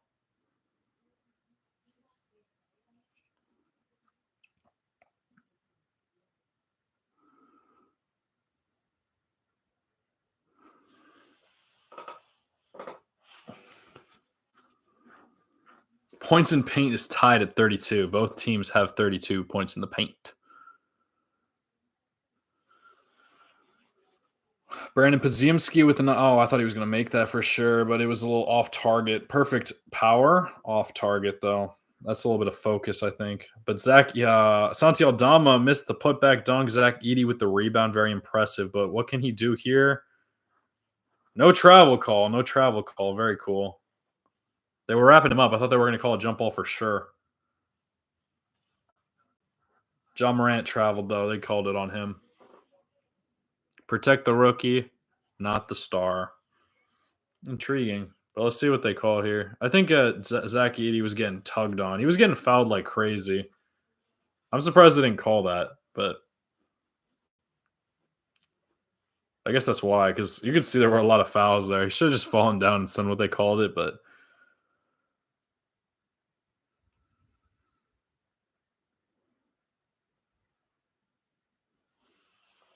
it's tough for a rookie to make that kind of decision. You might not think you can have that type of respect from the officials to give you that call. It's unfortunate. Zach Edey got him back. He was kind of angry about it, you can tell. Nice pass out to Santi Aldama. He didn't shoot the three, unfortunately, but he made the layup, so it's not that unfortunate after all. He's got a bag. This is gonna be a really good game, honestly. I was not expecting this. Luckily, Ja has some teammates, because if it was up to him, I think they would have lost this game in the second quarter. There's a little bit of history between these two teams as well. Oh, Gary Payton Jr. wide open. Drills it for three. Good find, Jimmy. This is a crazy addition, Jimmy Butler to the Golden State Warriors.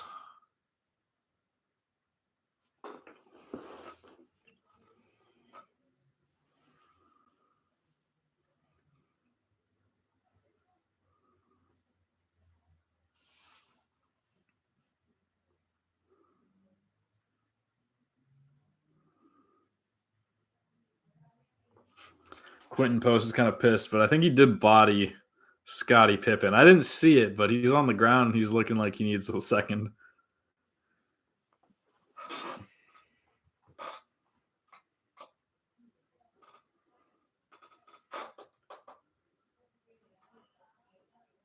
Oh, holy fucking shit. He led with his shoulder. What an asshole. And then he has the nerve to complain about it. Unbelievable.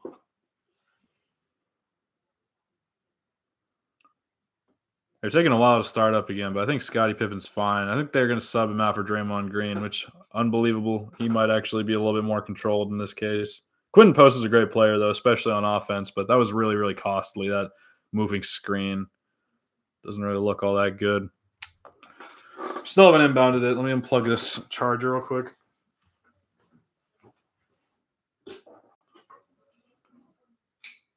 Jaws moving the ball up. Draymond Green has 4 points and 4 fouls. That's kind of rude. Well, maybe he hasn't done that much, but I'm sure he's done more, and they're not giving him credit for it. Oh, no. Ja Morant. No. Oh, fuck.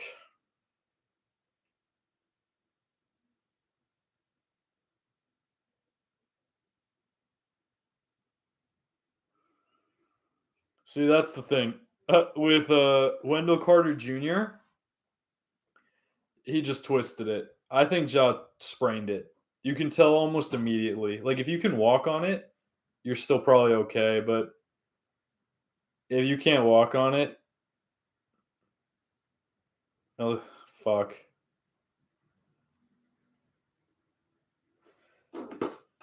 And guess who it was? Quentin Post.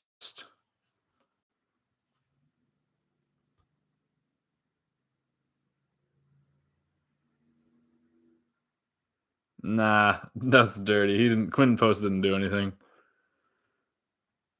I think Ja should take these free throws though.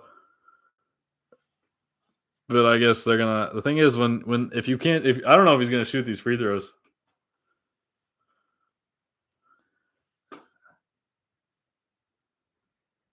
Oh yeah, it was nobody's fault. He just needs to land better. He didn't land well at all. He could probably use a little bit more strength training, I think.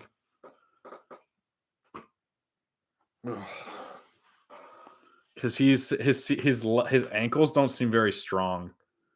That was like really flimsy, but they're checking the review. I don't think it was anything dirty, but they're gonna check anyway. And it's gonna be on Buddy Hield if it is. It's not gonna be on Quentin Post if it's anybody. But I don't think it was anything. I think he just landed badly.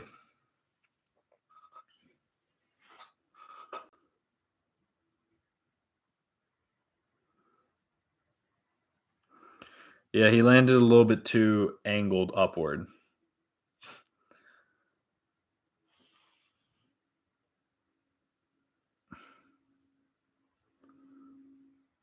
Like rather than landing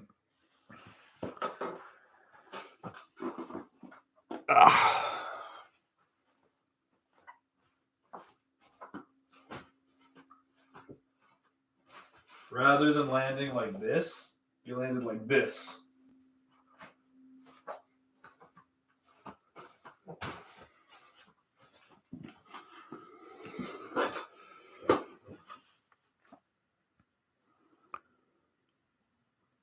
I think he'll be able to shoot the free throws, but it'd be good to like learn about the human body and how it's like built and shaped. Because even just doing that kind of hurt me. But he didn't have enough landing area, like surface area. If the surface area of the foot, like try to get as much of it flat on the ground or at least nearing that way, because he's not a ballerina, like he's a basketball player. He's heavy. But he's gonna shoot his free throws. We'll see if he stays in the game.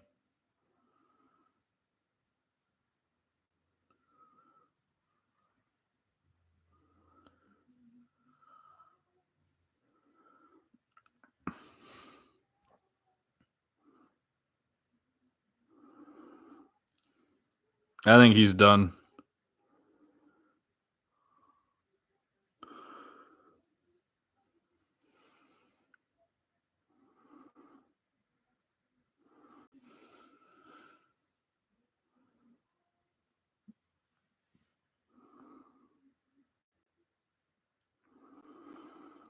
It'd be kind of crazy if the Grizzlies were to win this game without Ja. I think it might be good though, if they did. Especially after Draymond Green being a little asshole, like charging in. They could have easily got. Oh, he's wide open, but it's Buddy Hield. Oh, Steph's gonna make that. Sadly. Oh no, he can't. He's just different. He's just built different. Not like us mortals.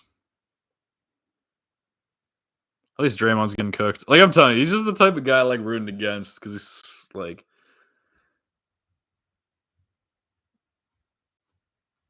Just because sometimes, like, it's not even about basketball, honestly. It's about personality.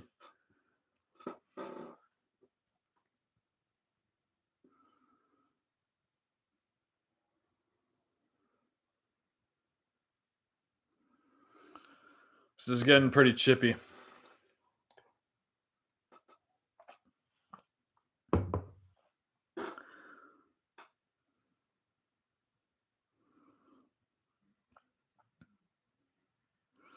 I love Steph Curry's like half celebration. Like he wants to celebrate because it was a deep three, but he also wants to like he understands that the game is still like pretty important right now. So he gives the quick like glory to God and then like smiles slightly, but he tries to hide it.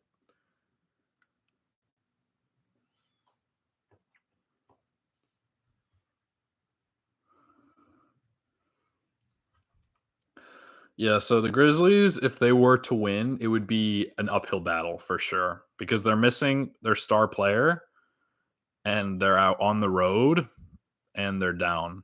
But there's time. So it would really have to be like some inspiration type thing where players on his team were to like step up and be like really good all of a sudden and play crazy good offense. Because I don't know that they're gonna have enough defense here. I kind of like that. I like that Scottie Pippen, the way Scottie Pippen's playing Steph Curry, because he's not even as tall as like a Chris Dunn or something. But he's playing pretty well. What a pass! What a cut! And what a make! This is looking like a good game. It's only 2 points. I don't know how this happens to the Warriors so often, where they seem to be lights out, but somehow teams can keep up with them. I think it's something about their defense. I don't think they have good defense, maybe. And they kind of inspire. I think they inspire the other team a lot to play better. They see how good they are and they just want to, they just like, I'm good too. And they play well enough. They don't get overwhelmed. I'm really liking that. That was an argument I used for Jordan over LeBron debate is that there's a lot of people in LeBron's career who thought they could best him, whereas with Jordan, nobody felt like they could do that. And maybe that it was just the quality of players in the league.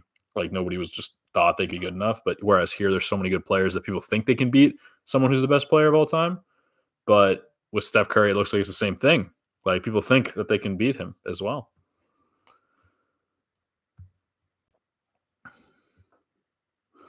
But it's a different time. Like there's a lot more publicity. So like people see you and stuff. So there's more reason to like want to like because a lot of people more people are watching.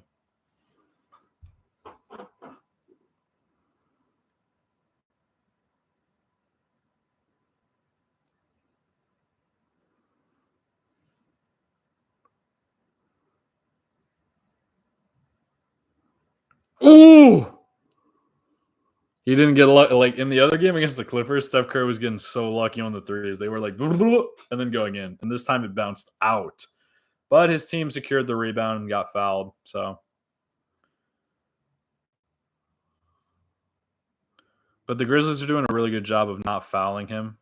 But yeah, Jimmy Butler kind of got pushed around. He was mad. He just cursed. I think Steph just cursed because he missed the three that he wanted to make. It was crazy.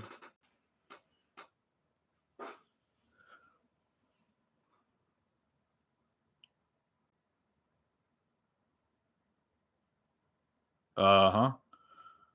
So Jimmy Butler makes the first one, misses the second one, but Brandon Podziemski is there to pick up the rebound, and he did not get fouled that time, but the Warriors secured the rebound again. This time Draymond Green, and he passes Jimmy Butler, and now Jimmy looked like he wanted. Oh no, I've never seen so much emotion in Jimmy before. He looks like he's about to cry out there. Not trying to be mean, but he passed it. He tried to pass it to Draymond under the basket, and I guess there was a lot going on, and it went out of bounds. I didn't even see who it went out on, but they called it Grizzlies ball, and he was so upset about it. And he looked like he was like had tears in his eyes. They showed a little bit of Ja Morant walking off to the tunnel like very slowly to get checked out. Probably he'll probably have time to come back. Oh, he's not even out there. He's like. I think they want to see if he can try to use the bike. They're just talking to him, honestly. But yeah, Jimmy Butler got fouled again. He made his first free throw again. We'll see if he makes the second time or if he's going to miss the second free throw again.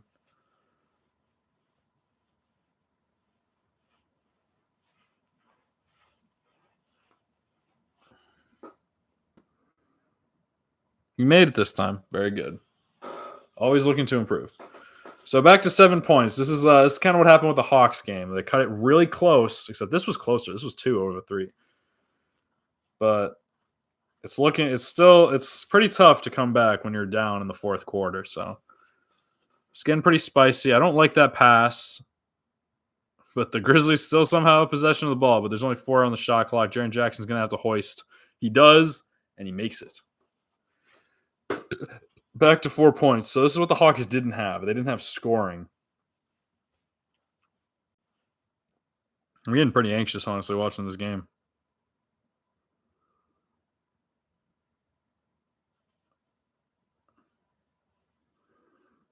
The Warriors are doing a good job moving the ball.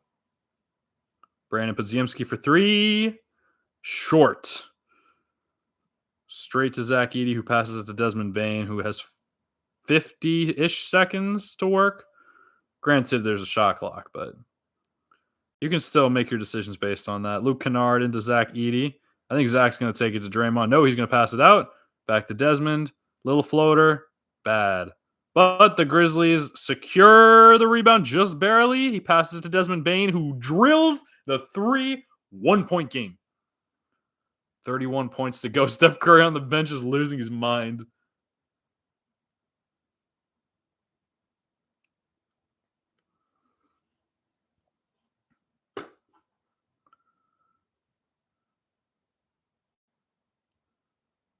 Jimmy Butler's dribbling it out. He has 17 seconds to work with.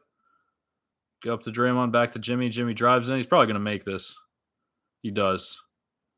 Back to 3 points, 10.3 to go. Back in Desmond Bain's hands. What will he do to close out the quarter? Oh, get fouled is what it looks like.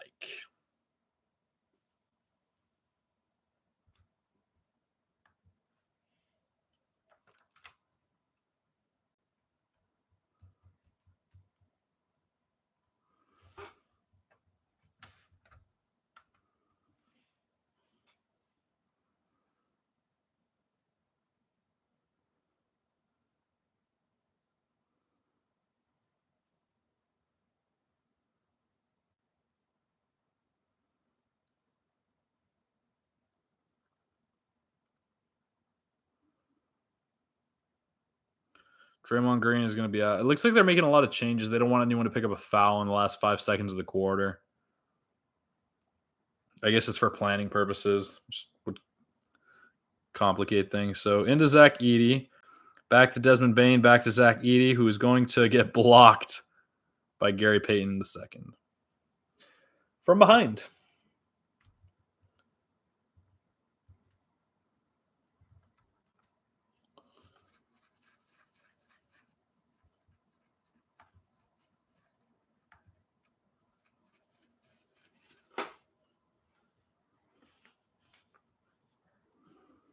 That was a pretty impressive ending. It's just he doesn't have like much agility is the problem.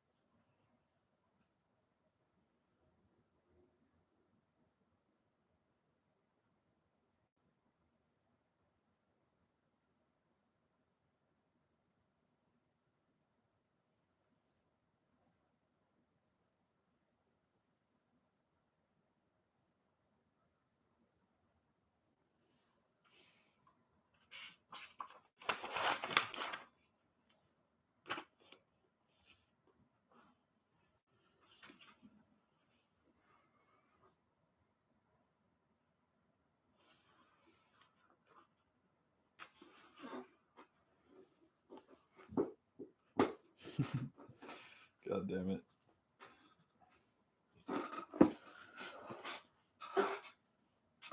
I'm going to stand up, crack a knee. Oh, there it is. Ugh.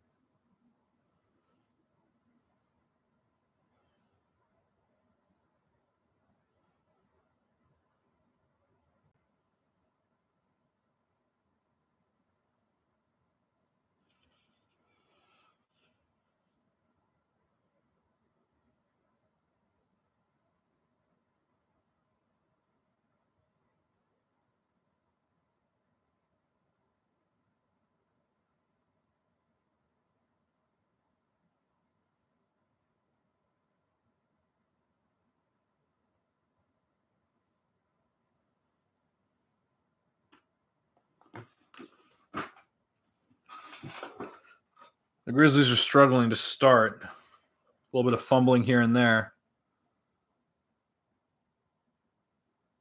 Good job, Zach. Fighting for that. Poor Zach Edey's getting bullied in the paint. But he held his own that time. He didn't give it up. He just got a jump ball, so we'll see if he can win it. There was no reason to put the ball on the ground. But yeah, that's not a foul at all.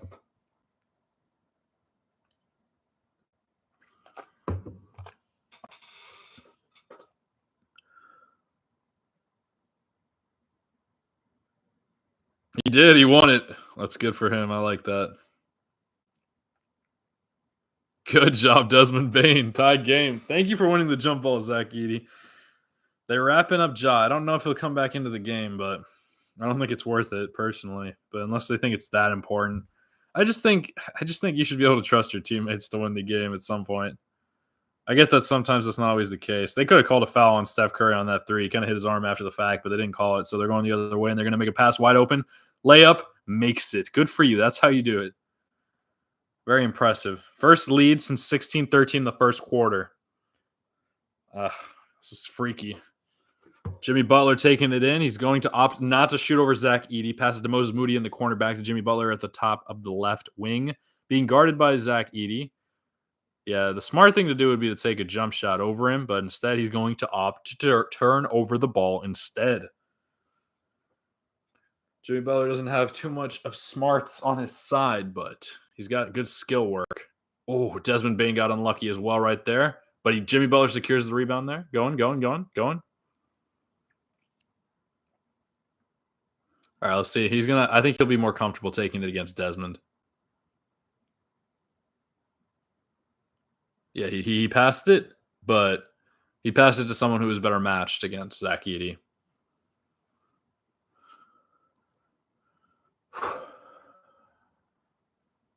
Steph Curry is going to work. Yeah, they stripped it. This time they got it clean from Zach.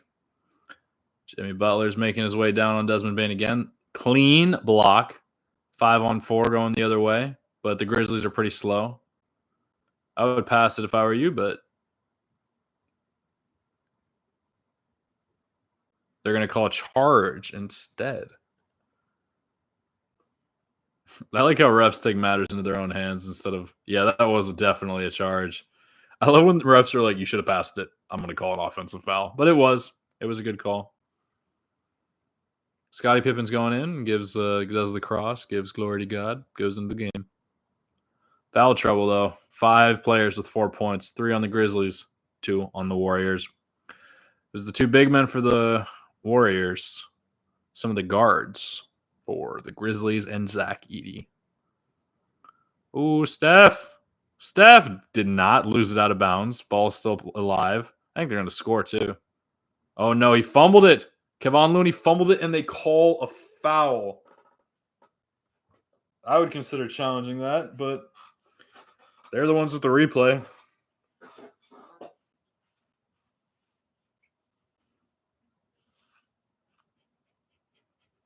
Yeah, he's challenging it. I kind of like that. We'll see how this young coach thinking like me a little bit, especially because that was his 5th foul, yeah.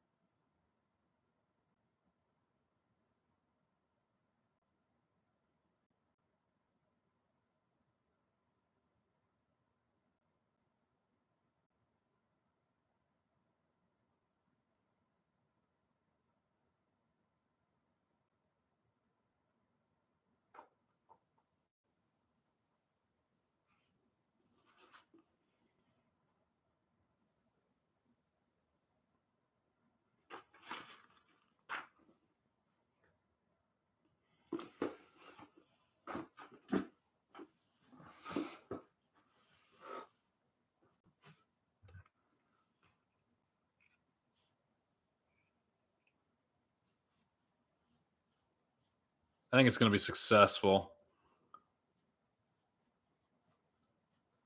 It's not going to be a foul on anybody. That was so clean. It's embarrassing.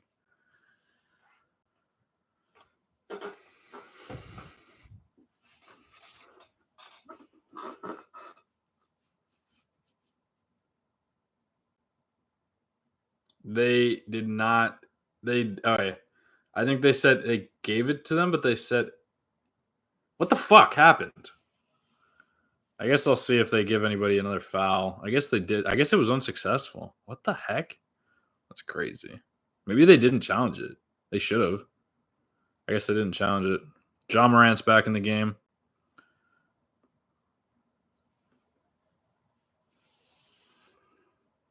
Why wouldn't they have challenged that? 9. I guess they didn't think Zach Edey was as valuable. That's crazy to me.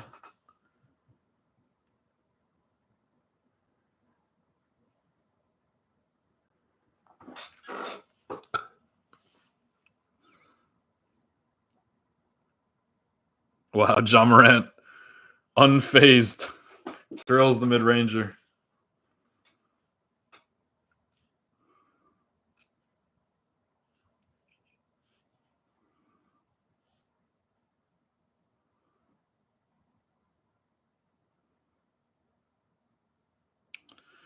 Good. You gotta rebound. I'm just saying. They didn't rebound to miss 3, and the Warriors put it back for a score. A little over 8 minutes to play now.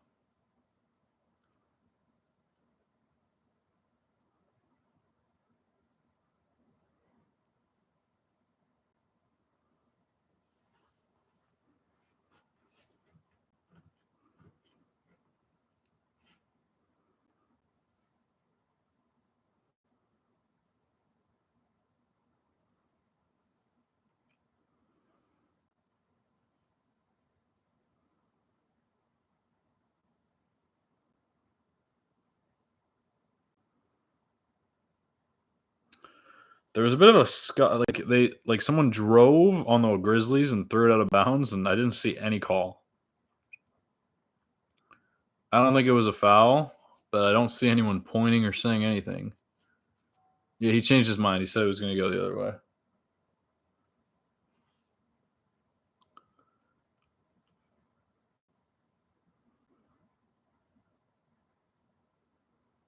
Draymond Green with a quick release. Almost makes it.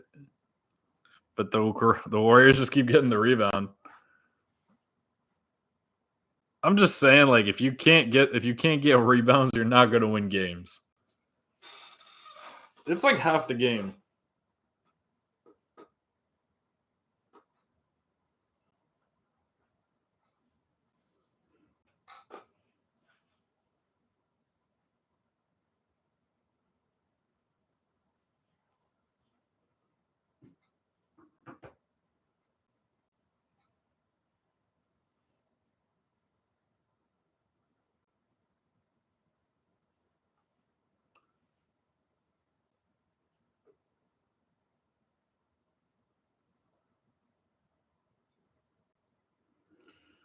But somehow the Grizzlies had a lead.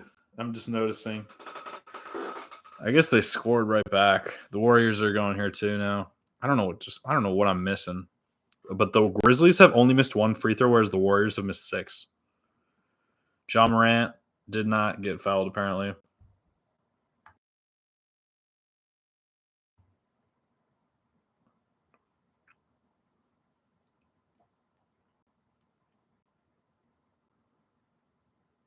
Steph Curry with a beautiful soft touch off the glass. Scottie Pippen's upset. Little over 7 to play. Warriors up 3.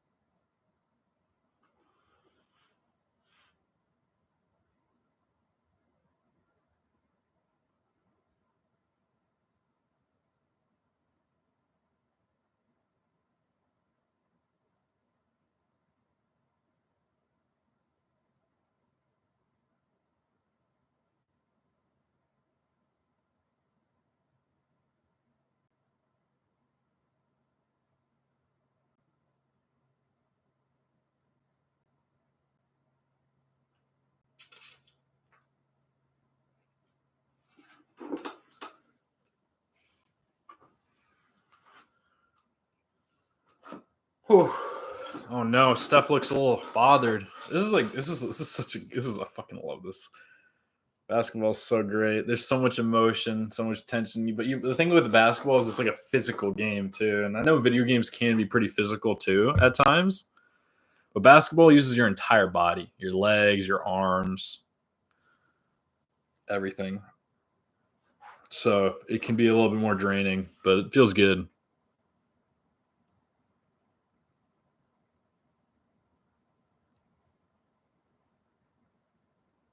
Good pass. Oh my God. The Grizzlies just had the most beautiful play design ever.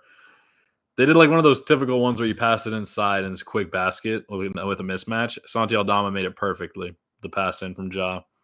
So Ja will definitely get credit for the assist, but Scottie Pippen is not on the court. I'm guessing he has some injury problems. Oh my God, Zach, you can't do that. Step the fuck up. But Steph just has a way of leaving his defender but way behind him.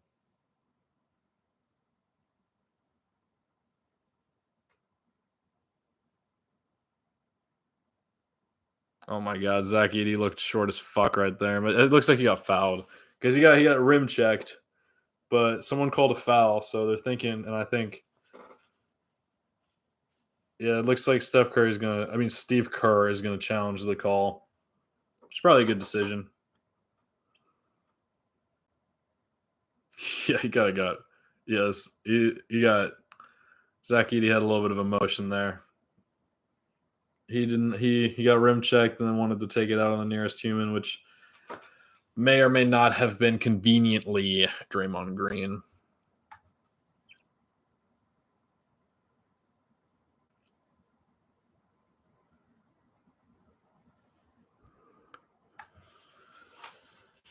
Oh.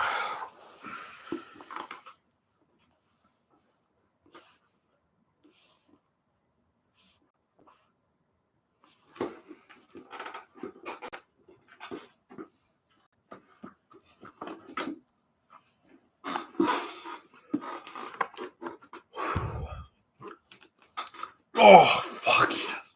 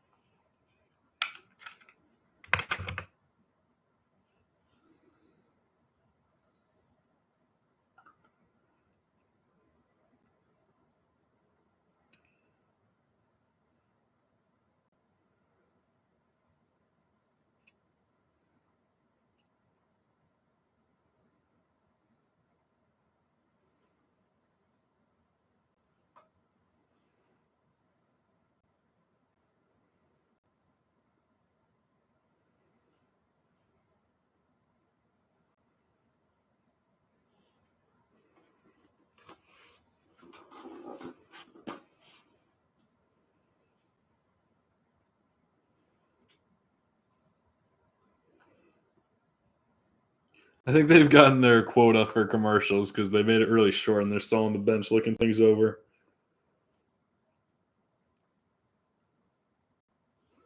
I think that'll be a successful challenge.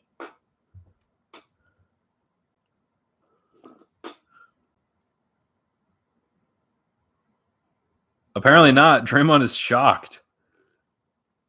And so is Steph. Jimmy doesn't give a fuck.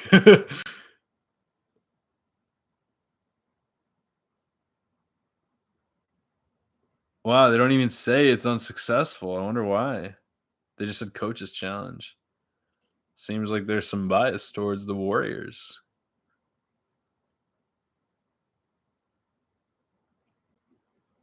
So it looks like he's safe for now because that would have fouled him out, and they're choosing not to foul him out.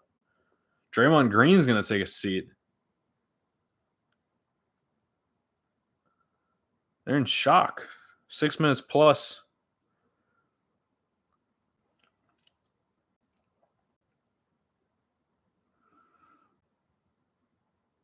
Oh, Ja Morant, you beautiful, beautiful man. What a floater. It was so good. But Steph, oh, God, no. Oh, God, no. All right, Steph on Desmond. It looks like here comes the screen. was a good little pick and roll action because that's the problem. Like a weak link can be very costly. Zach Edey did not take a seat after all, despite having 5 fouls. He's just really, really slow. So it's just like it's a danger sometimes. But Ja fell to the floor. I don't know if it was because of his ankle or not.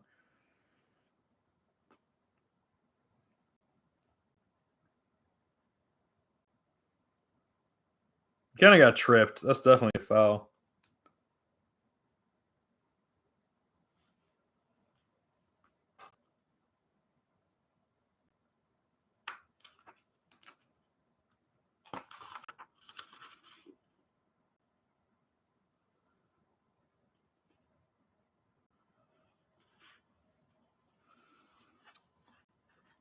Grizzlies with possession. John Morant driving wonderfully, passing it to Zach Edey. Take it yourself, big man. Oh, he fucking missed it. Oh, no, 4-point game. 5 more to play, though. It's still, I'm surprised this game is taking so long. Steph Curry with a 3. It's not going to count, but he missed it anyway.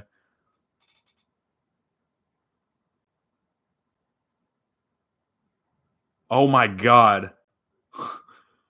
Quentin Post's leg is bleeding like crazy. They stopped the game because of it. I wonder if they're going to take him out or wrap him up or what.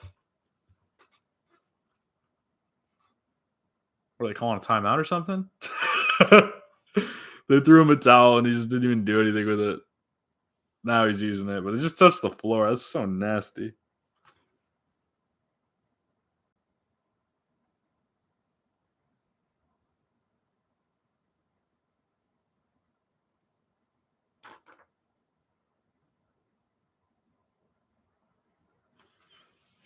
Wow, what a good buck.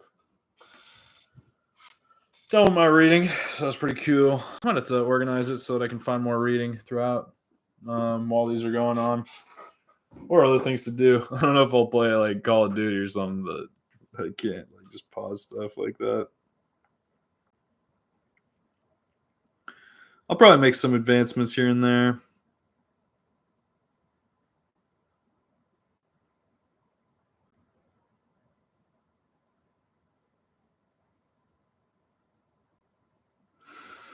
See what we see right here.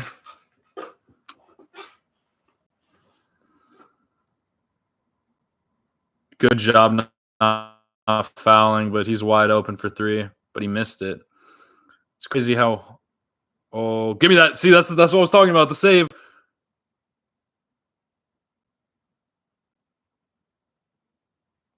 Oh my God, that's crazy. Oh, that was so good. That fast break, and it ends up that Scottie Pippen misses the layup, but John Morant, because he missed it long, like I was saying, they get the rebound, he passes it out. Desmond Bane does a beautiful pump fake, sends whoever it was, I think it was Gary Payton, flying past him, and then he drills a 3. And now Steph Curry's so phased at how good that play was that he missed an easy jump shot from inside the paint. And now the Grizzlies have the ball down 1 with 4.5 to go, a little less.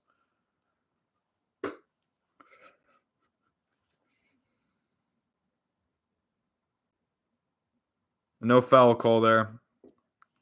Grizzlies don't do much with that possession. Steph Curry has another chance with it, but he's going to call timeout. And he's going to shoot after the whistle and miss. This is really ominous. This is a really close game. They really want that 7 seed.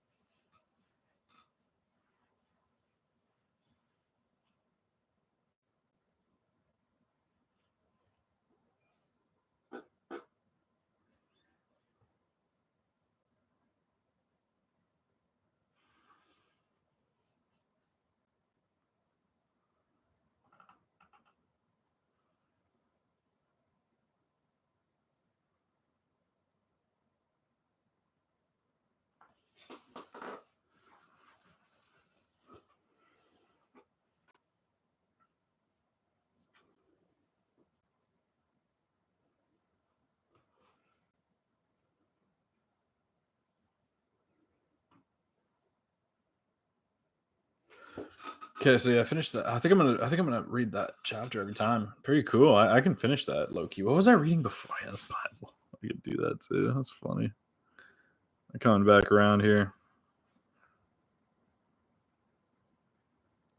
Yeah, they're showing the injury again. was a little nasty, but it's okay.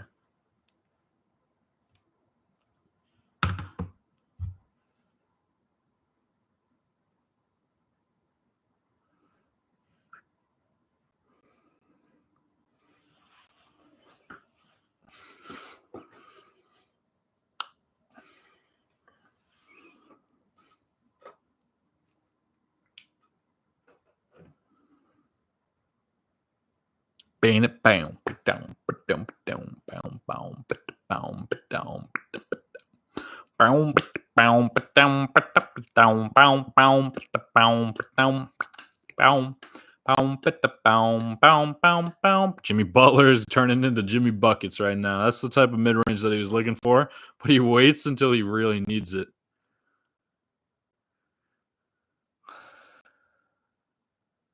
He's got a lot of patience, Jimmy does. Steph Curry just guarded Ja Morant really well, and then Jaren Jackson just out-rebounded that and no foul call. Oh, wow. That was a really aggressive fight for the rebound. And it looks like the refs are going to reward them, but Brandon Podziemski with a quick turnover. He just fumbled the ball. I think I don't know. He doesn't look that phased, but that's a pretty costly one. And they fouled him too. He fouled somebody, I mean.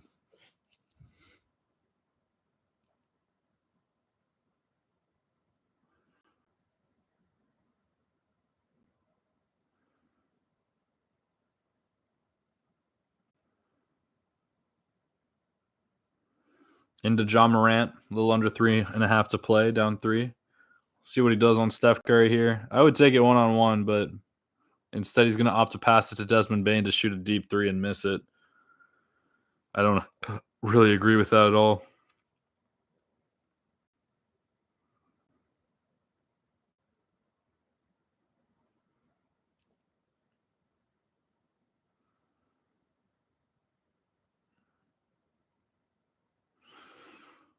Jimmy Butler passes up the 3, passes it to a wide-open Draymond Green in the corner, and he misses that as well.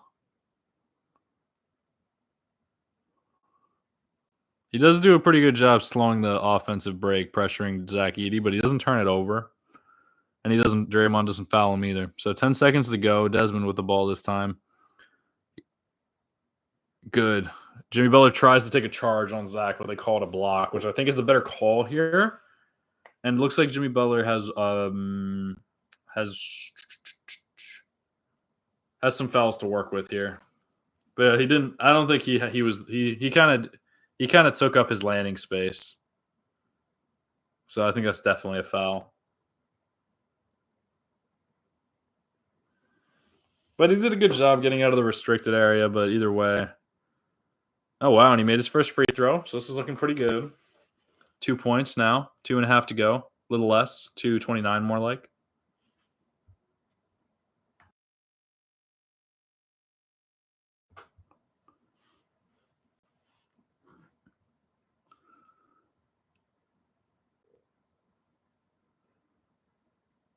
Oh, I was going to congratulate him, but he missed the second one. That's okay, though, but it's looking like it's a downhill battle from the Grizzlies. Scottie Pippen almost gets a steal. Decides not to, though.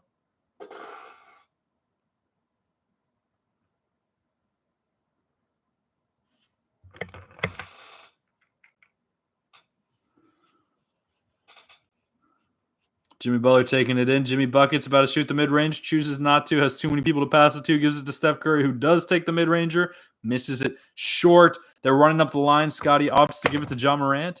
2-on-1. Turnover. It was a 1-on-2, I mean. Turnover. He tried passing it up to Zach Edey, but he left it way short. He didn't give him that much credit for being super tall. That could have been a foul. Chose not to call it. Now Steph Curry's wide open in the corner. Drills it. Automatic. It's kind of crazy how consistently he makes threes. Like, it's just like, they're kind of like layups for him.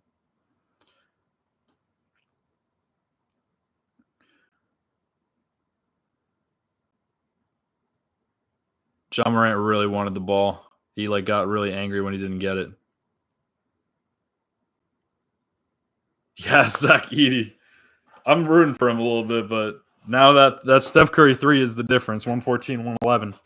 Less than a minute and a half to go.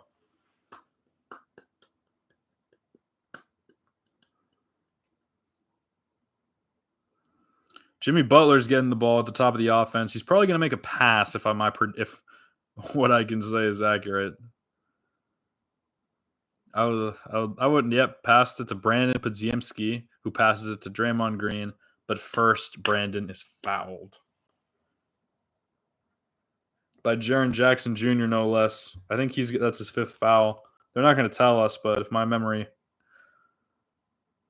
that was so not a fucking foul. Like, how is that a foul? But I guess it's not worth challenging it. I don't know what these refs are seeing. I think they're stressed too. I think that's the biggest thing. Draymond Green walking it in, giving it to Steph. Now Zach wants to play defense. Good job. But he makes it anyway. Scotty contests. Steph Curry just makes it anyway. 6 points. His 2 threes are the difference.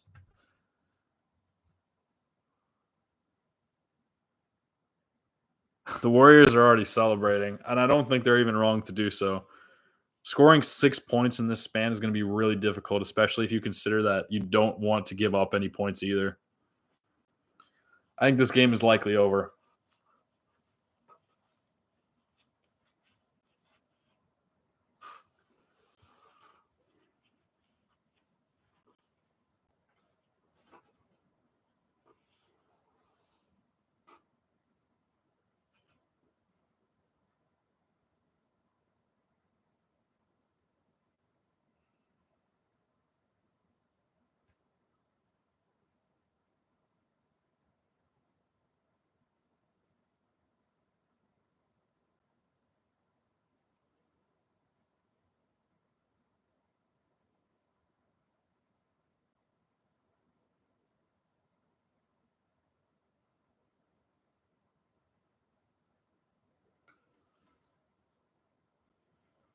Oh, they're back already, but that was so beautiful. Fake. He tries to contest, but he's just so good. He's just so good. It's crazy.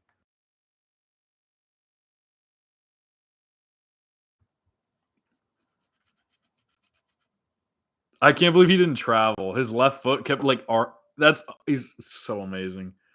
That is so freaking amazing. His left foot was like twitching a little bit, trying to find the perfect spot. He finds it. He drills it. Unbelievable.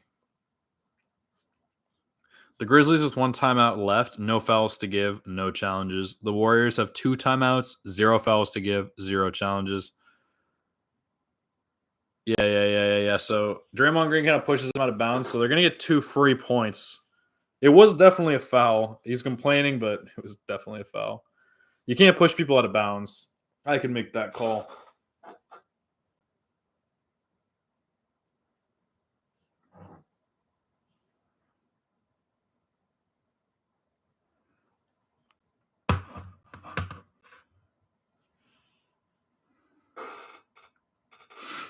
Draymond Green is such a baby. I love it. But he's just emotional. I think he fouled out. 4 points, 31 minutes. But he's an all he does more than score. I know that much, but it's just cute. I love the emotion because it was definitely a foul, and I think he knows it was a foul. But I mean, a minute to go, I don't think it's going to make that big of a difference. Hopefully, Desmond Bane can knock both of these down, but they technically have enough time. But if the Warriors use all 24 seconds both times and the Grizzlies secure the rebound, that only leaves them 10.6 seconds to score 4 points, which is possible. But it's just so difficult to stop an NBA team from scoring, especially one that has 2 timeouts. You would need a turnover. I think the Warriors should call timeout here, but I think they're going to opt to just inbound it and waste time. But when you inbound it in the backcourt, you have the opportunity to trap, which is what I think they should do, but they're not going to. They're going to play it up outright. It makes me kind of nervous because you don't even want to let them get a shot because you would have to get lucky twice, and these players shoot around 50% from the floor. Oh, he turned it over. Jimmy Butler tries to pass to it. He gets blocked by Brandon. No, he got a foul. Oh, my God. There's no challenges either. What the fuck?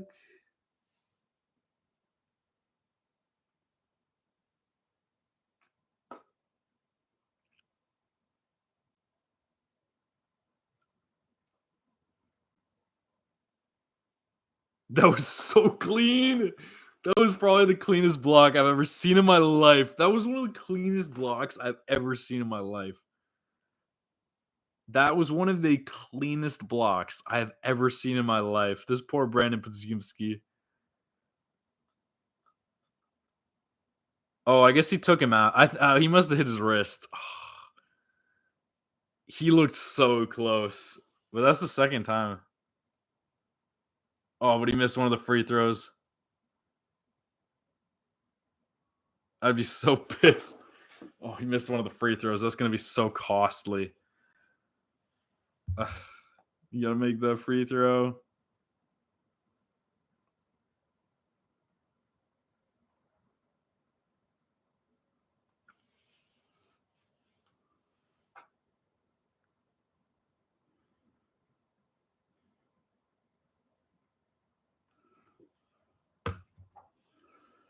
It's crazy. Classy. Okay, I'm going to work on my calendar here.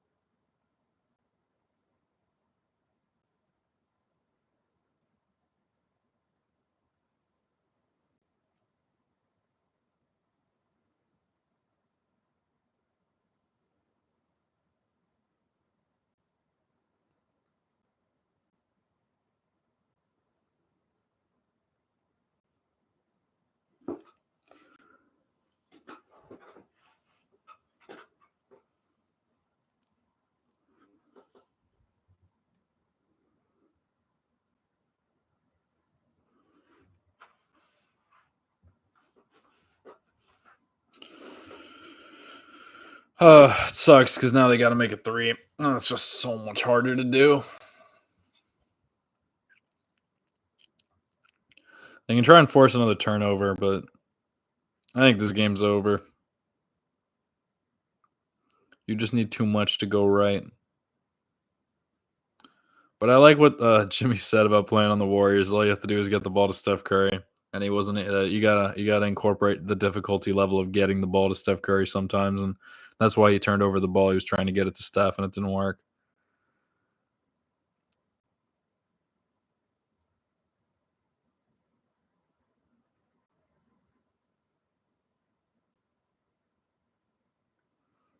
Awesome. So the Grizzlies got the rebound by Zach Edey, and the coach called timeout, and then they ripped it from him.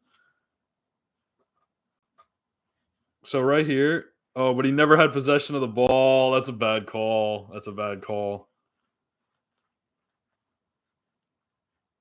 He never had possession of the ball. You can't call timeout. This is crazy. The officiating when they run out of challenges like this is terrible. He had it. He must have gotten fouled and they didn't call it. No, there's a foul? Okay, there is a foul. They fouled Zach. I think it's valid. He made his first free throw. He's been here a lot of times, though. This is something he knows how to do playing in college. Yeah, I just don't know. I think they're going to have to foul, which to me is just like get the ball to anyone other than Steph Curry. So don't guard the inbounder. Yeah, two people on Steph. That was so lazy. They call timeout. All right, that's not terrible. But I mean, dude, like you literally let him get open. I guess that's what he does.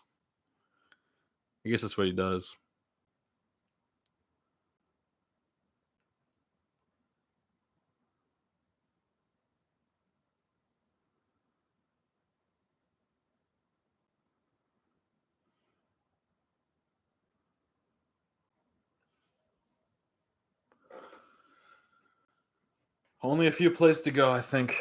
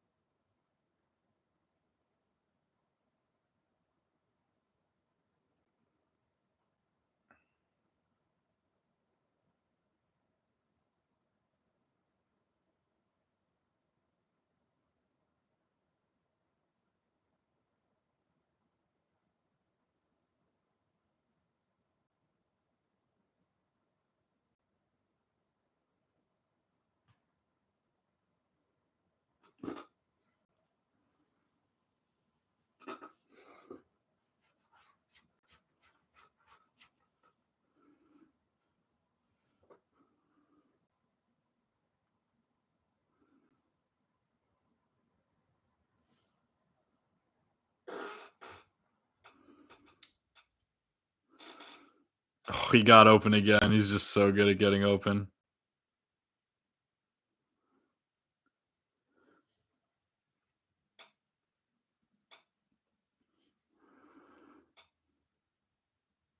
Scottie Pippen is getting cooked. A simple V cut. The V cut is a great move, yeah.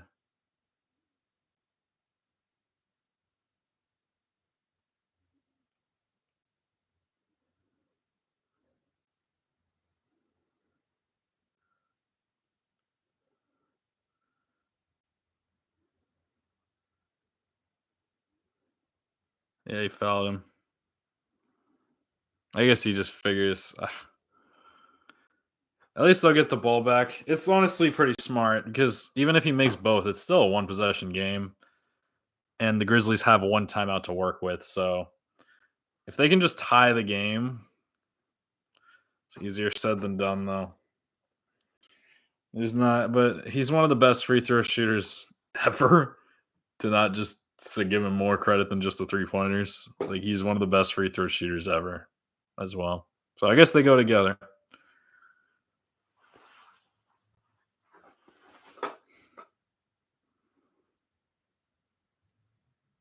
He's shimmying after a free throw. It's so funny. He just wants to go home, dude. He wants to go home and play the Rockets in the first round and hopefully pull up an upset.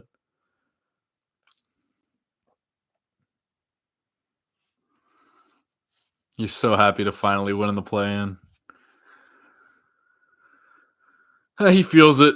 Sometimes you just know. I'm telling you, sometimes you just know. They're going to give it one more go.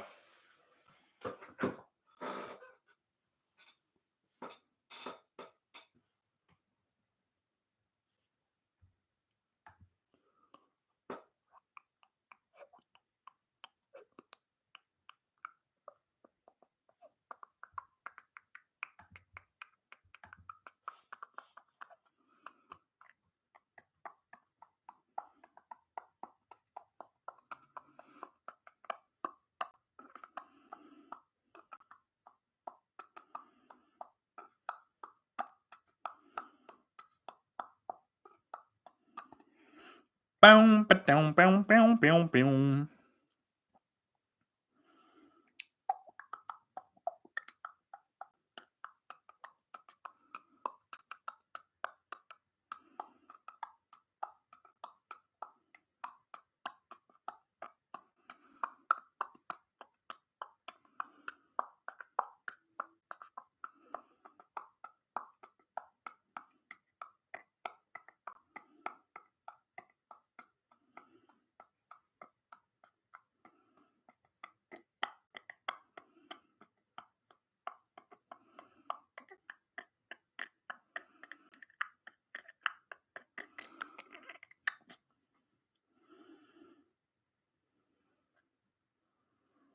All right. Let's see how the Grizzlies' new interim head coach handles a clutch situation where the Grizzlies have struggled so many times before.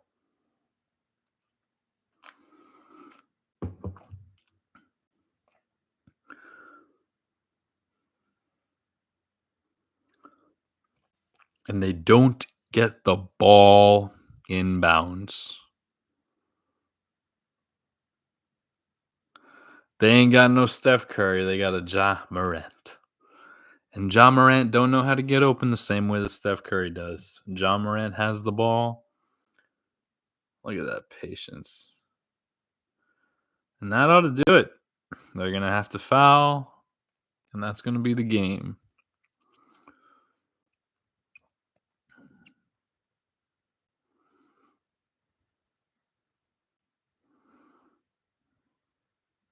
And Steph Curry, of course, gets open, gets the ball, and that's that.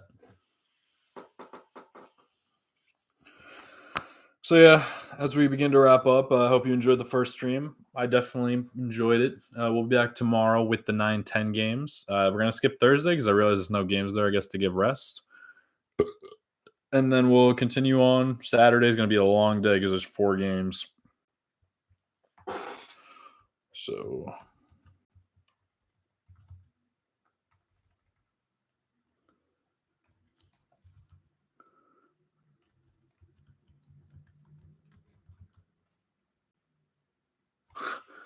I'm gonna be so confident that we'll wait. We'll be patient to see if he misses this free throw, but he's gonna make it most likely. It would be kind of mean if he missed it. He made it. Send. Hope you enjoyed. We'll be back, and that'll be that. So I'm excited. I would love to hear feedback. Thanks for the one chatter, and yeah, we'll see what happens. And looks like the Grizzlies are gonna have to play whoever wins tomorrow. So yeah, I'm happy for Jimmy and Steph hugging it out.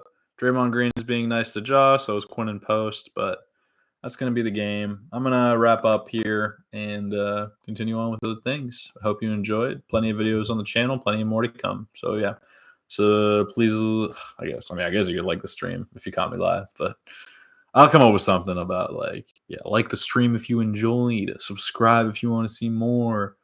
I guess this is content too, but it's tough. I think the Grizzlies really thought they could win that game, but they didn't. So, yeah. That'll be all. Deuces. Peace out.